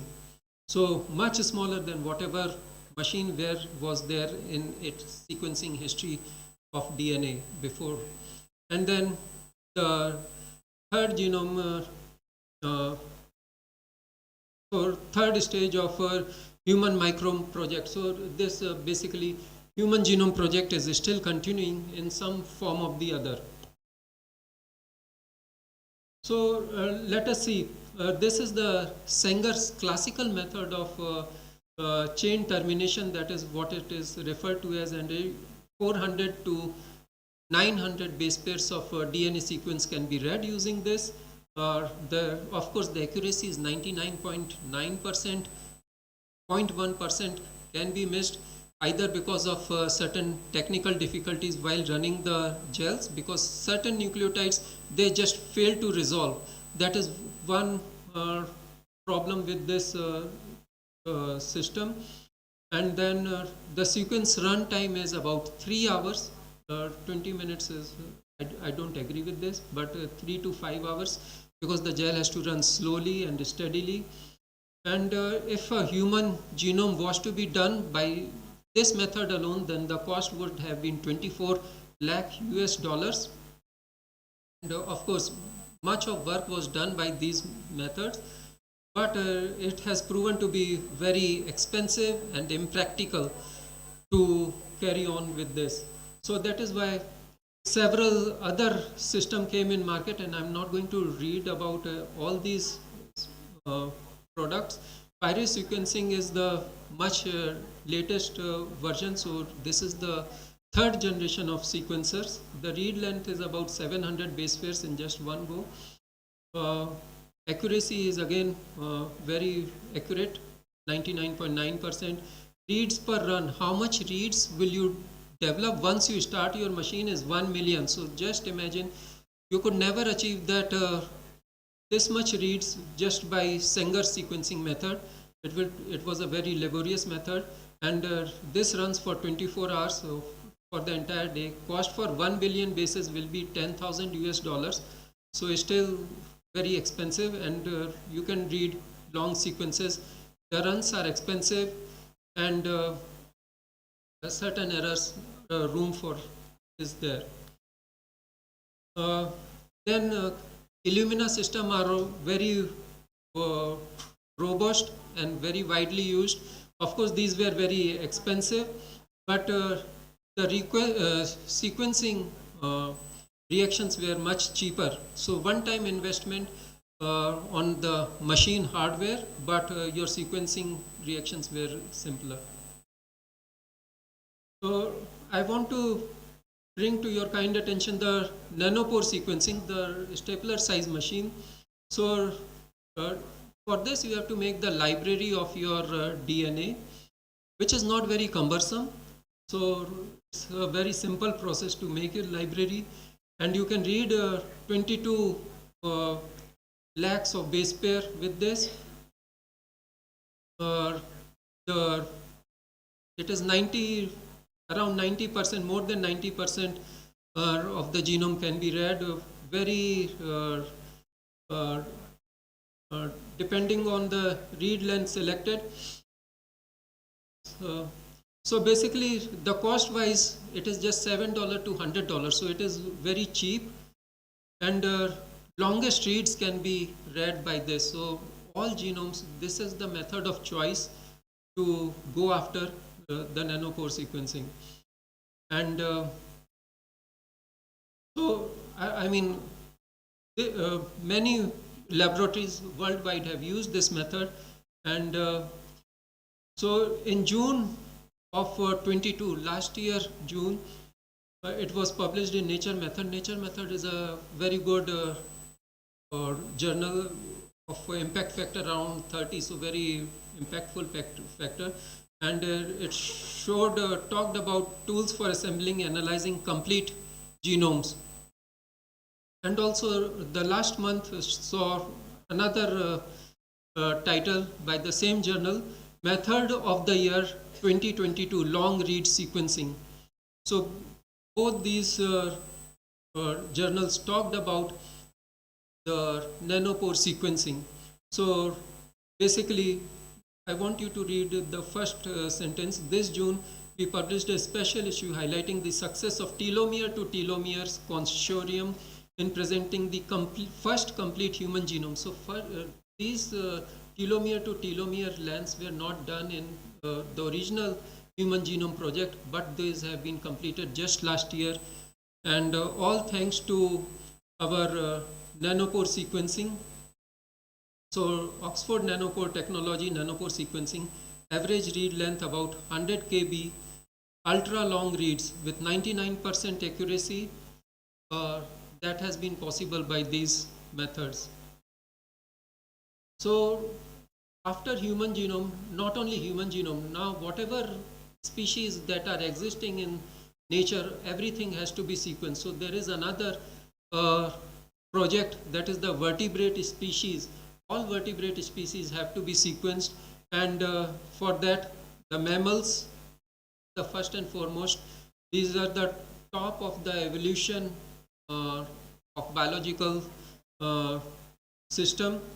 So these are all these are sequenced, and you can see the biological classification, the order, the species, and their common names.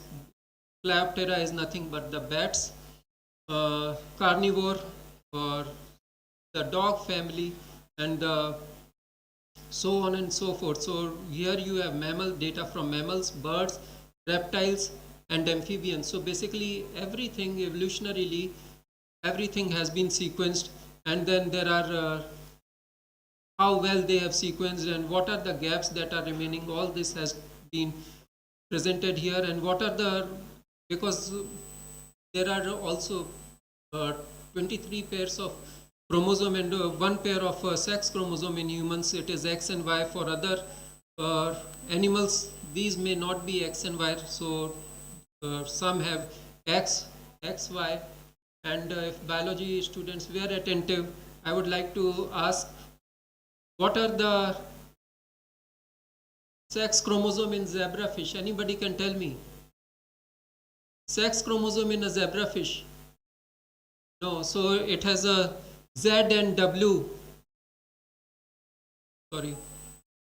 Z and W are the sex chromosomes there. And so we have sequenced almost everything from mammals, birds, reptiles, amphibians, and then fishes, the bony fishes, and the cartilaginous fishes. So up to the fishes, everything has been, all the DNAs have been sequenced. I would not going into the detail, but when the sequencing is going on, I just want to focus here. There are certain problematic sequences. These sequences have still not been sequenced, and whosoever is interested can go over and start sequencing these, and these are still sequences that are lacking in the databases. So this is what is the actual tool that is more vibrant today, that has failed almost crore rupees of other sequencing systems. That is the nanopore sequencers that I was talking about. These are stapler like instruments, and they can to several types of sequencing. These are the single nucleotide polymorphism, the insertions, the deletions. These are the most common mutations that occur. And then there are other components, changes in DNA, the methylation, the structural variation in the DNA, the facing, what type of face it is, and also the assembly, if there is a chromosomal aberration altogether. One thing I came across searching for about these sequencers is, and this is just completely out of this talk, you know, Antarctica is a recent discovered island. It is at the South Pole, and several countries are putting their flags in this continent, and there is a flag of Antarctica itself. There is a Bouvet Island. French have invaded this island and have their flag. There is a McDonald Island. There is South Georgia and South Sandwich Islands, and I think there is still scope for other countries to put their flag in Antarctica. So we should look after this. Now, coming to the cost, this was just out of the way. So what is the cost for this? This cost for this is as small as $1,000. $1,000 about amounts to about 82,000 rupees. So if you include some shipping, etc., it would come to about 1 lakh rupees, something like that. And then you have to buy some kits along with this to process the DNA. So another $1,000 you might end up with those things. So these are some of the accessories which are required, and so it is, the whole talk is about being human.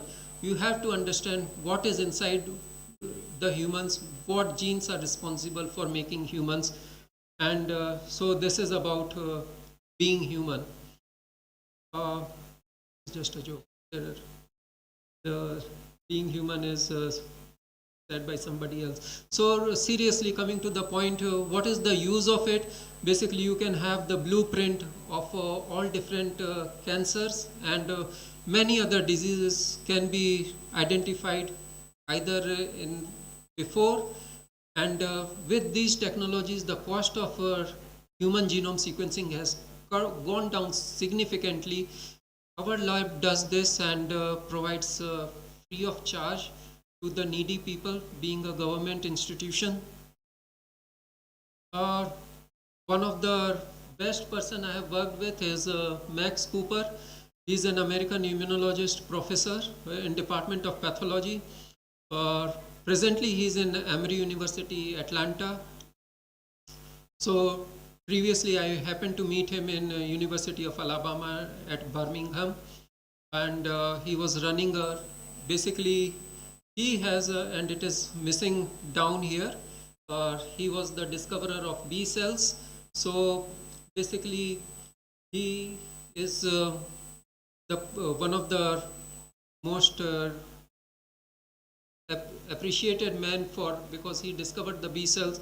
So he is likely candidate for the what you call the Nobel Prize. Somebody's wish in the life is to get Nobel Prize, but he says he does not have time to get a Nobel Prize, and he devotes entire of his time for his research on B cell.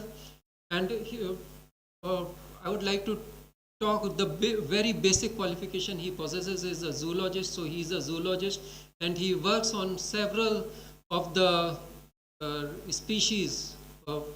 His main target was to identify how the immunity has arisen. So goes back down to from where the first antibody producing cell was evolutionary found, and so he was working in lamprey. That is where he said that was the first animal where antibodies were made. So he was studying B cells. So I want you to be so much inquisitive about what the question you are supposed to be asking with your scientific endeavors.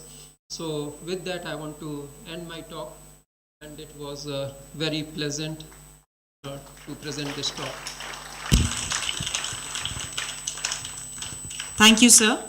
Thanks for your words of wisdom. It will be a great pleasure for us to listen to you again in our future events. After very informative lectures in technical session 1, we now move on to the oral presentation session.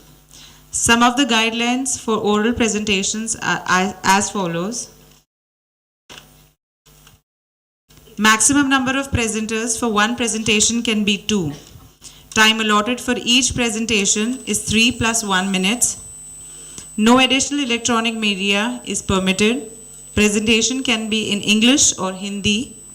PPT for presentation will be submitted prior to the commencement of session. Judgment will be done on criteria of originality of content, presentation skills, clarity and confidence, and practical application of the subject.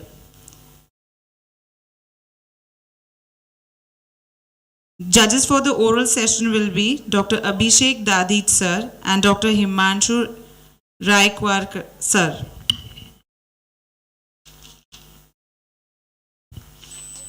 I would like to invite upon stage the first presenter, Mrs. Pooja Jain.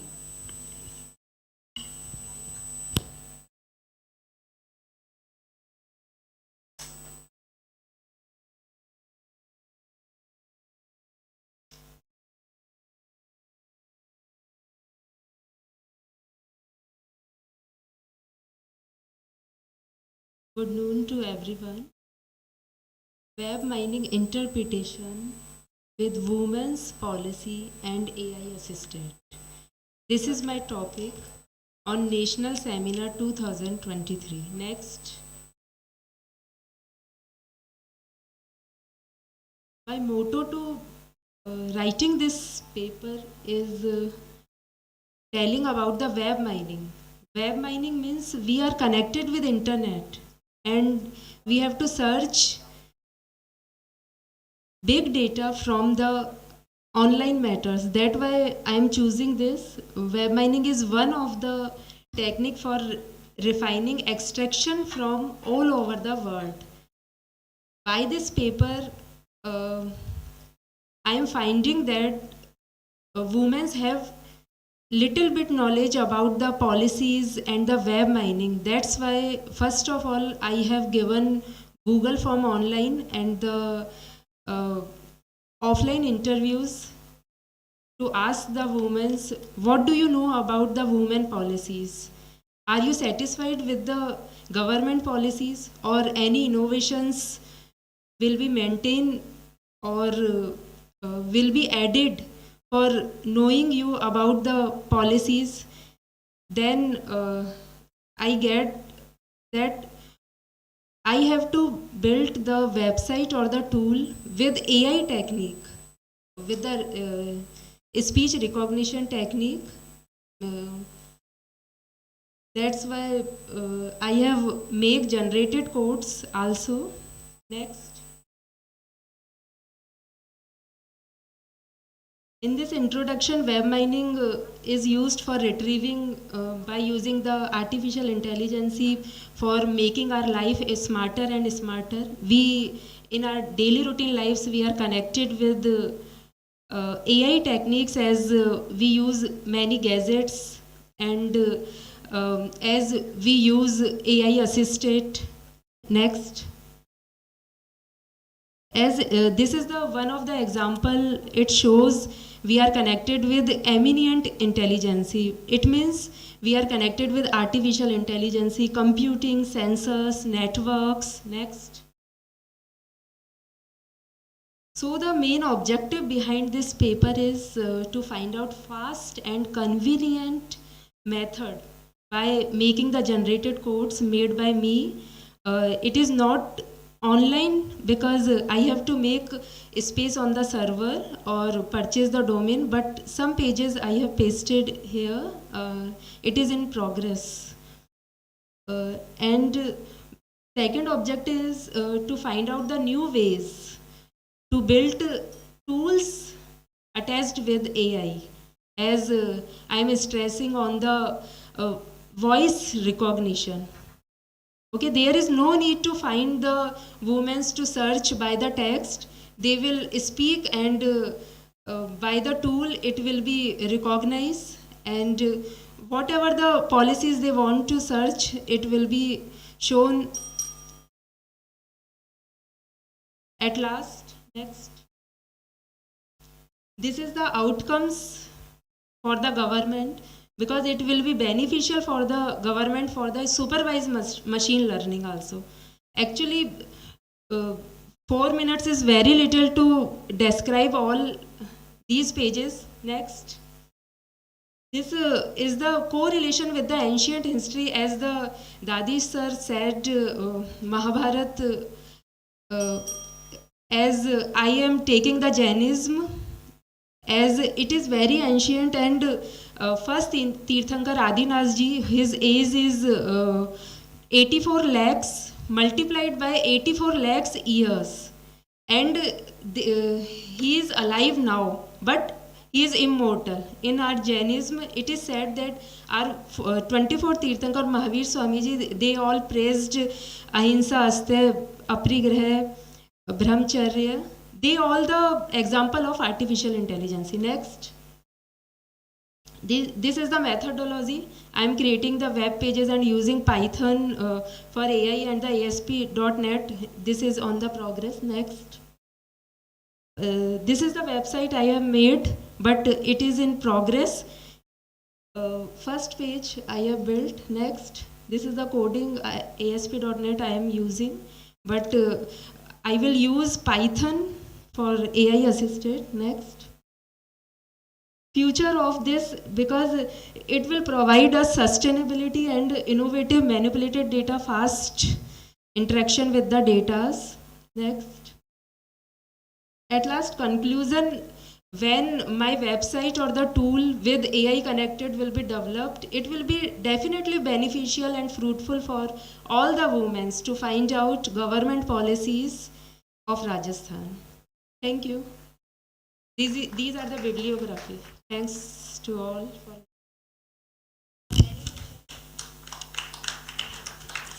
any questions.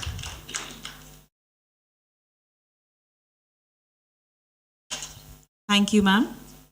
I would like to invite on stage the second presenter, Apurva Verma.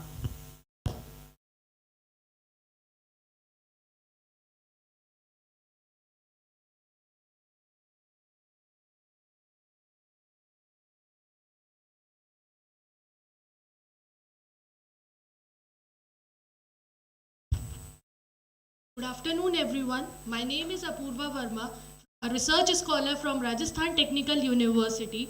My topic for today's presentation is time series analysis using ARIMA model. Time series analysis using ARIMA model for air pollution prediction in cities of Rajasthan. First of all, I would like to thank my supervisor, Dr. Leena Bhatia ma'am, for giving me the opportunity to work on this topic. The contents of my slide are objective, introduction, review of literature, workflow and the model, results of the experiment, conclusion, future work and references. Next. So these are my objectives while I have written the paper. The first objective was to find the major polluted cities of the Rajasthan state, to understand the pollutant, which is the major reason of the pollution in these cities. Third, to predict the pollutant value using the ARIMA model. And fourth one is to measure the effectiveness and performance of the model. Next. So, as we know, the biggest environmental issue which we are facing is the air pollution. And according to WHO, 11 out of 15 cities are present in India which are currently very populated. Next. In air, we can find many pollutants like sulfur dioxide, particulate matter, nitrogen oxide, carbon monoxide, and very more pollutants are present. So now, sulfur dioxide is one of the pollutant which is being generated in Rajasthan at a very large scale due to the industrialization, due to the marble work, burning of fuels, and there are many more reasons. So in my paper, we have tried to forecast the concentration of sulfur dioxide for the next coming 5 years in the major polluted cities of Rajasthan using ARIMA model. Next, these are my papers which I have studied for doing my work, but due to shortage of time, I won't be explaining it. Please skip this part. Okay, previous one. Yes, so these are the cities which I have selected for my study. First one is Alwar, second is Jaipur, third is Jodhpur, fourth is Kota, and fifth is Udaipur. The data I have collected from the air quality index being generated by the Rajasthan government. Next. So this is my flow chart on basis of which I have been working. Next.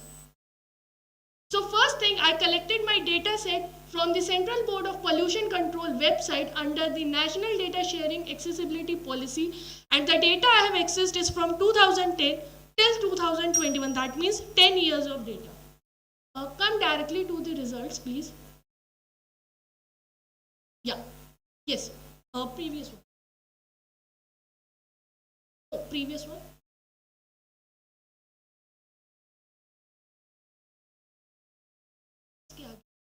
This one.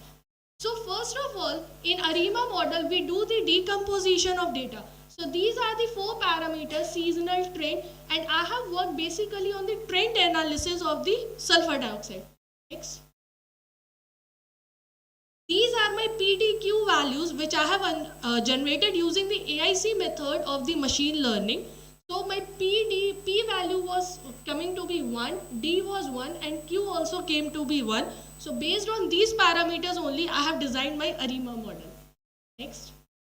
So this is the result of experiment. So the orange line which you can see is the predicted values or the forecasted values of the sulfur dioxide for the next coming 5 years. So these are my error rates which came out for the ARIMA model. For mean absolute percentage error, it came out to be 10.4245. For mean error, it was 0.91996. For mean percentage error, it was 0.5389. Next. Yes, the accuracy which I achieved with this model was 89.58%. With this accuracy, my future work also realized that till now in Rajasthan or in India, if we talk about, many cities are exempted from working on this topic. So we can go for those cities also. And there are many pollutants also of the air which are untouched till now. They have not been touched or have been worked upon. So we can use those pollutants also. And one more thing, we can also work on the improving the accuracy of the previous developed models. Thank you. Any questions? Okay, thank you. Thank you. The third presenter for today is Dr. Bhavna Vashisht, but she is not present here, so we go on with the fourth one, which is Dr. Mahima Sharma.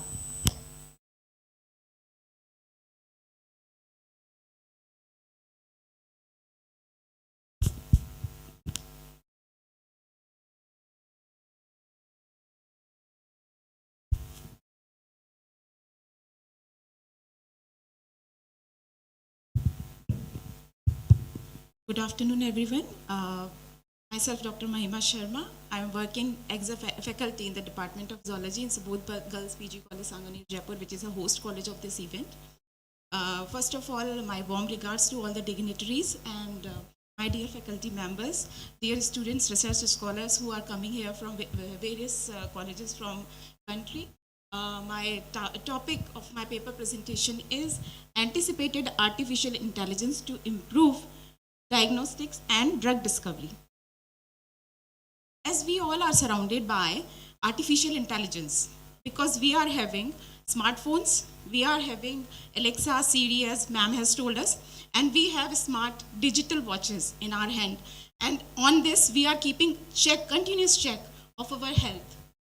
We are counting our steps. We are having diagnosis of the number of heartbeat, pulse rate, and we are also having blood pressure check on this. That is why we are now with a doctor, a human. As human has the characteristic of being intelligent, so humans are problem solver. they are having their own language, and they are, above all, they are a learner. So what is going here? A machine is learning, and it is learning deeply. Means it is working on neural network. Neural network work which is working multifoldedly, means deep layers. So data is reused, use of data and algorithm is done, and then it is interpreted and to get a solution of a problem. Next, please. So how artificial intelligence is applied to various sectors, including engineering, communication, healthcare, robotics, manufacturing. In healthcare, we are seeing various fields like drug discovery, precision oncology, next generation sequencing, imaging and digital pathology, patient data management. Next, please. So why we should rely on healthcare, AI in healthcare? Healthcare providers think that it is very trustworthy, it is very efficient, it is less time consuming, the workflow is continuous. Next, please. How this artificial intelligence is working in healthcare? First of all, diagnosis. It helps in diagnosis. It helps in treatment and prognosis. Then drug discovery and patient management can be done. Next, please. Now, AI in diagnostics. We are combining AI diagnostics and medical imaging. Like we are using various techniques like computer-aided diagnosis, CADX, positron emission tomography, scans, radiographic images, multi-parametric MRI images, next generation sequencing, etc.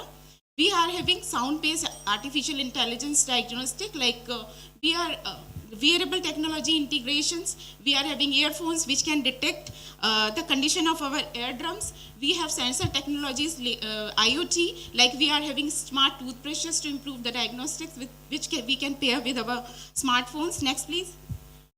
Next, please. So we are transforming diagnostics by improving diagnostic accuracy, reducing cost and streamlining administrative tasks. Next, please. Next. AI in drug discovery, we are going to develop drug by identification of appropriate targets, aid rational drug designing, pharmacophore analysis.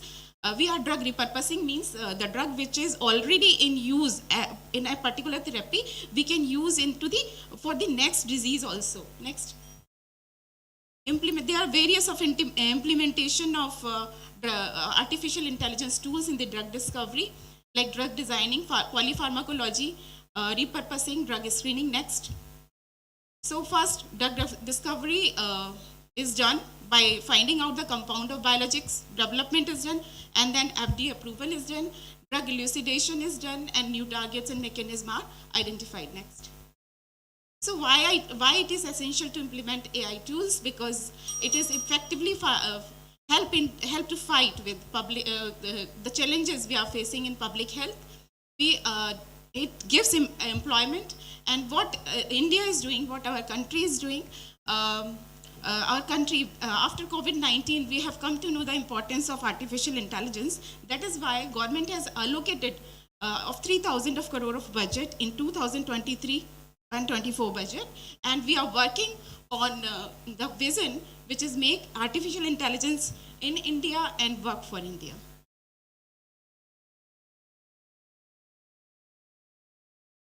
No, sir. Next, please. This is the review. These are the references on which I have reviewed the literature and just prepared a PPT. Thank you. Thank you, ma'am. The fifth presenter for today is Dr. Ruchi Mathur.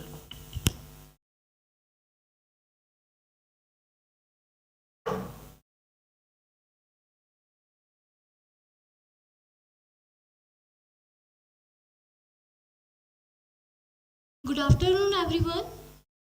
Today's topic is artificial intelligence in drug discovery. I am working as assistant professor in Department of Botany at Subodh Girls PG College. So what is artificial intelligence? It is a computer-aided tool that enables the human to rethink and integrate the information and analyze and to solve the problem, making the problems easier and making the decisions and solve the problems in an easier way. It is considered that it will make human life easier. The two subfields of artificial intelligence are machine learning and deep learning. Machine learning. What we understand it from machine learning is a software system in which the data is supplied and we predict or we identify the reasonable predictions on the basis of the data supplied to it. Deep neural network model is a popular and latest machine learning network through which the drug discovery has been occurred. Now, deep learning. It is an advantage over the machine learning in many areas. It has been proved that the deep learning has much advanced performance over the machine learning. QSAR method is a deep learning model for drug discovery which has been proved that it has much more advanced result than machine learning. Then development of drugs using AI. What we do in drug discovery, we generally collect, as I'm a department of botany student, I can say we generally collect plant material and then we extract out the bioactive compounds and then we design molecules from that. So what we design, we select the small molecules. Next please. We select the molecules and then we generally design their size, and generally the small sized drug molecules are selected and then further proceeded for its toxicity levels, and then prediction of the target of the protein structures had been done, and then prediction of bioactivity, the drug and the protein structures has been studied. So the clinical trials has been then done after it. So as I have said, the small molecules generally has been studied through smiles. Then the toxicity levels has been studied through in vitro silico methods through which the non-lead compounds have been discarded and the useful compounds are being used. Then the protein structure of the target is also being studied through various softwares through which we can say these are the structures where we can actually use the drugs to which the target we want this target to be acknowledged and the drug can be fixed in that 3D pocket.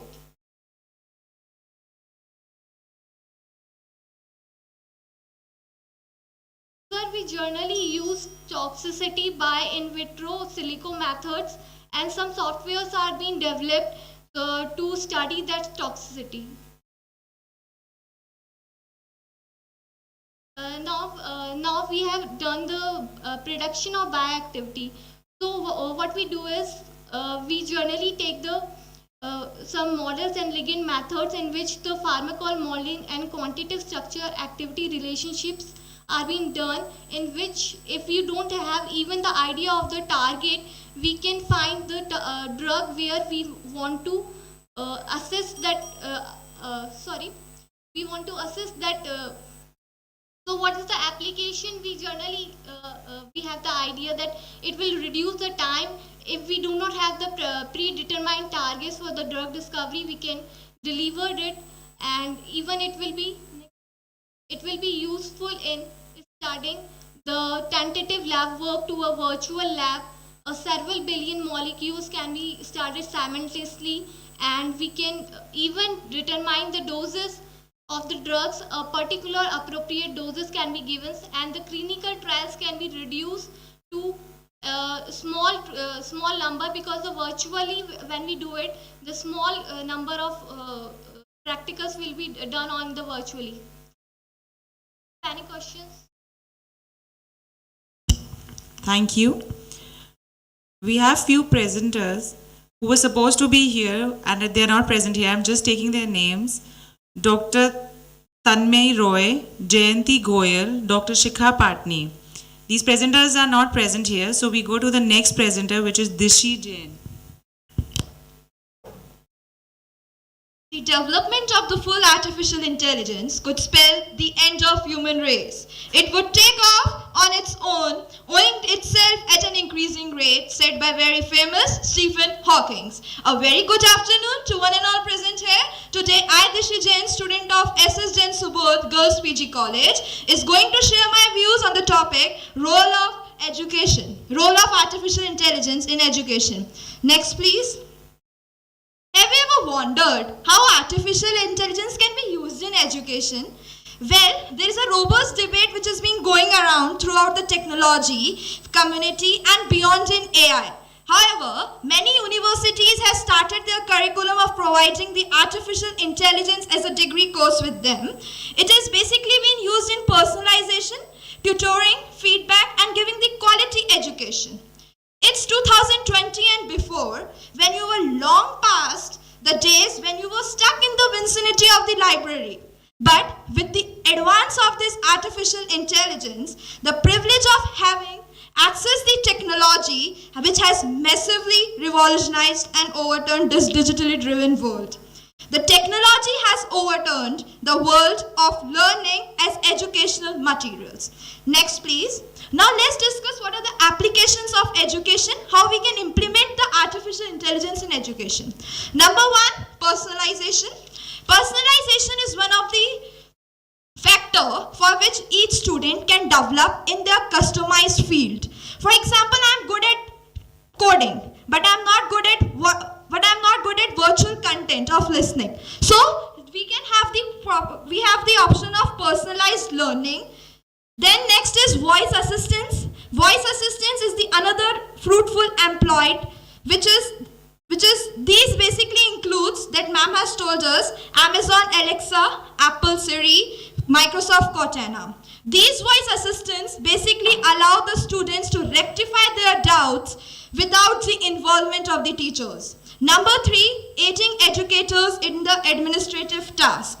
As half of the time the educators are stuck in the back office's work like putting the grade systems or etc, paperwork etc, so that they cannot give the time to the students in their academic qualifications. So artificial intelligence can give the time to the teachers to give the importance to the students, the academic work. Then fourth is the breaking barriers. AI tools and devices have been aiding in making global classrooms accessible to all irrespective of language or disabilities. For example, the presenter translator is a free PPT that develops suitable in real time what teacher is saying. Then fifth one is differential and integrated learning. Adjusting the learning on the basis of the specific requirements of individual students have the priority of the individual learning. Last but not the least, the smart content. This term has become pretty important to all our educators, to the organizers, etc. This smart content basically means the what? It basically means the figures, the video conferencing, etc. Now moving further, next please. What are the challenges that AI is facing in the education? Number one is digital divide. We are here with accessing the technology of smartphones, laptops, etc. But the people who are living in the rural areas, in the villages, they even don't know how to operate the laptop or how to on the presentation slides, etc. So this is one of the major gap, that is the digital divide. Number two, preparing the teachers for the AI-powered educations means there should be a clear understanding of the teachers that how they can power the AI in it. Some teachers are not available of it. Then I would like to conclude. Next please. This is the analysis of the education, that how much in education sector the importance is being given to the artificial intelligence, however it's developing. Next. Now I would like to conclude my paperwork. Not so far in future, we can expect AI and machine learning to occupy artificial intelligence. AI has started to prove its advantage and power in wide range of educational areas, overwhelming and learning outcomes. Thank you for being the patientful listener. Thank you. The next presenter is Dr. Madhu Shrimal.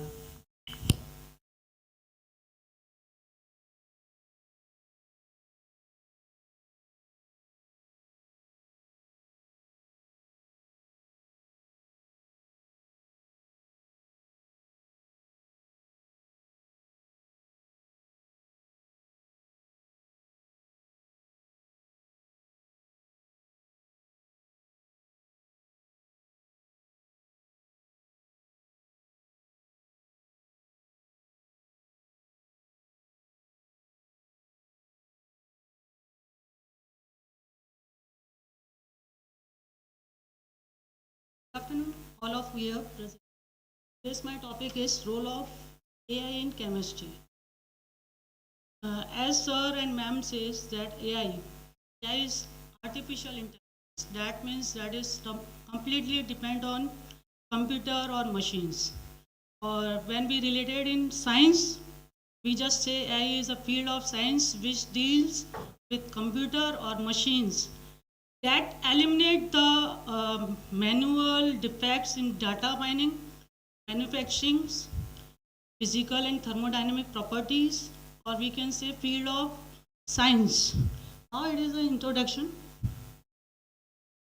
AI is a method of making the computer and computer controls robots or software thinking intelligence like humankind. Yes, we know that it is a completely machine learning which reduce the data mining, manufacturing, drug designing, etc. Types of artificial intelligence, there are 4 types. Reactive machines, that is only depends on present data. Second is limited, और इसके examples की अगर हम बात करें तो IBM chess game जो है that was depends on reactive machines. That is second is limited memory, which is recall our previous data and connect to the future results. Third is theory of mind. It is completely depend on psychology, what our emotional intelligence. And last one is self-aware, like robot. Next. Skills. There are 4 skills which are developed by this: learning, reasoning, self-corrections, and so on, which are already discussed by sir and ma'ams. Next. Now we start application in the form of drug science. As Abhishek sir says, vaccination. So drugs designing applications same वही है. First, it reduce the hazardous effect. Second, data mining. Third, pre clinical test की जो sir ने बात करी थी वो drug designing वाले में ही है. नेक्स्ट केमिस्ट्री एंड फिजिक्स के फॉर्म में अगर हम बात करें तो प्रिडिक्शन जो है हमारी मॉडलिंग जो हम बात कर रहे थे, अभी सर ने पूछा था टॉक्सिसिटी. तो इफेक्ट ऑफ टॉक्सिसिटी और we can say physical and chemical properties of any compounds जो है that was determined by using algorithm. Second one is drug designing, जिसके अंदर ड्रग्स की सारी मैन्युफैक्चरिंग, उसका data mining. Third one is chemo informatics, that is analyse the chemical properties, chemical reactions of any compounds. And fourth one is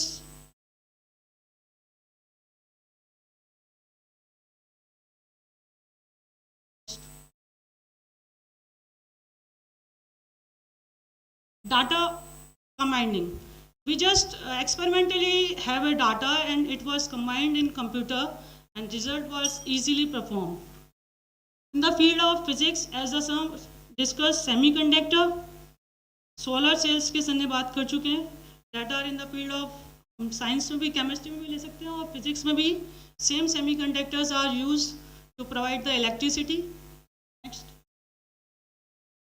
in the food science, as sir says, there are robot which delivers the food content. They filter the impurities present in foods.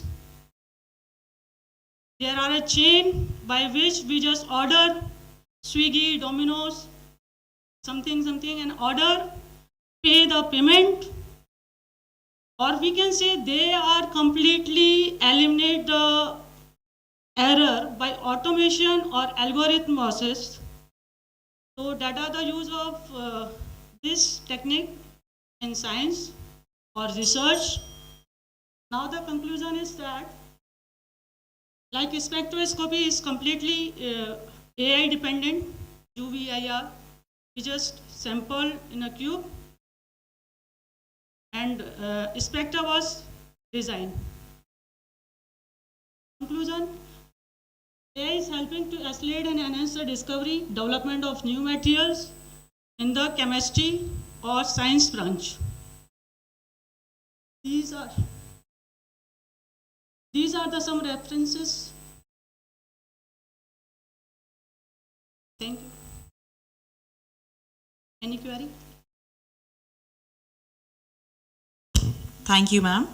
The last presenter for the oral presentation session is Dr. Seema Saxena.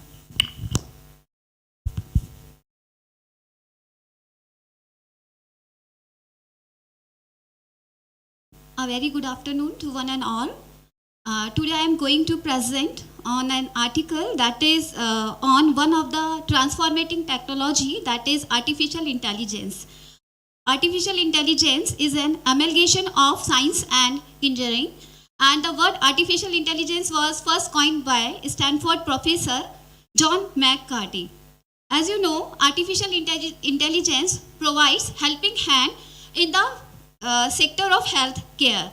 There are a large number of healthcare applications and tools that play a very important role in the organization of manufacturing companies that are related to healthcare sectors. Artificial intelligence can be broadly categorized in two main factors in case of healthcare society, that is management and the early diagnosis of various diseases. Next please. Next to next please. सब बता चुके हैं इसलिए मैं उसको बहुत जल्दी culminate कर रही हूँ. Artificial intelligence play a very important role in the early diagnosis of various diseases, in the detection and research, training and treatment of very uncurable diseases. Next please. Nowadays, a number of specific tools are present that makes the life of patients very easy. Some of these are, although there are various type of tools and applications are present, but some important tools that play a very important role in helping the people, that is walks and morph tools took seconds to perform the MRI scanning. So this tool took small seconds, तो जो patients का जो time है, जो diagnosis का time है वो कम हो जाता है और हम इजीली जो डिजीजेस हैं उनको हम ट्रीटमेंट स्टार्ट कर सकते हैं. Second one is the smart robotic, and this is quite helpful for the elderly people and disabled person, and one of the most important technique, that is rudo. थोड़ा सा ऊपर कीजिएगा.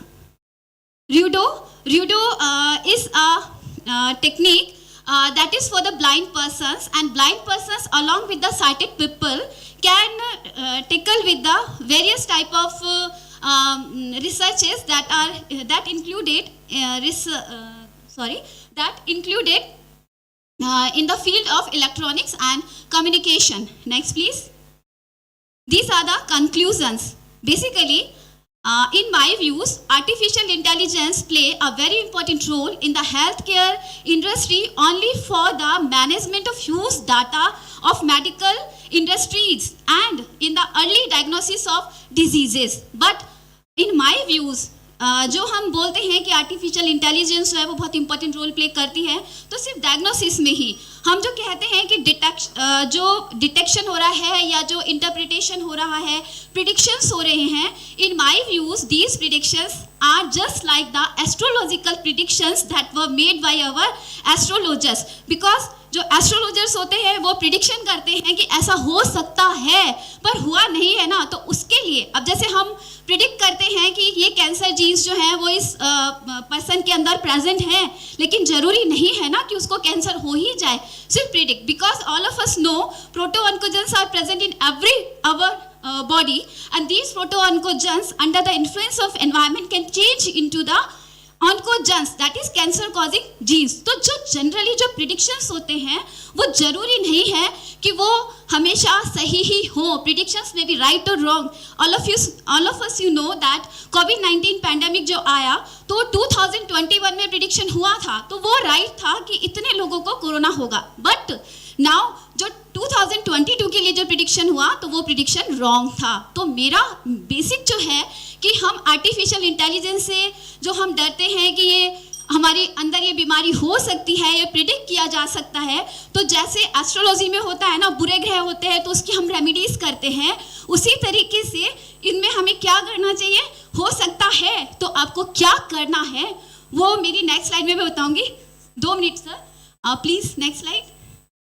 This is the AI versus NI. AI सबने सुना है, AI artificial intelligence versus natural intelligence.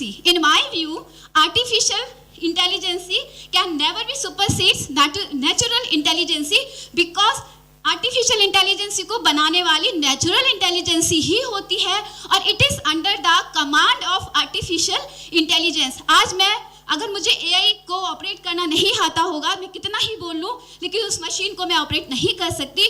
तो basically artificial intelligence के ऊपर हमेशा नेचुरल इंटेलिजेंस होती है. Next please. These are the role of 3 P's and 3 S. 3 P's मतलब कि by means of proper diet, proper nutrition and positive attitude, we can achieve 3 S in our life.